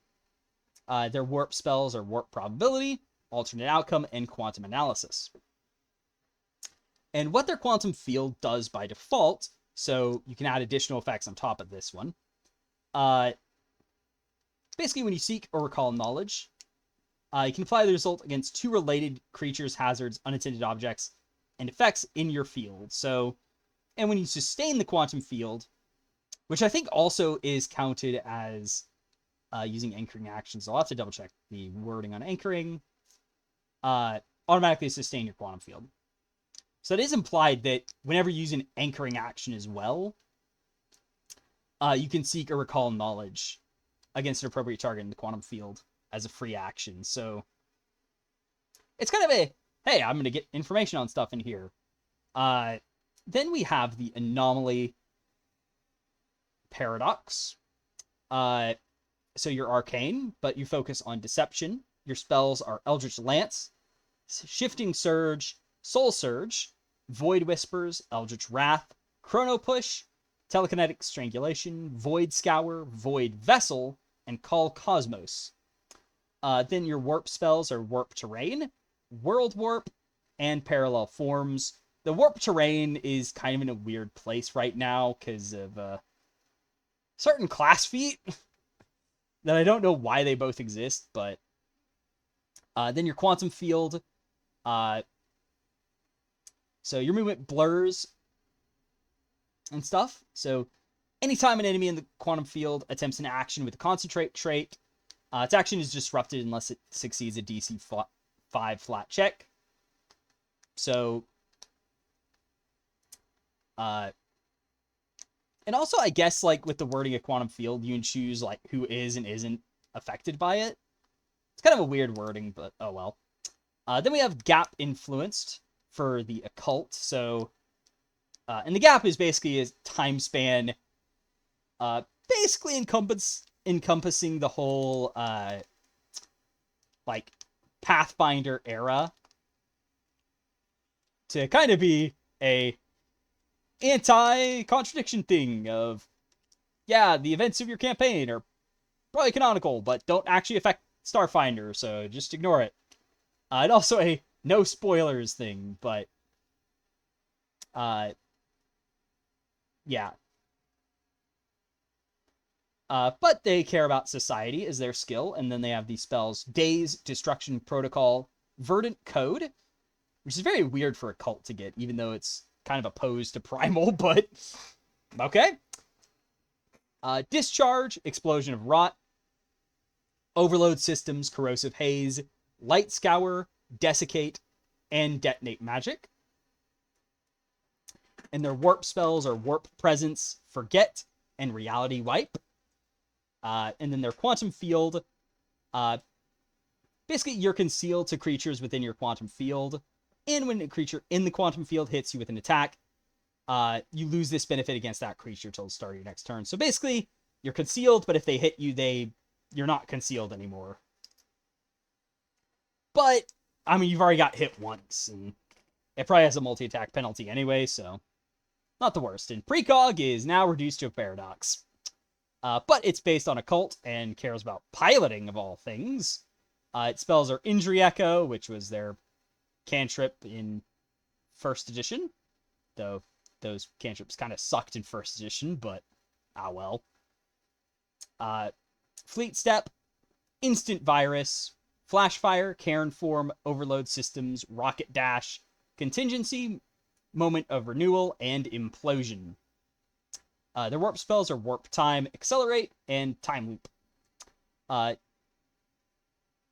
Then any creature, any enemy that uses a move action inside a quantum field takes minus 5 foot to its speed, and you and your allies have plus 5 feet movement speed while they use it in the quantum field. So basically, enemies are slightly slower, allies are slightly faster in the quantum field, which is definitely an interesting one. But then also, real quickly, Debris Zone. The area of quantum field is difficult terrain as a first level feat. And basically, like, you just do it once and then it's always active. But that is actually relevant because one of the feats is actually based on making quantum field difficult terrain as one of the spells. Also, real quickly, the Infinity Lash is MIA right now. Kind of wish it was back, at least for the sake of the Witchwarpers who wanted it. But anyway, let's talk a bit about skills. I'm not going to go into the details of what all they do. However, there are 2 new skills. They are computers and piloting. And a note for playtest stuff. Piloting is really not doing much. So, for one, starships aren't in the playtest, and apparently have even been delayed to the 2nd book. So, yeah, that is not great for it.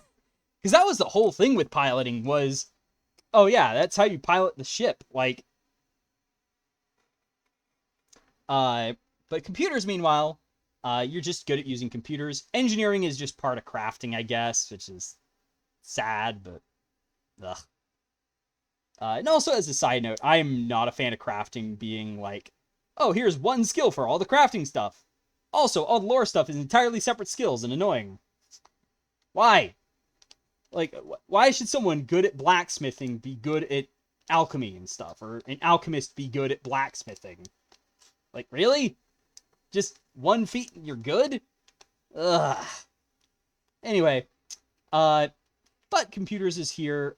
You can access Infosphere, so you can get information off an Infosphere. And you can also hack if you have a hacking toolkit and do stuff. You can also program. Just program something, I guess. Piloting.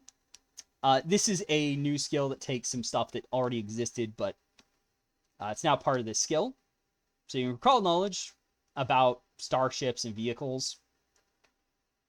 But I think it's... but if you're trained, you can... And you have to be trained to do it all, which is kind of annoying.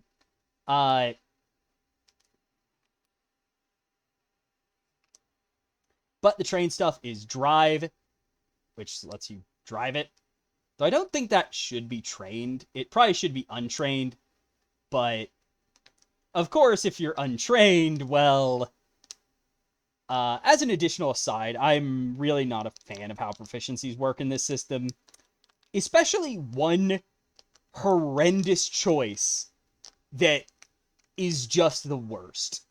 So, basically, if you're trained in a skill, you add the bonus, so a +2 for each rank. So, trained is 2, expert is 4, master is 6, legendary is 8.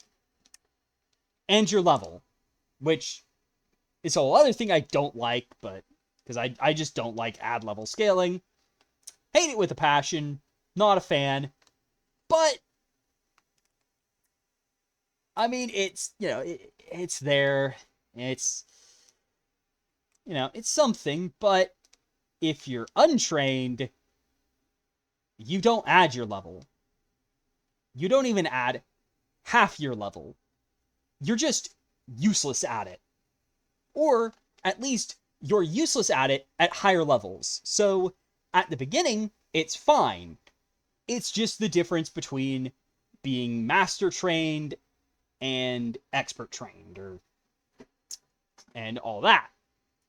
But as you progress, like, even at like second level, it starts to get worse, where it's like, well, now it's the difference between legendary and expert. Then at sixth, it's the difference between legendary and trained. And then it just falls off into, well, you're just not doing that anymore. Or anyone who is trained in it is just auto-succeeding. It's just one of those things of, why the hell did you do this, Paizo? Like, there is no balancing this right now. It's either, oh, you have to be trained to even have a chance, or, well, I guess just anyone trained in it auto wins, and, well, yeah, that's that. But anyway, the piloting trained actions: drive, navigate, plot course, run over, stop, stunt, take control. Some of those should probably not be separate actions, but oh well. Then I'm pretty sure all the other skills are pretty much unchanged. They have all the same stuff.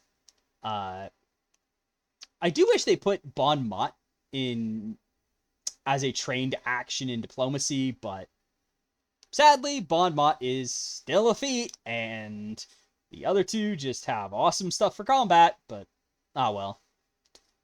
But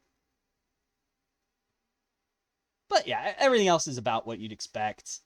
There's just some different connotations with them. I like how they have a section on using piloting, but right now it's kind of useless. Feats, not going to go into that much detail on the feats, mostly because I haven't looked through them, don't really have time. Most of them, but at this point, I'll mention that I really don't think they needed to split skill and general feats. They should have just made it where, hey, general feats are at odd levels, class feats are at even levels. That's it. Just have class and general. That's all you need. Skill feats is just, but anyway, equipment. So, basically, it's kind of like the Pathfinder, but everything's multiplied by 10 for current economy. Which, I mean, it works. However, a few notes on equipment. Armor, it's about what we would expect it. I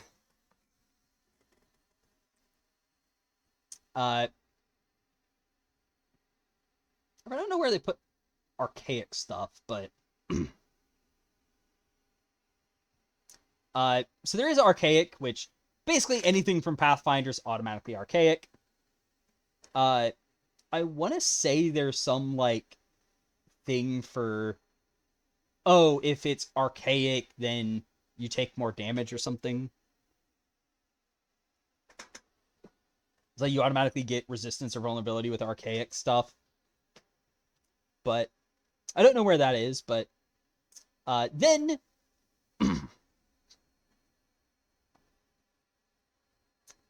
you also have analog and tech. So analog is stuff that doesn't require power to use. So you can't target it with stuff that targets tech. But it doesn't necessarily come with the archaic trait. Armor runes don't function on analog armor unless it has archaic. But then there's tech, which incorporates electronics. So it does have tech stuff, but it usually has computer systems, integrated power sources, comm unit, and stuff.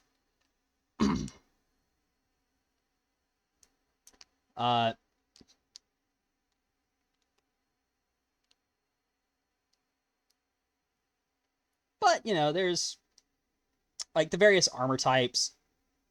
Also, it still kind of follows the Pathfinder model of it all adds up to 5, which can go die in a hole. Please.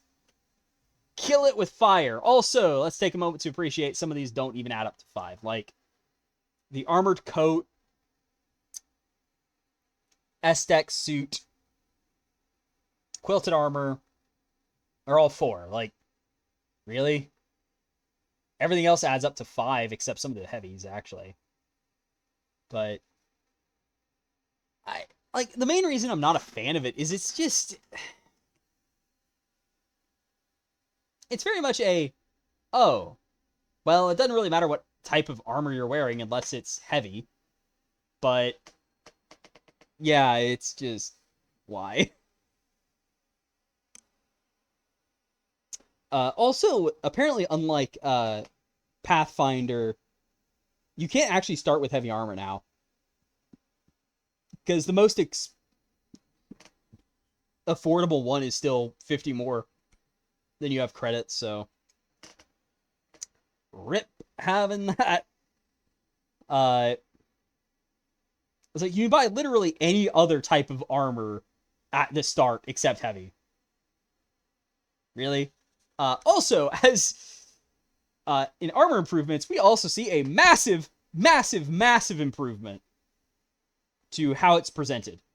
Instead of just filling your, like, the lists with all the different upgrades and making it an unreadable nightmare, now, the upgrades are their own table. So you have the commercial, which is the default. Then you have tactical, which opens up at 5th. And then all this stuff. And for the sake of Starfinder armor, this is the replacement for the runes and all that. So for armor improvements, you get all this stuff. So yeah, that is a really cool thing. Also note that the improvement prices are stacking. So basically it's listed as 2 of this is the total price on top of this price to get the armor at that level. So let's say you wanted to get advanced Kyogre plating. Well, that's going to cost you 5,250 credits. Or if you had... if you're going to upgrade from Kyogre plating to advanced directly, then that'll cost you 5,000 credits. Or if you're going from tactical to advanced Kyogre plating, then it's just plus 3,400 credits. So it's definitely a neat change that I'm very happy about. Shields in all their wacky glory. Yeah, so I'm not really a fan of how they've done shields in Pathfinder, mostly because they're kind of a bit clunkier, where to get their bonus, you have to use an action to raise the shield, and it also has this HP that you have to track, it has this toughness that you gotta track, and all that stuff. Basically, it's a very clunky way of doing shields, but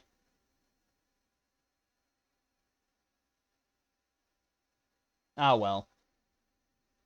And of course, you still have these upgrades, so there's more HP, more toughness and stuff, and more hardness.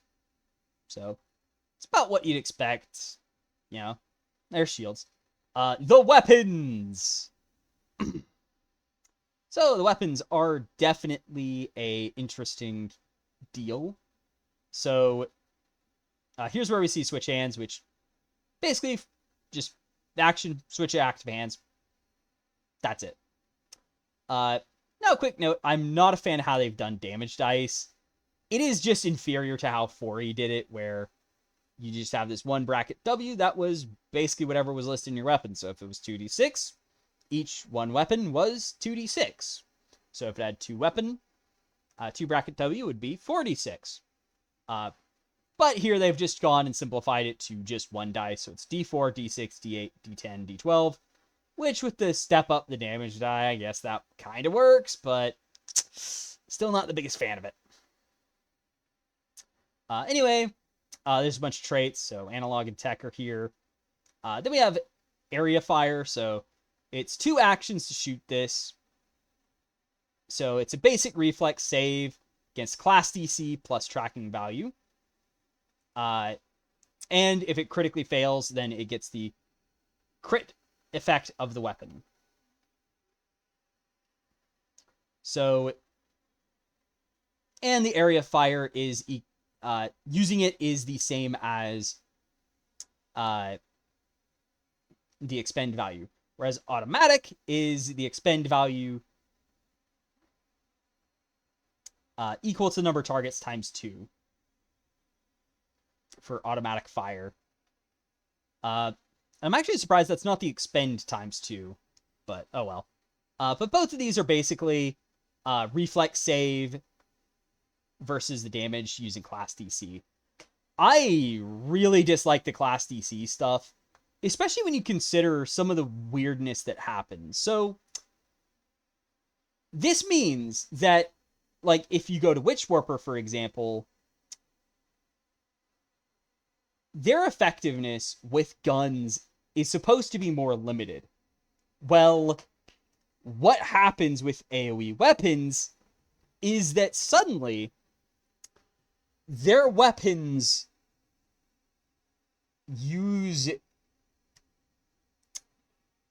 So first off, what this means is these weapons do not use dexterity by default. So if you're shooting an automatic gun, well, you know, a normal ranged attack uses your dexterity, which I think is shown here. So the ranged attack is dex mod plus proficiency plus other bonuses and penalties. While strength, melee attacks are strength or dex if it's a finesse weapon, and then proficiency, etc. And melee damage rolls are always plus strength, unfortunately. I don't know why that is, but I hate it. I just wish it was both, like 5e on finesse, just because it's just easier. Because it's kind of jank having to keep track of both still, even though it's like the whole point of finesse is you don't need strength, but yeah, it's just not great. Then range damage, it's damage die of the weapon plus strength mod. Also keep in mind that thrown weapon attacks still use dex. They really should just make it where thrown weapons use strength. And you add that to the damage roll as well. Rather than just, oh yeah, thrown weapons still use dexterity, but... and I think it should be like they just use the same as your normal... As you would normally do. Like, just treat it like a normal melee attack, but you're making it as a ranged. Then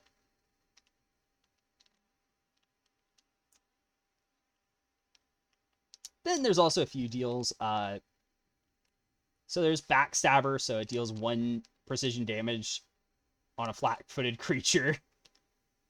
Or 2 if it has +3 tracking. Not really a great trait. It's a nice one. And I'll say it's not the worst. And of course, like, these are mostly the same, but that one's like, eh. There's also Boost, which is new. So basically, you can use an interact action and spend 1 extra expend to boost it. And the weapon deals extra damage equal to the boost trait. And it is still, that extra damage is multiplied on a crit. So basically you like use a bit more of a charge and do more of an impact. There's also caster. So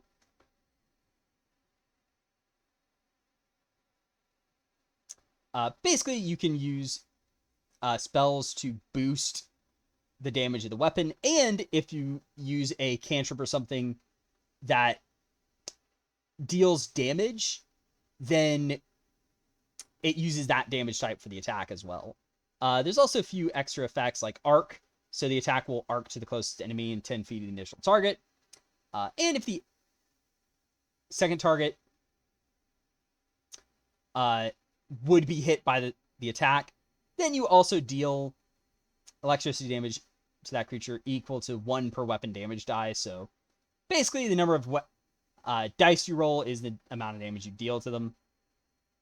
Then there's a few others. Concussive, so when creature's resistance or immunity so this applies to piercing and bludgeoning weapons. So when determining resistance or immunity to damage from the weapon, use the weaker of the two. So it's immune to piercing, but like I'd resist 5 bludgeoning, then it would just take the resist 5. But of course, if it's like immune to both, then well, it's immune. Critical, so it uses a different critical specialization than listed. Now, a quick note on arc. I wish this was not electricity specific, even though I do like my electricity. It does feel like that's a bit overly specific. Also enjoy these wacky weapons, like the card slinger. Yeah, that's a thing. Also, there's the singing coil, which I guess is a violin gun in this art. I don't know. But there's also a very terrible one that I've noticed. Kickback. So, what does this do? You get 1 additional damage with all attacks. Just flat 1 plus 1. That's it. But firing kickback weapon gives you -2 penalty to the attack roll unless you have +2 strength or higher. So basically, it's a worse. So think of this as it's basically a way worse version of what was it called? It was the one that was on composite bows that it gave you half your strength mod to the damage roll. It's basically that trait, but worse, because it's got a penalty to it. And it's like, oh yeah, you have an attack roll penalty for 1 extra damage. I mean, you can't have it on to bipod or tripod to lower or negate the penalty. And those are just weapon upgrades that you have. Like, that's nice, but 1 extra damage? Really? This should be at least 2. Because, like, I take a -2 penalty to the attack roll for 1 more damage, really? That's not worth it. That is horrible return rate.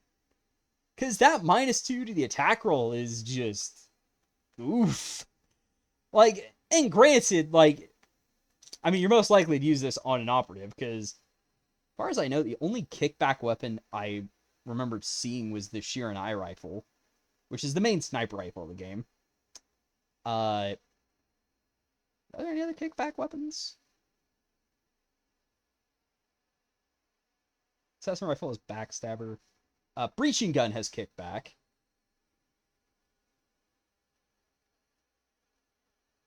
So that's definitely for up close.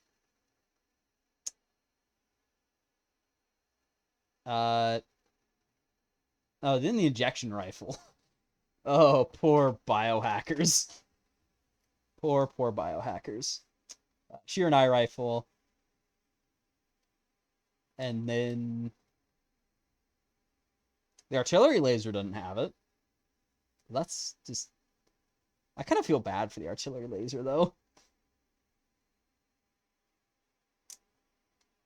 Yeah, those are literally just the only ones that have it.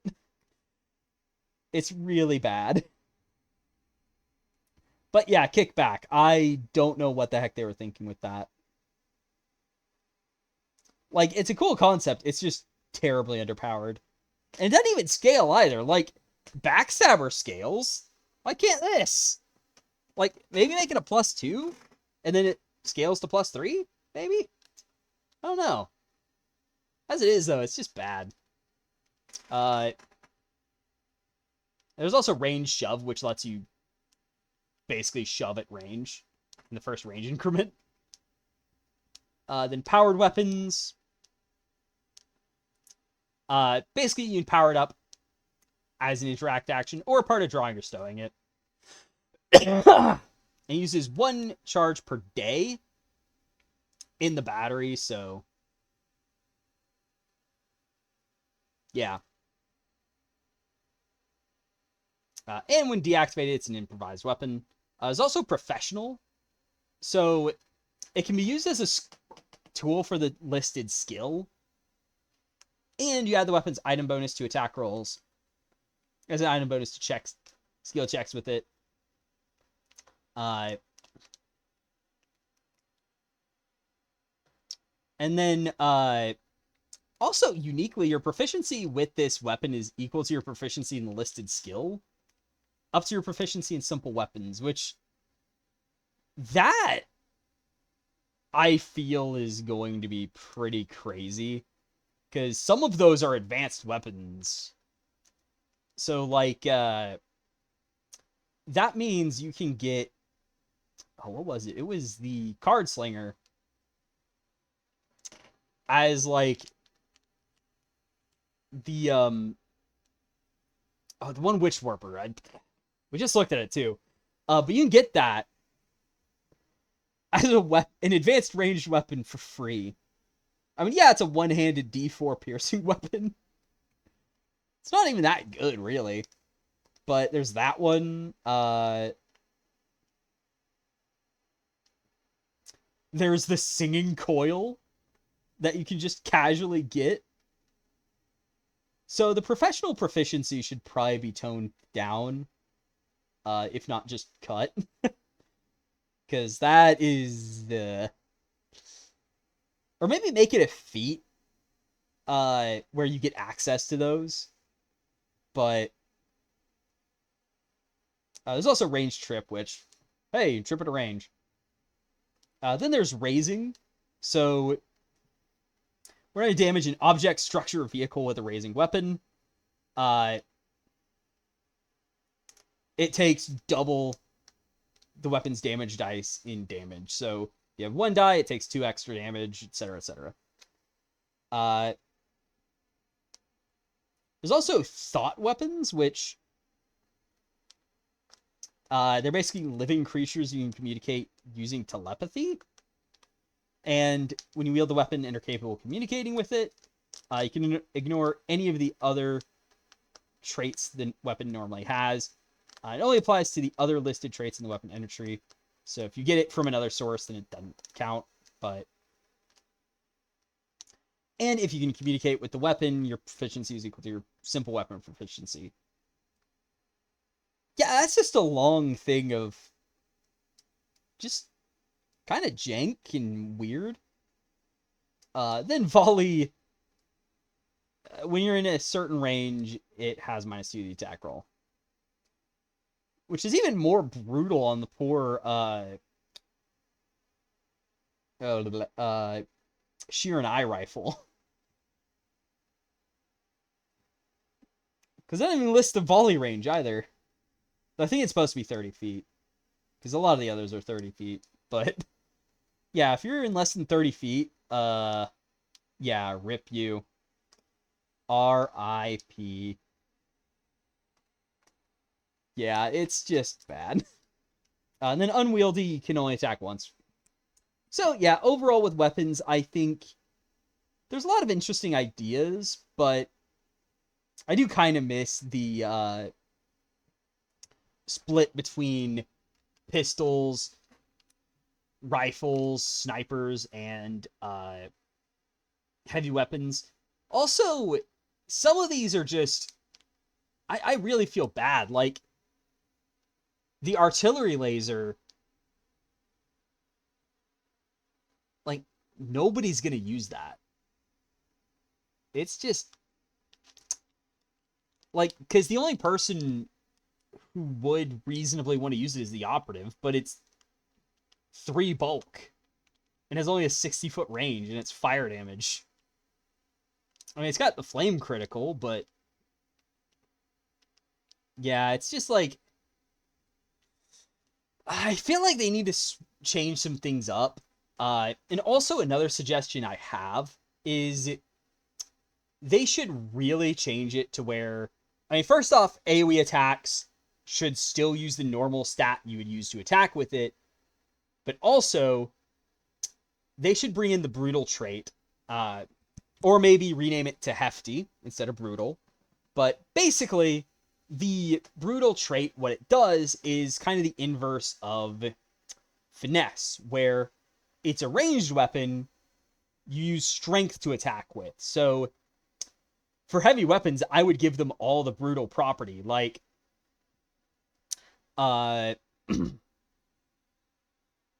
so for example, that might be... So anything with like 3 bulk would be brutal. Like, so the reaction breacher, maybe also the throw in the scattergun too, for good measure. Like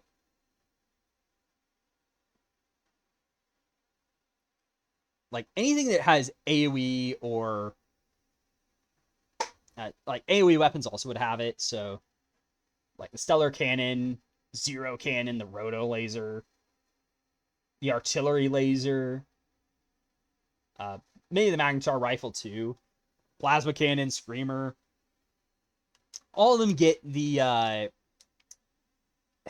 brutal trait, so you can use strength for them, and kind of give strength more of a... kind of treat it like the finesse of the system, where, hey, here's some weapons for your heavy, like big, heavy soldier guy, and like explain it as, you're using your strength to hold the weapon steady as you aim. And I think that would be a very useful change to the system, to kind of bring back reliance on AoE weapons for the normal. Because I feel like AoE weapons, their effectiveness should not be affected by class DC. It should be affected by weapon proficiency, in my opinion, but I would also say they should care about your strength or dex, not whatever stat your class DC is. Because keep in mind, the class DC is affected by your main stat, your key attribute. So for Envoy, it's charisma.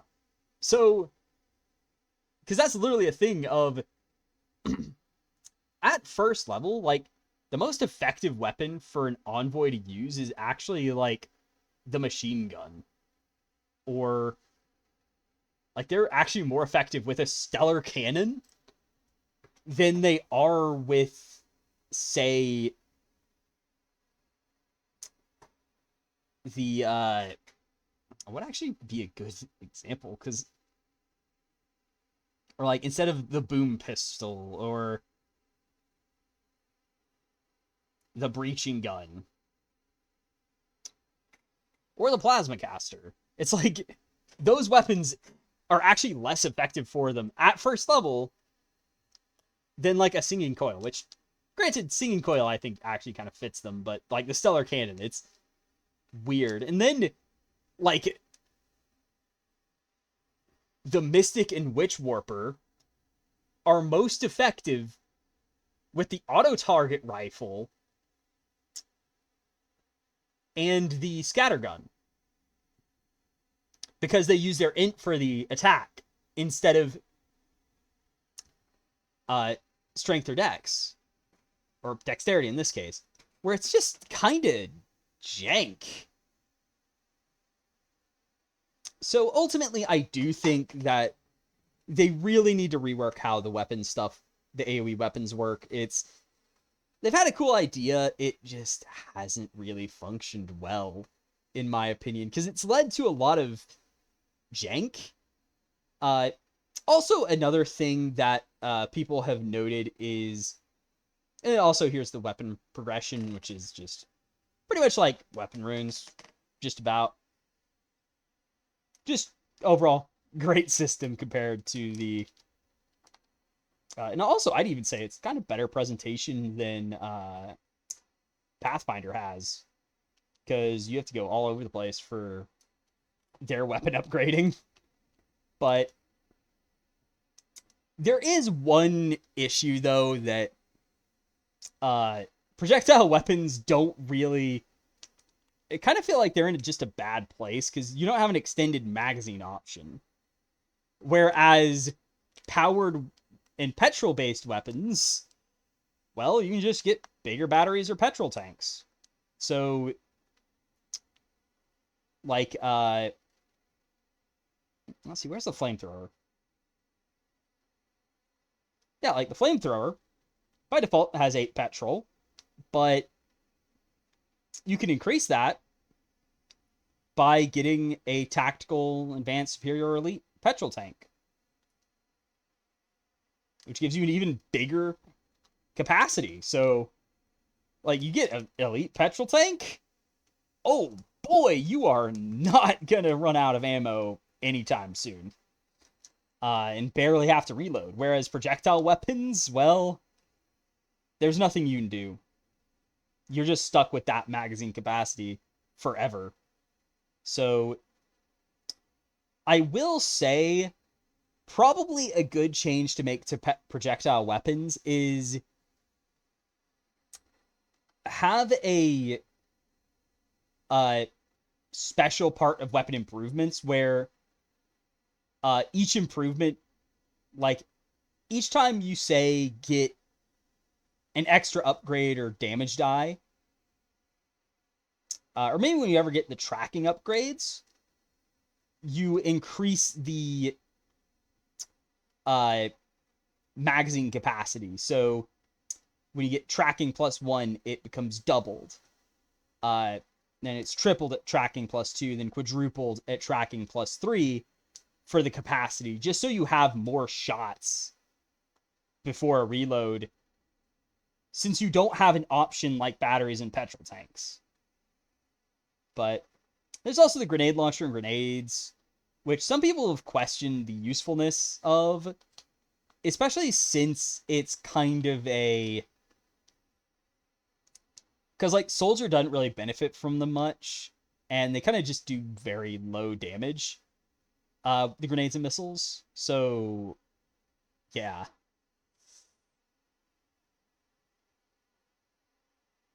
It's kind of just a weird jank, but also I've just noticed, serrated missile. That is definitely something weird of... It creates a line behind them. This is also upgrades, so if you have a repair toolkit, you can spend 10 upgrades swapping upgrades. So there's various environmental protections that you can get out there. So you got all sorts of stuff from there. You got all sorts of armor stuff. And real quickly, I want to show some of the scope stuff. So there's the bipod. It has to be on a weapon with kickback trait, but the commercial, like, you have to use an action to set it up, but you ignore the penalty.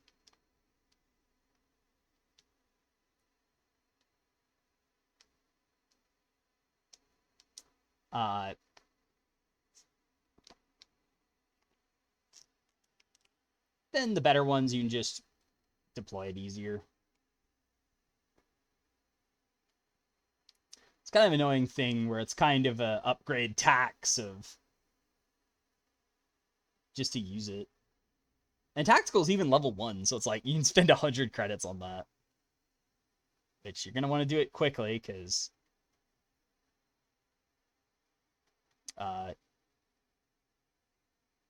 it's like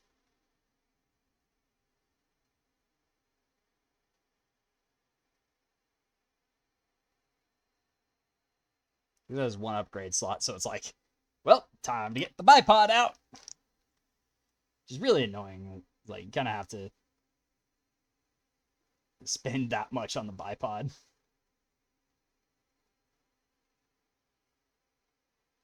But, well. Then you have a few modules that do elemental stuff, so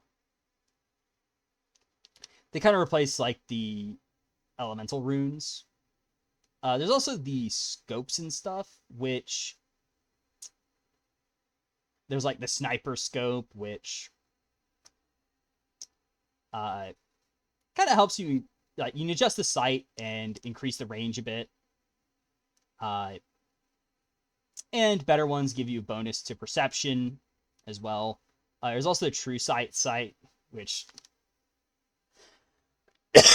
you only have one sight at a time, I think, but this one lets you do 2 actions, so you get basically true sight effects, which is nice. Then there's Solarian weapon crystals, which are basically just striking potency runes. And also you got a few other things to add different bonus effects.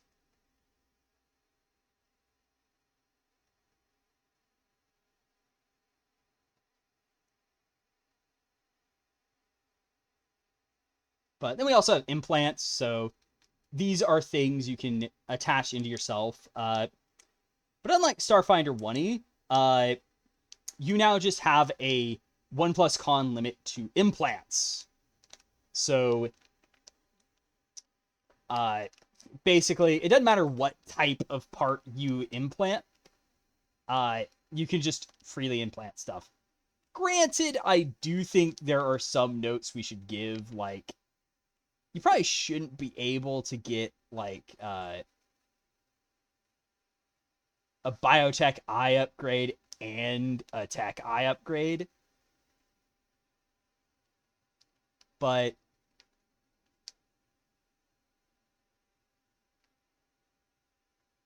the biotech stuff, like, level 1, there's just gill sheath.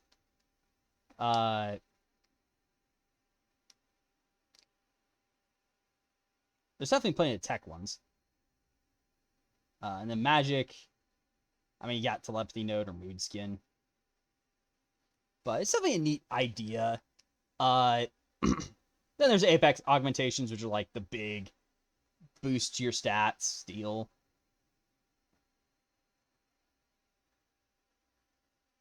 But you only have one of those at a time, so it's basically like, oh yeah, here's a big buff to one of your stats. Have fun. There's still magic items, which is just some wacky stuff. Also, yeah, that's a thing. Then there's just like some adventuring gear that's a bit different. Some medicinal items, which are kind of a replacement for potions. So like you have a med patch instead of a healing potion. And all that stuff. So then we have spells. So there's some new ones. Also like how they've made just atomic blast. Like you literally nuke the spell. And also it's on the primal list of all things. Like it's one of those moments of, yeah, primal casters of all people can nuke the world. Which seems a bit off-brand, but oh well. Not really going to go into detail on spells. They're spells.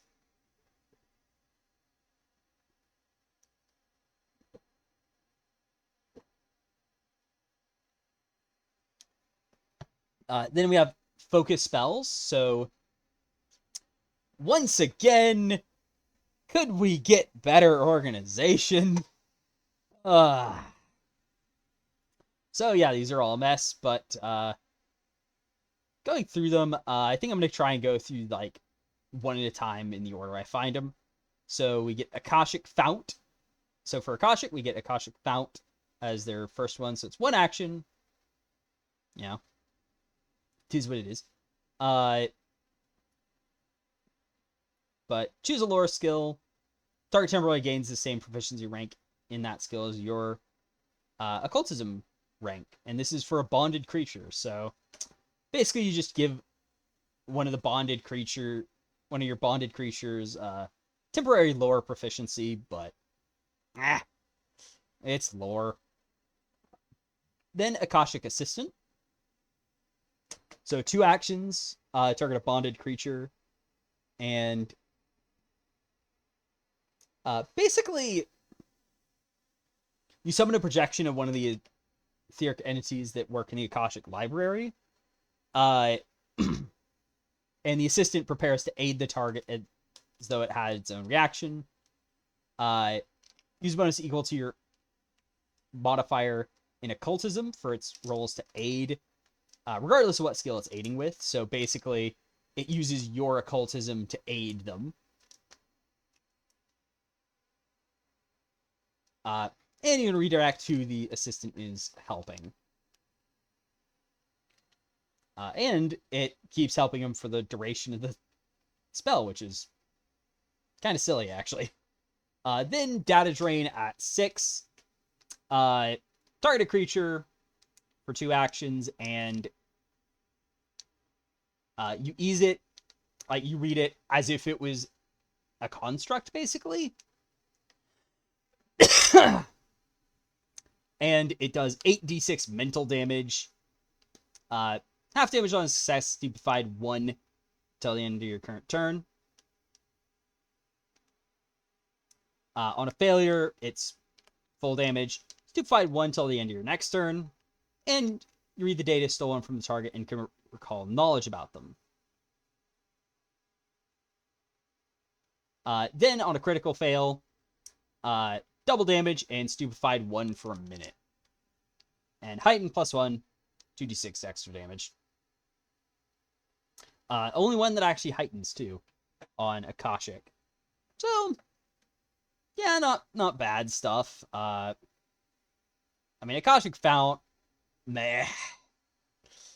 But Akashic Assistant is definitely gonna be a fun one, and Data Drain is certainly gonna be a brutal way to open a fight. Then we go over to Rhythm. So you start with Anthem. So 60-foot emanation sustained for a minute.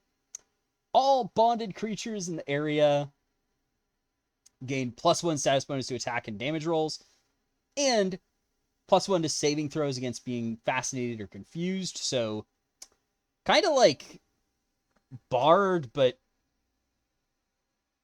like Bard stuff, but not a cantrip.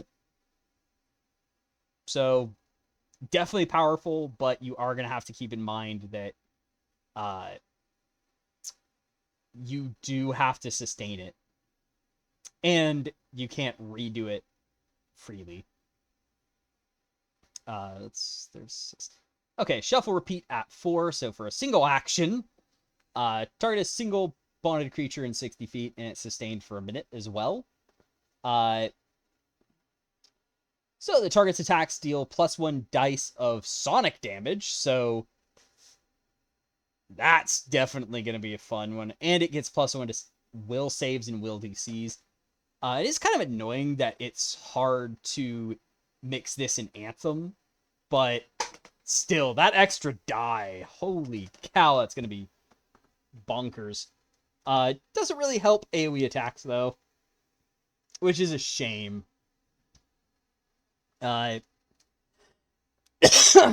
then Remix.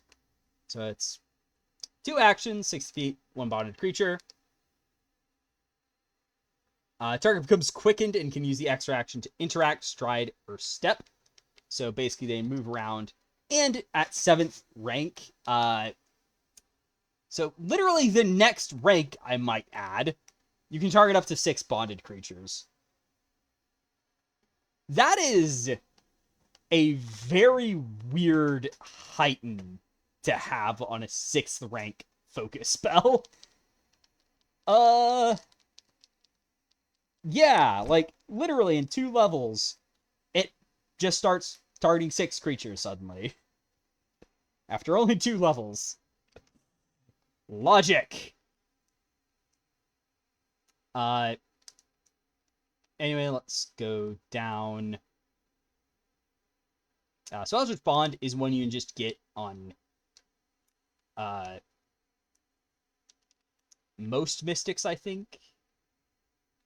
I think it's actually any mystic can get it. But it's a first rank focus spell. And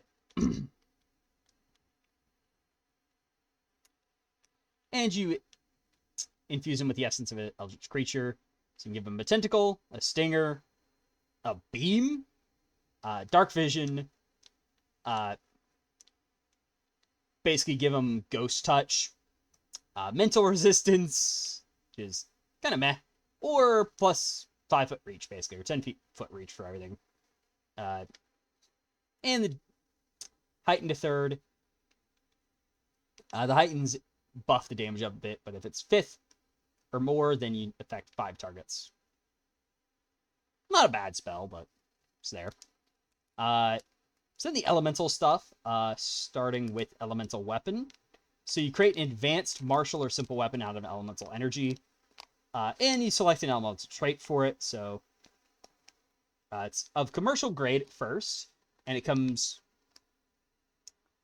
fully loaded and charged. Can't be made of special materials, but has 1 fewer upgrade slots, but can be upgraded. With any upgrades you hold in your hands as a locus, so basically anything you're holding. And this lasts for 10 minutes. It's 3 actions, but you can give it to 1 willing bonded creature. And the weapon's damage, it has plus 1d4 additional damage of a trait based on the element. So electricity for air, bludgeoning for earth, fire for acid, fire for fire, acid for metal, cold for water, or poison for wood. Really not a fan of acid for metal. It feels like that kind of wants to be slashing instead, but oh well. And then at higher levels, it becomes a tactical, advanced, superior, elite, ultimate, and then paragon weapon. So definitely a cool one. That's definitely pretty fun. Now, do note that you don't have proficiency with this, so it has to be something they're already proficient with, but that's definitely going to have some fun stuff for it. Then we have Elemental Barrier. So 2 actions, target someone in 30 feet, lasts for a minute. So basically choose an element, and they have plus 1 AC for the duration. And while the spell is active, they can use the shield block reaction as if Elemental Barrier was a raised shield. And it has 6 hardness, 40 HP, and increase its hardness by 2 to 1 damage type based on the chosen effect. And then it's electricity or sonic for air, bludgeoning or piercing for earth, acid or slashing for metal, fire for fire, cold for water, poison for wood.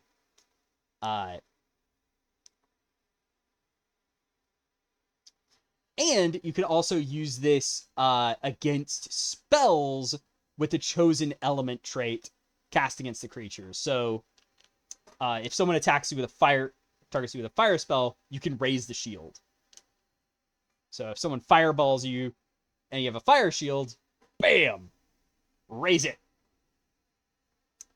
Then Elemental Nova. So choose an element and deal 11d6 based on that trait. It's 240 foot range with a 20 foot burst. Just a big elemental explosion. Yeah, I definitely like it. And plus 1 heightened is 2d6 extra damage. So definitely a fan of that one. So yeah, definitely my main go-to is going to be Elemental, but then for healing, we have Infusion, so 1 to 3 actions on a willing bonded creature. You restore D6 hit points to them, and they're immune to this for a minute, 10 minutes, so that immunity, why? Why does that exist? It takes time to refocus anyway, so it's basically just, oh, when you get to 2 or 3, you can't use this again on the same target. That is terrible. There's really no point for that. But anyway, as one action is a range of touch.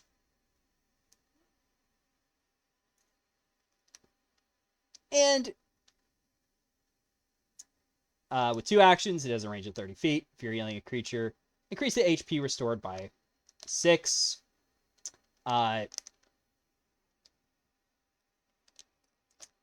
Then, as 3 actions, you heal all bonded creatures in the 30-foot emanation, though it doesn't seem to give the plus 6 HP. It's only the 2-action version that gets it. And that's a heightened +1 and also increases the healing by 1d6. So, definitely a good focus spell to have. Kind of makes up for not having heal, but I would still rather have heal than the spell they actually got. Just because it's heal. Like, what do you mean I can't heal? That's a typo, I think. Or, is it?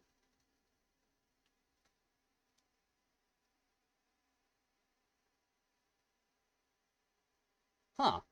I guess they get an extra one. From a feat, actually. But, Vitality Nova. 2 actions. Transfer cost, minimum of 2. So it's a 30-foot burst in 100 feet. And it heals all creatures in the area for 1 hit point for every 2 points spent to cast it. So basically, you like heal everyone for half the amount you transferred. So this does mean if you're healing at least 2 people, then you get 1 for 1. But healing 3, oh boy, that's going to do a lot. Treat this as healing, as you said, transfer vitality. And if you spend 20 or more HP and there was an area of magical darkness, it can attempt to negate it. If you spend 40 or more, then creatures healed by the spell can attempt a DC 10 flat check to end persistent bleed. And then if you heal 60 or more, end all persistent damage on creatures healed. So yeah, just a big bursty heal if you use more HP. This doesn't upscale, but I mean, you get more vitality, network HP anyway, so yeah. Then we have Vital Rebirth. So it does have a transfer cost of twice the level of the target, so you do have to spend double the target's level HP. So when you would get it at, I believe, 11th level, actually, yeah. So 11th level, you'd have to spend 22 HP. But you basically do this as a reaction to a creature in 60 feet that is bonded to you dying, and you prevent the target from dying and restore basically the HP sent to use this. And it becomes immune to Vital Rebirth for 24 hours. And it does not work if it was from disintegration, promession, or a death effect. So one of those crazy insta-kill things isn't going to work. Then we have Vitality Web. So it has a transfer cost of any. It's 1 action for healing. And your network briefly manifests to members of your bond as Web of Vital Energy. Each bonded creature can reach out and transfer any amount of their own HP into their vitality network. So basically your buddies can like give some of their HP to your Vitality Network. Definitely a weird one. And also it's on healing, where you're taking the healing you've done to get more Vitality HP. Which I guess if you have some other use for Vitality Network, then this is useful. Otherwise, yeah, this kind of feels a bit odd. I don't know. But anyway, then we have Shadow.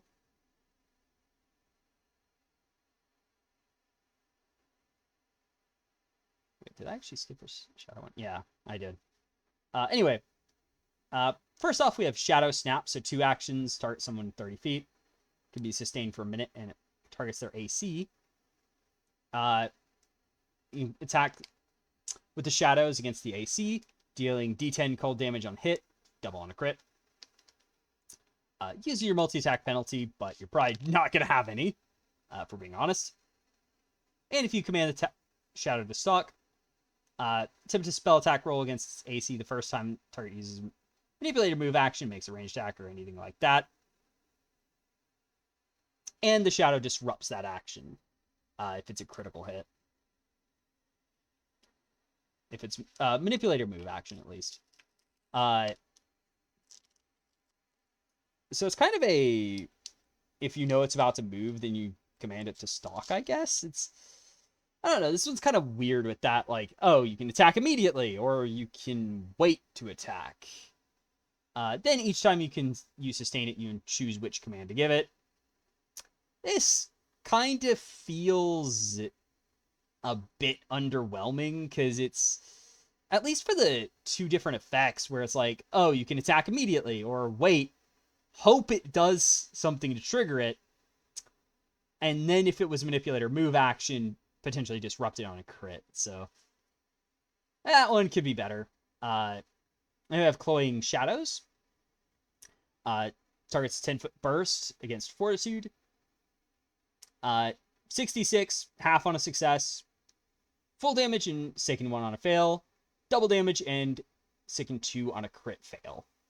So just, your normal AoE burst spell, but it's nice. Then Shadow Prison. 2 actions. 120 feet against Will. So on a success, and they're immune for 1 minute after the spell ends. But on a success, target resists the spell before they're completely swallowed up, but they're slowed 1 for a round. Failure, swallowed up by their own shadow till the beginning of your next turn. Target's invisible and paralyzed, cannot experience or interact with the outside world. Can't be targeted by attacks or other effects. Basically, it doesn't exist for a turn. And then on a crit fail, they're swallowed for a whole minute. So just, you vanish. So definitely a very brutal spell to throw out there sometimes. Then we also have Wild Bond as another one that we have access to. So you can give them the essence of a living creature for 2 actions on 30 feet for a minute. You can give them a D8 jaw attack, D6 claw attack with agile and finesse, dark vision, 40-foot speed, 25-foot swim, 20-foot fly, 20-foot climb, or 15-foot burrow. So yeah, a lot of it's about what you'd expect. But then we get to the warp spells of the Witchwarper. So first off, you'll notice that these are all anchoring. So these all act as the anchor. I'm just going to go off the first focus one I find on them. But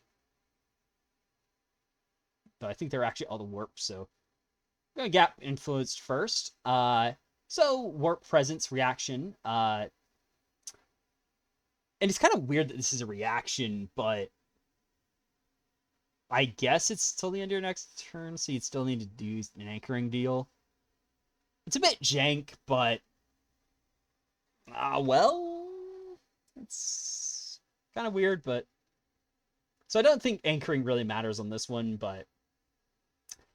basically, enemy targets you with a strike or spell attack. 120-foot range. And it has to make a will save. On a success, becomes concealed against that creature's attacks for 1 round, including the triggering attack if you're already concealed to become undetected instead. So basically, you make it harder to detect you. Though, surprisingly, on a critical success, nothing special happens. Which is kind of weird, actually. Failure, the triggering attack misses, and you're undetected to the triggering creature for 1 round. If you use hostile action, the effect ends. Critical failure, you're undetected for a minute. And then the other gap influenced abilities are Forget. So for 2 actions on a creature object in your quantum field in 30 feet of you, this should really just be target in your quantum field, not have a 30-foot range. But basically, the target's invisible while in your quantum field, and memories of the target are temporarily erased or rewritten. Makes it undetected to all creatures. And the first time an enemy attempts to locate the target, or uses recalled knowledge or recall information about it, they take 8d8 mental damage with the basic will save as they suffer painful mind grades. On a critical failure, the enemy is also confused for 1 round. So it's basically basic will save. And +1 heighten to deal 2d8 more damage. Kind of a weird one, so it's like you hide something and then do damage if someone tries to remember it. Like, I don't know, that feels like it's such a weird and jank spell.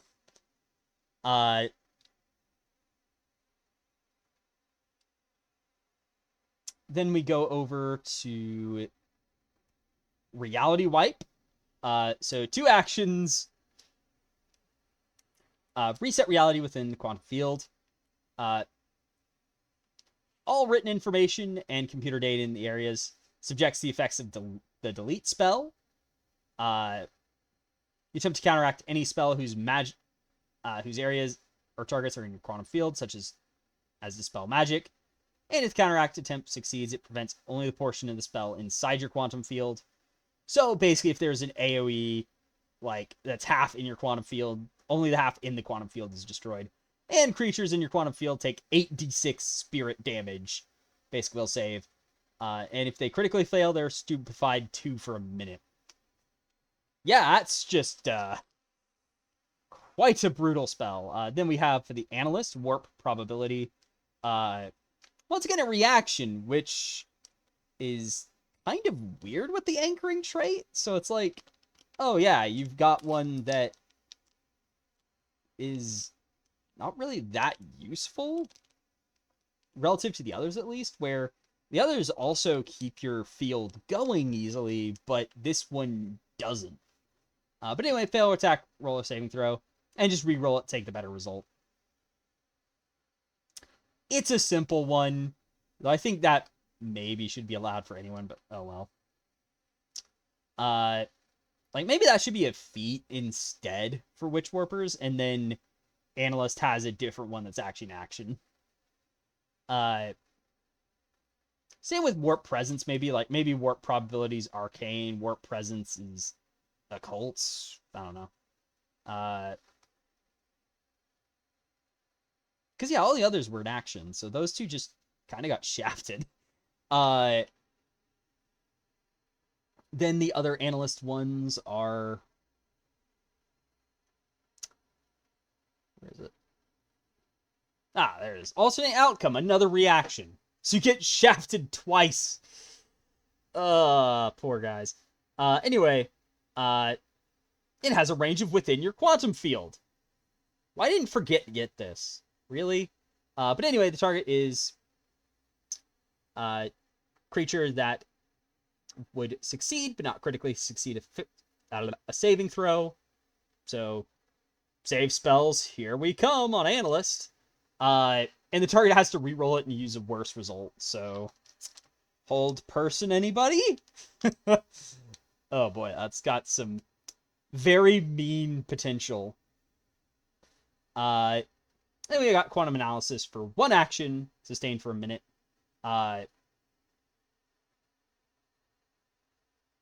So creatures you target can't benefit from circumstance bonuses to AC due to cover against your attacks. Also ignore the penalty to attack roll in any flat check required due to it being concealed, hidden, or behind cover. And you can cast spells that target creatures within your quantum field, even if you don't have line of sight to them. The first time after casting the spell, you make an attack roll against a creature in your quantum field. During the duration, you roll twice and use a better result. Has the fortune trait. So basically, I do feel like this should only apply to your quantum field, but basically it's easier to target people in the quantum field, which is nice. Actually, I want to do precog next. So then we got warp time on precog. So they have basically multiple effects you can choose for your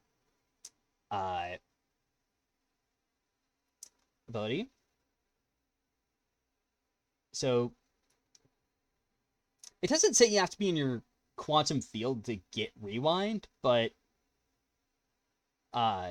basically you like rewind your personal timeline to an earlier point in life. So you gain 10 temporary hit points, which lasts for a minute. Then fast forward. You just deal D10 void damage with a fortitude save. Basic fort save. And then also it takes half damage if it succeeds. Enfeebled 1 if it fails, and Enfeebled 1 for a minute on a crit fail, and double damage. So it doesn't work on undead, but kind of fair.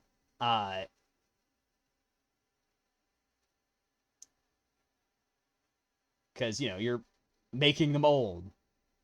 Undead don't really age. Same with constructs. Kind of. But definitely an interesting one. And then plus 2 heighten. Increase damage by d10. Temporary hit points by 5. It is only ever 1 action, so... then they also have... What's the next one? Accelerate. So 2 actions. You gain quickened for a minute. But you only strike, stride, or step with the extra action. So that only getting to strike with it is kind of meh. Like, I guess, like, I get cast gun is kind of a meme for this, but still kind of anyway, then there's time limit for 2 actions. Each creature, up to 5 creatures in your quantum field have to make a will save. And on a success, they're stunned 1. Fail, stunned 2. Crit fail, stunned 3, and slowed 1 for a minute.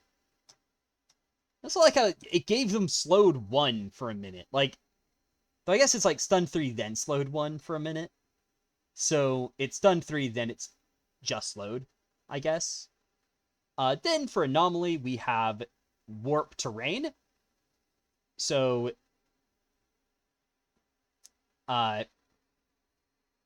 basically you add an effect to your quantum field, or you warp terrain again or dismiss the spell. Doesn't have a duration, but it's just the field duration. So this is where it gets awkward with the difficult terrain one. But granted, this is a focus spell and has a bonus effect, but the first one is you create difficult terrain in the area, but you and your allies can ignore it and can even take cover using the features. Or you suppress terrain in the field. So difficult terrain becomes normal terrain. The creatures still count squares as difficult terrain. So if something counts as difficult terrain for a creature specifically, then that still applies. But you can also use this to counteract stuff, and then if it's heightened to 3rd, you can have it fill with fog, smoke, or another phenomenon that functions as mist. And then at 6th level, you can choose to have the quantum field become greater difficult terrain instead of difficult terrain. Then at 4th rank, we got World Warp. So 4-round, a 10-foot burst in the radius has this effect. So you roll a d6 and do an effect.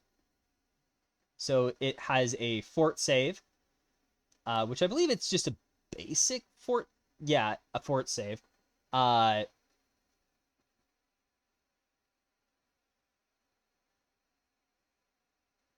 seem like it can be sustained, but on a 1, it's a supernova for 4d12 fire damage and d6 persistent electrical. And on a crit fail, they're dazzle. Earthquake does 4d12 bludgeoning damage. And on a crit fail, they're knocked prone. I feel like that one needs another effect, but oh well. I guess it is random. There's the Inferno, which does 4d12 fire damage. Also might need a bonus effect for that. Well, actually, everything in the area is affected by smoke for a round anyway, so fair. And on a crit fail, double damage, 6 and 1. Eldritch Storm, 4d12 sonic damage, d6 persistent mental damage. And on a crit fail, they are also confused for 1 round. Then Flash Freeze, 4d12 cold damage, and they're slowed 1 on a crit fail. Then Radioactive Blast, 4d12 bludgeoning damage and d6 persistent fire damage. And on a crit fail, they also take d6 persistent poison damage and are fatigued as long as the persistent poison lasts. So, yeah. Just casually radioactive. So the 6 is definitely brutal on a crit fail. Though I do think they should all have some sort of persistent damage, maybe. Like, maybe Earthquake is bleed. Inferno. Maybe just more fire. I don't know. Then Flash Freeze. I guess just more cold damage. I don't know. But then they also have... Is it here? No. It's here. There it is. Parallel Forms. 2 actions. Split yourself into 2 versions. Each version you strides from your current space. It takes a single action. If both are attacks, you must target a different creature and use the same multi-attack penalty. Kind of use 1 attack towards your multiple attack penalty. Each round you sustain the spell. Your forms share the same actions.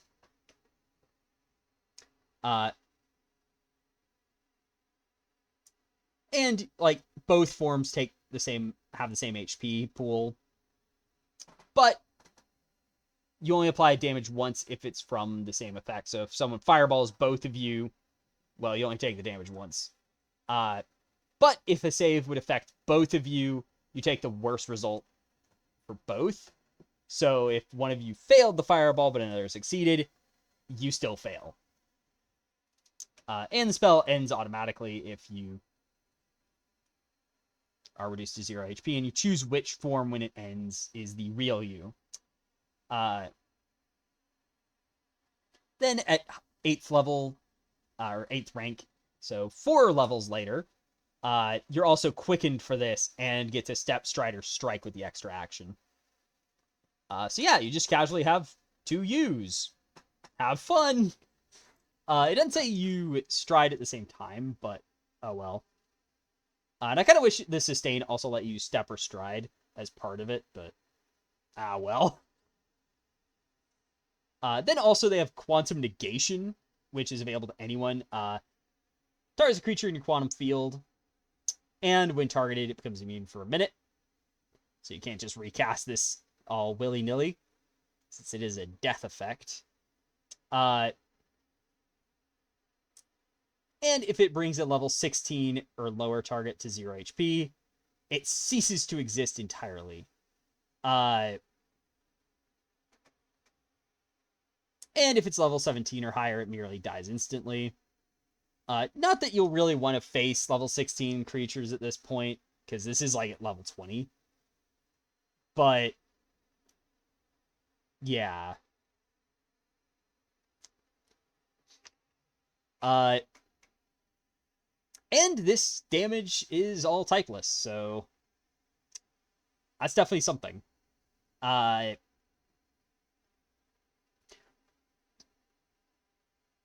it has a basic will save. And if it's 13th or lower, it automatically reduces the success by 1 step. So yeah, it's just pretty much it can only succeed on a crit success. So yeah, that's just ooh. But 13th or lower takes 9,999 damage, so pretty much just erase someone 13th or lower automatically. 14th to 16th, 25d10 damage. And then 17th or higher, it's just 20d10 damage. But yeah, that is that's a spell for 20th level. And do keep in mind, this is a focus spell, so you can cast this 3 times. Yeah, that is just an absurd focus spell. It is a 20th level feat, though, so yeah. But other stuff, nothing too special. There are a few unique things to note. For one, Iomade is nowhere to be seen in this list, even though she was like a major human deity in first edition, because she was the one like searching for lost Galarian and stuff. There are a few that are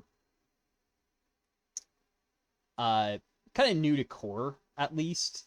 Like Lysala is now in the core pantheon as the Aslanti goddess, so she shows up here.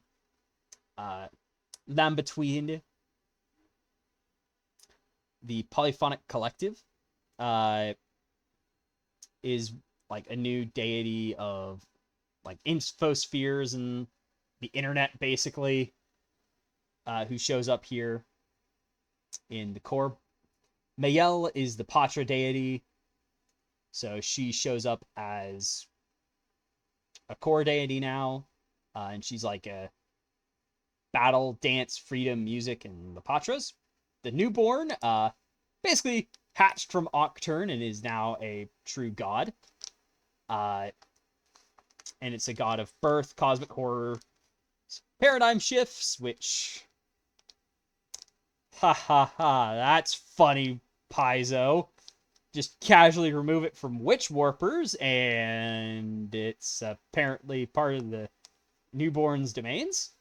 There's also the renewal as a focus. Phrasma's still around. I think Sarenrae isn't actually shown here either. Ironically. Like, because she was a major one too, because like she was the sun goddess, and well, there's a lot of suns.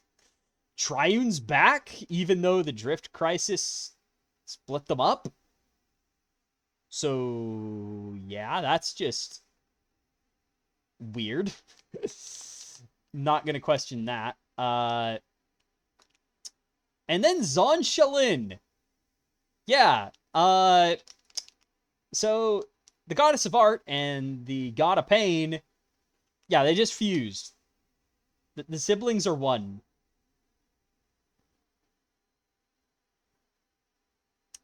There's also new tech domain for clerics and stuff, so you got just tech stuff for you. But anyway, I think that's been a pretty decent look at. There's also some like environmental stuff for looking through, which I'm not really going to go into detail too much on, but there's also the character sheets, which are typical Paizo fashion, a bit what? But, ah well. They're fancy, but hard to read. But anyway, this has been our kind of look at Starfinder 2nd Edition, so kind of want to give some final thoughts to it. So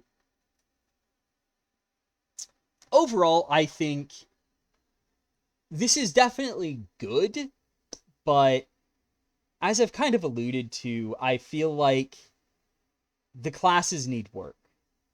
But there's also something else we need to address. The stuff that's missing. As I've mentioned, the Technomancer and Mechanic are delayed. And apparently, from what I've seen, they've mentioned that they're not coming in the main handbook.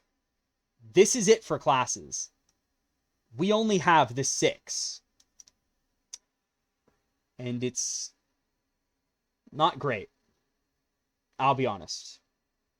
Also missing is starships, which I get for the playtest, like the initial playtest, not having starships, but it feels like, and it's also implied that it's going to be in a second book. So basically, there's going to be a supplement coming later that kind of finishes it out. I will be blunt. This is bad.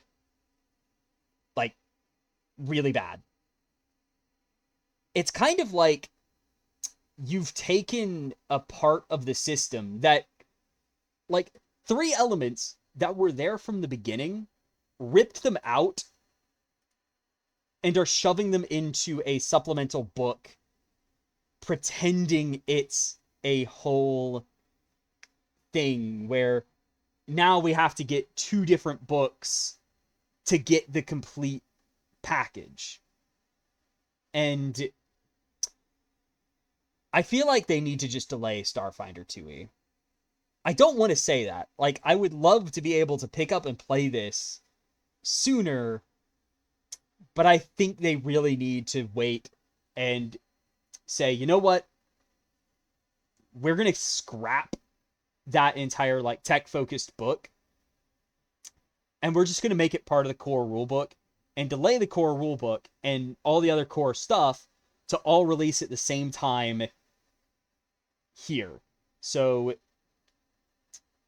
also, another problem I have with it is, especially for the soldier and operative, they've kind of been so afraid of making classes like Pathfinder classes that they forgot that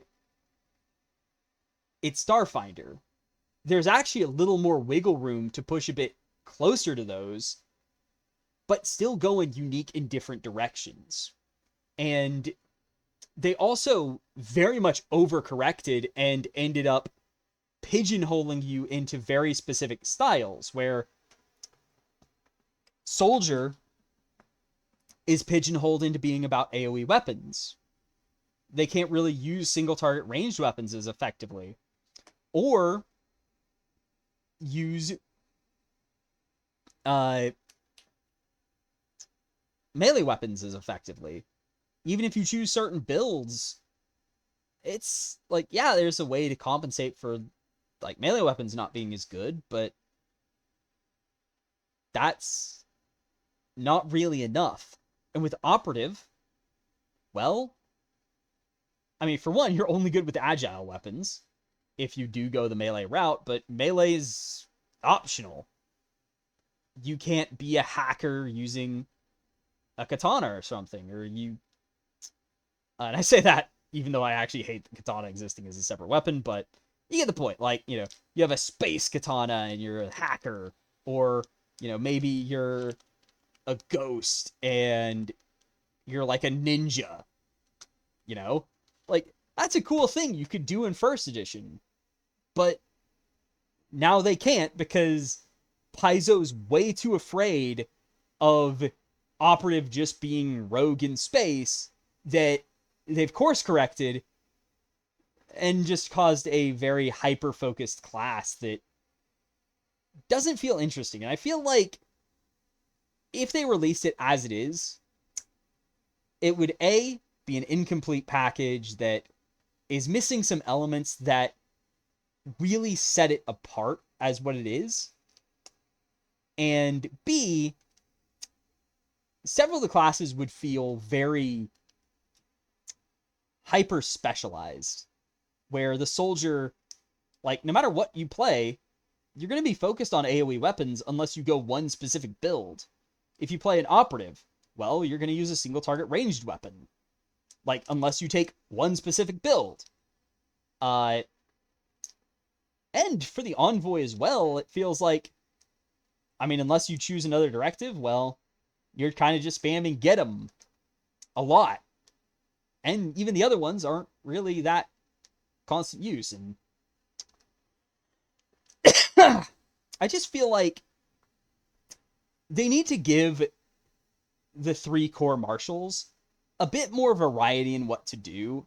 And also, of course, like, there is some playtest jank of, like, Solar Flare on Solarian being utter crap because it doesn't key off strength at all.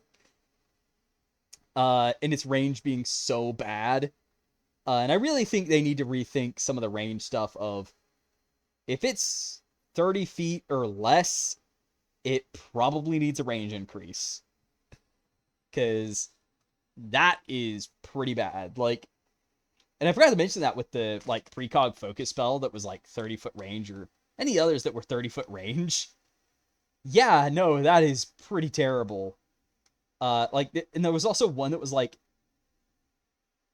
or it might have been on Analyst, actually, where it was, like, or one of the Witchwarper warp spells was, like, 30 feet, but it was in your quantum field. It's like, so you have to be in your quantum field for it. Not fun.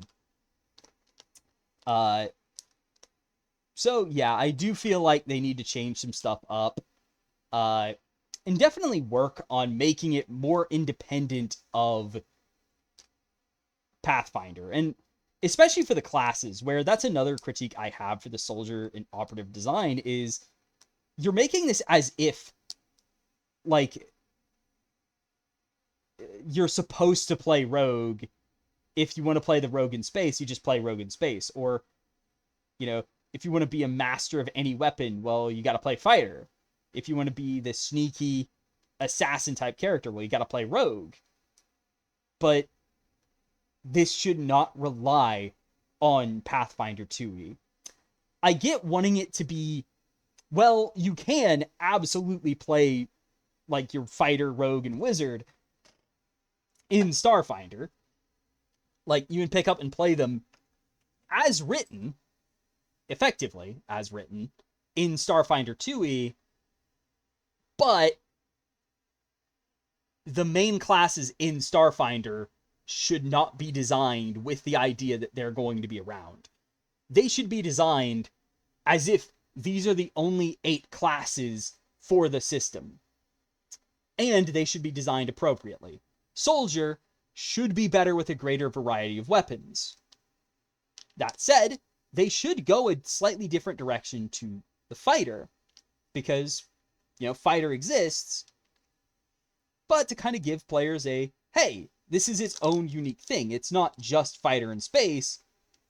It's the soldier, and they do things slightly different. So, like, maybe they care about the weapon type.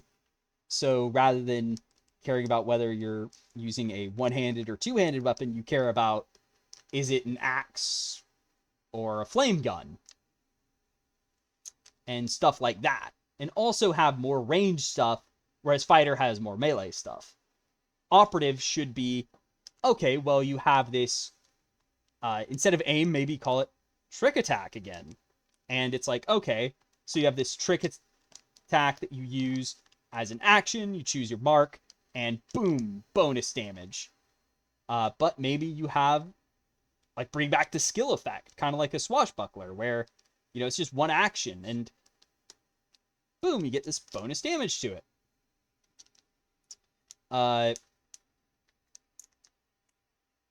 And then Witchwarper, I think, should also be designed with the idea that Technomancer and Mechanic are core classes, which is definitely a strong suggestion I will give them. Now, there is some things that unfortunately are probably going to stay, because Pathfinder, but ultimately, it's like a lot of the stuff, it works. Like the tradition stuff, I think is fine, ultimately. Not a fan of the 4 traditions, kind of fully restricting you down a certain path, but I'm fine with them. They work well enough. And I think, ultimately, and guns, I think AoE weapons need a big rework. Kickback needs to actually be worth it. I think there's some refining that needs to be done, but I am definitely excited to see what Paizo does. I just hope they really fix up the classes and make them, a bit better and able to stand on their own 2 feet without feeling like these were made the way they are because of Pathfinder. It should be, you could play this completely divorced from Pathfinder and feel like, yeah, these make sense. And also have more variety within them. Like, yeah, you can make a soldier who specializes in dual pistols, or, using a pistol and a sword. Even if that, and yeah, that is technically a gunslinger build. They would have a different way of doing it. It's like, oh yeah, the game functions differently, so they can kind of get away with it. Also, people want to play Space Marines, because of course they do. Let them do it. Have fun. And just have more of that in where I feel like there should be more like independence from Pathfinder. I think that should be a big focus in the future. And of course, like another big thing they should do is probably delay this so we can get A, better base classes, and B, have a more complete package, as I think starships, like, how can you have a sci-fi game without starships? Because I'll also say I feel like this is kind of being rushed, where, like, Pathfinder Remaster really threw them for a loop, and I will say I fully understand why they did it the way they did it, but I feel like now they're trying to get back into Starfinder 2nd Edition, but they're kind of rushing back in as, we want to get this out as soon as we can, but we really should delay it, but we're not going to. Instead, we're going to delay like 3 major parts that should not be left out. Because as it is, I feel like it'd be good enough, but having to pay for starship combat and 2 classes that are like pretty much the most sci-fi, like futuristic and science fantasy classes in the futuristic science fantasy setting is definitely a bit of a, you've gypped us. Especially since they were both core classes before and don't really have a proper, like, analog. It's like, I would like that here, but overall, it's been nice. Though I also would have preferred if they put the critters in this book, but oh well. Anyway, without further ado, that has been Halo Zoo for over 6 hours. Holy cow. And I will see y'all next time. Halo Zoo out.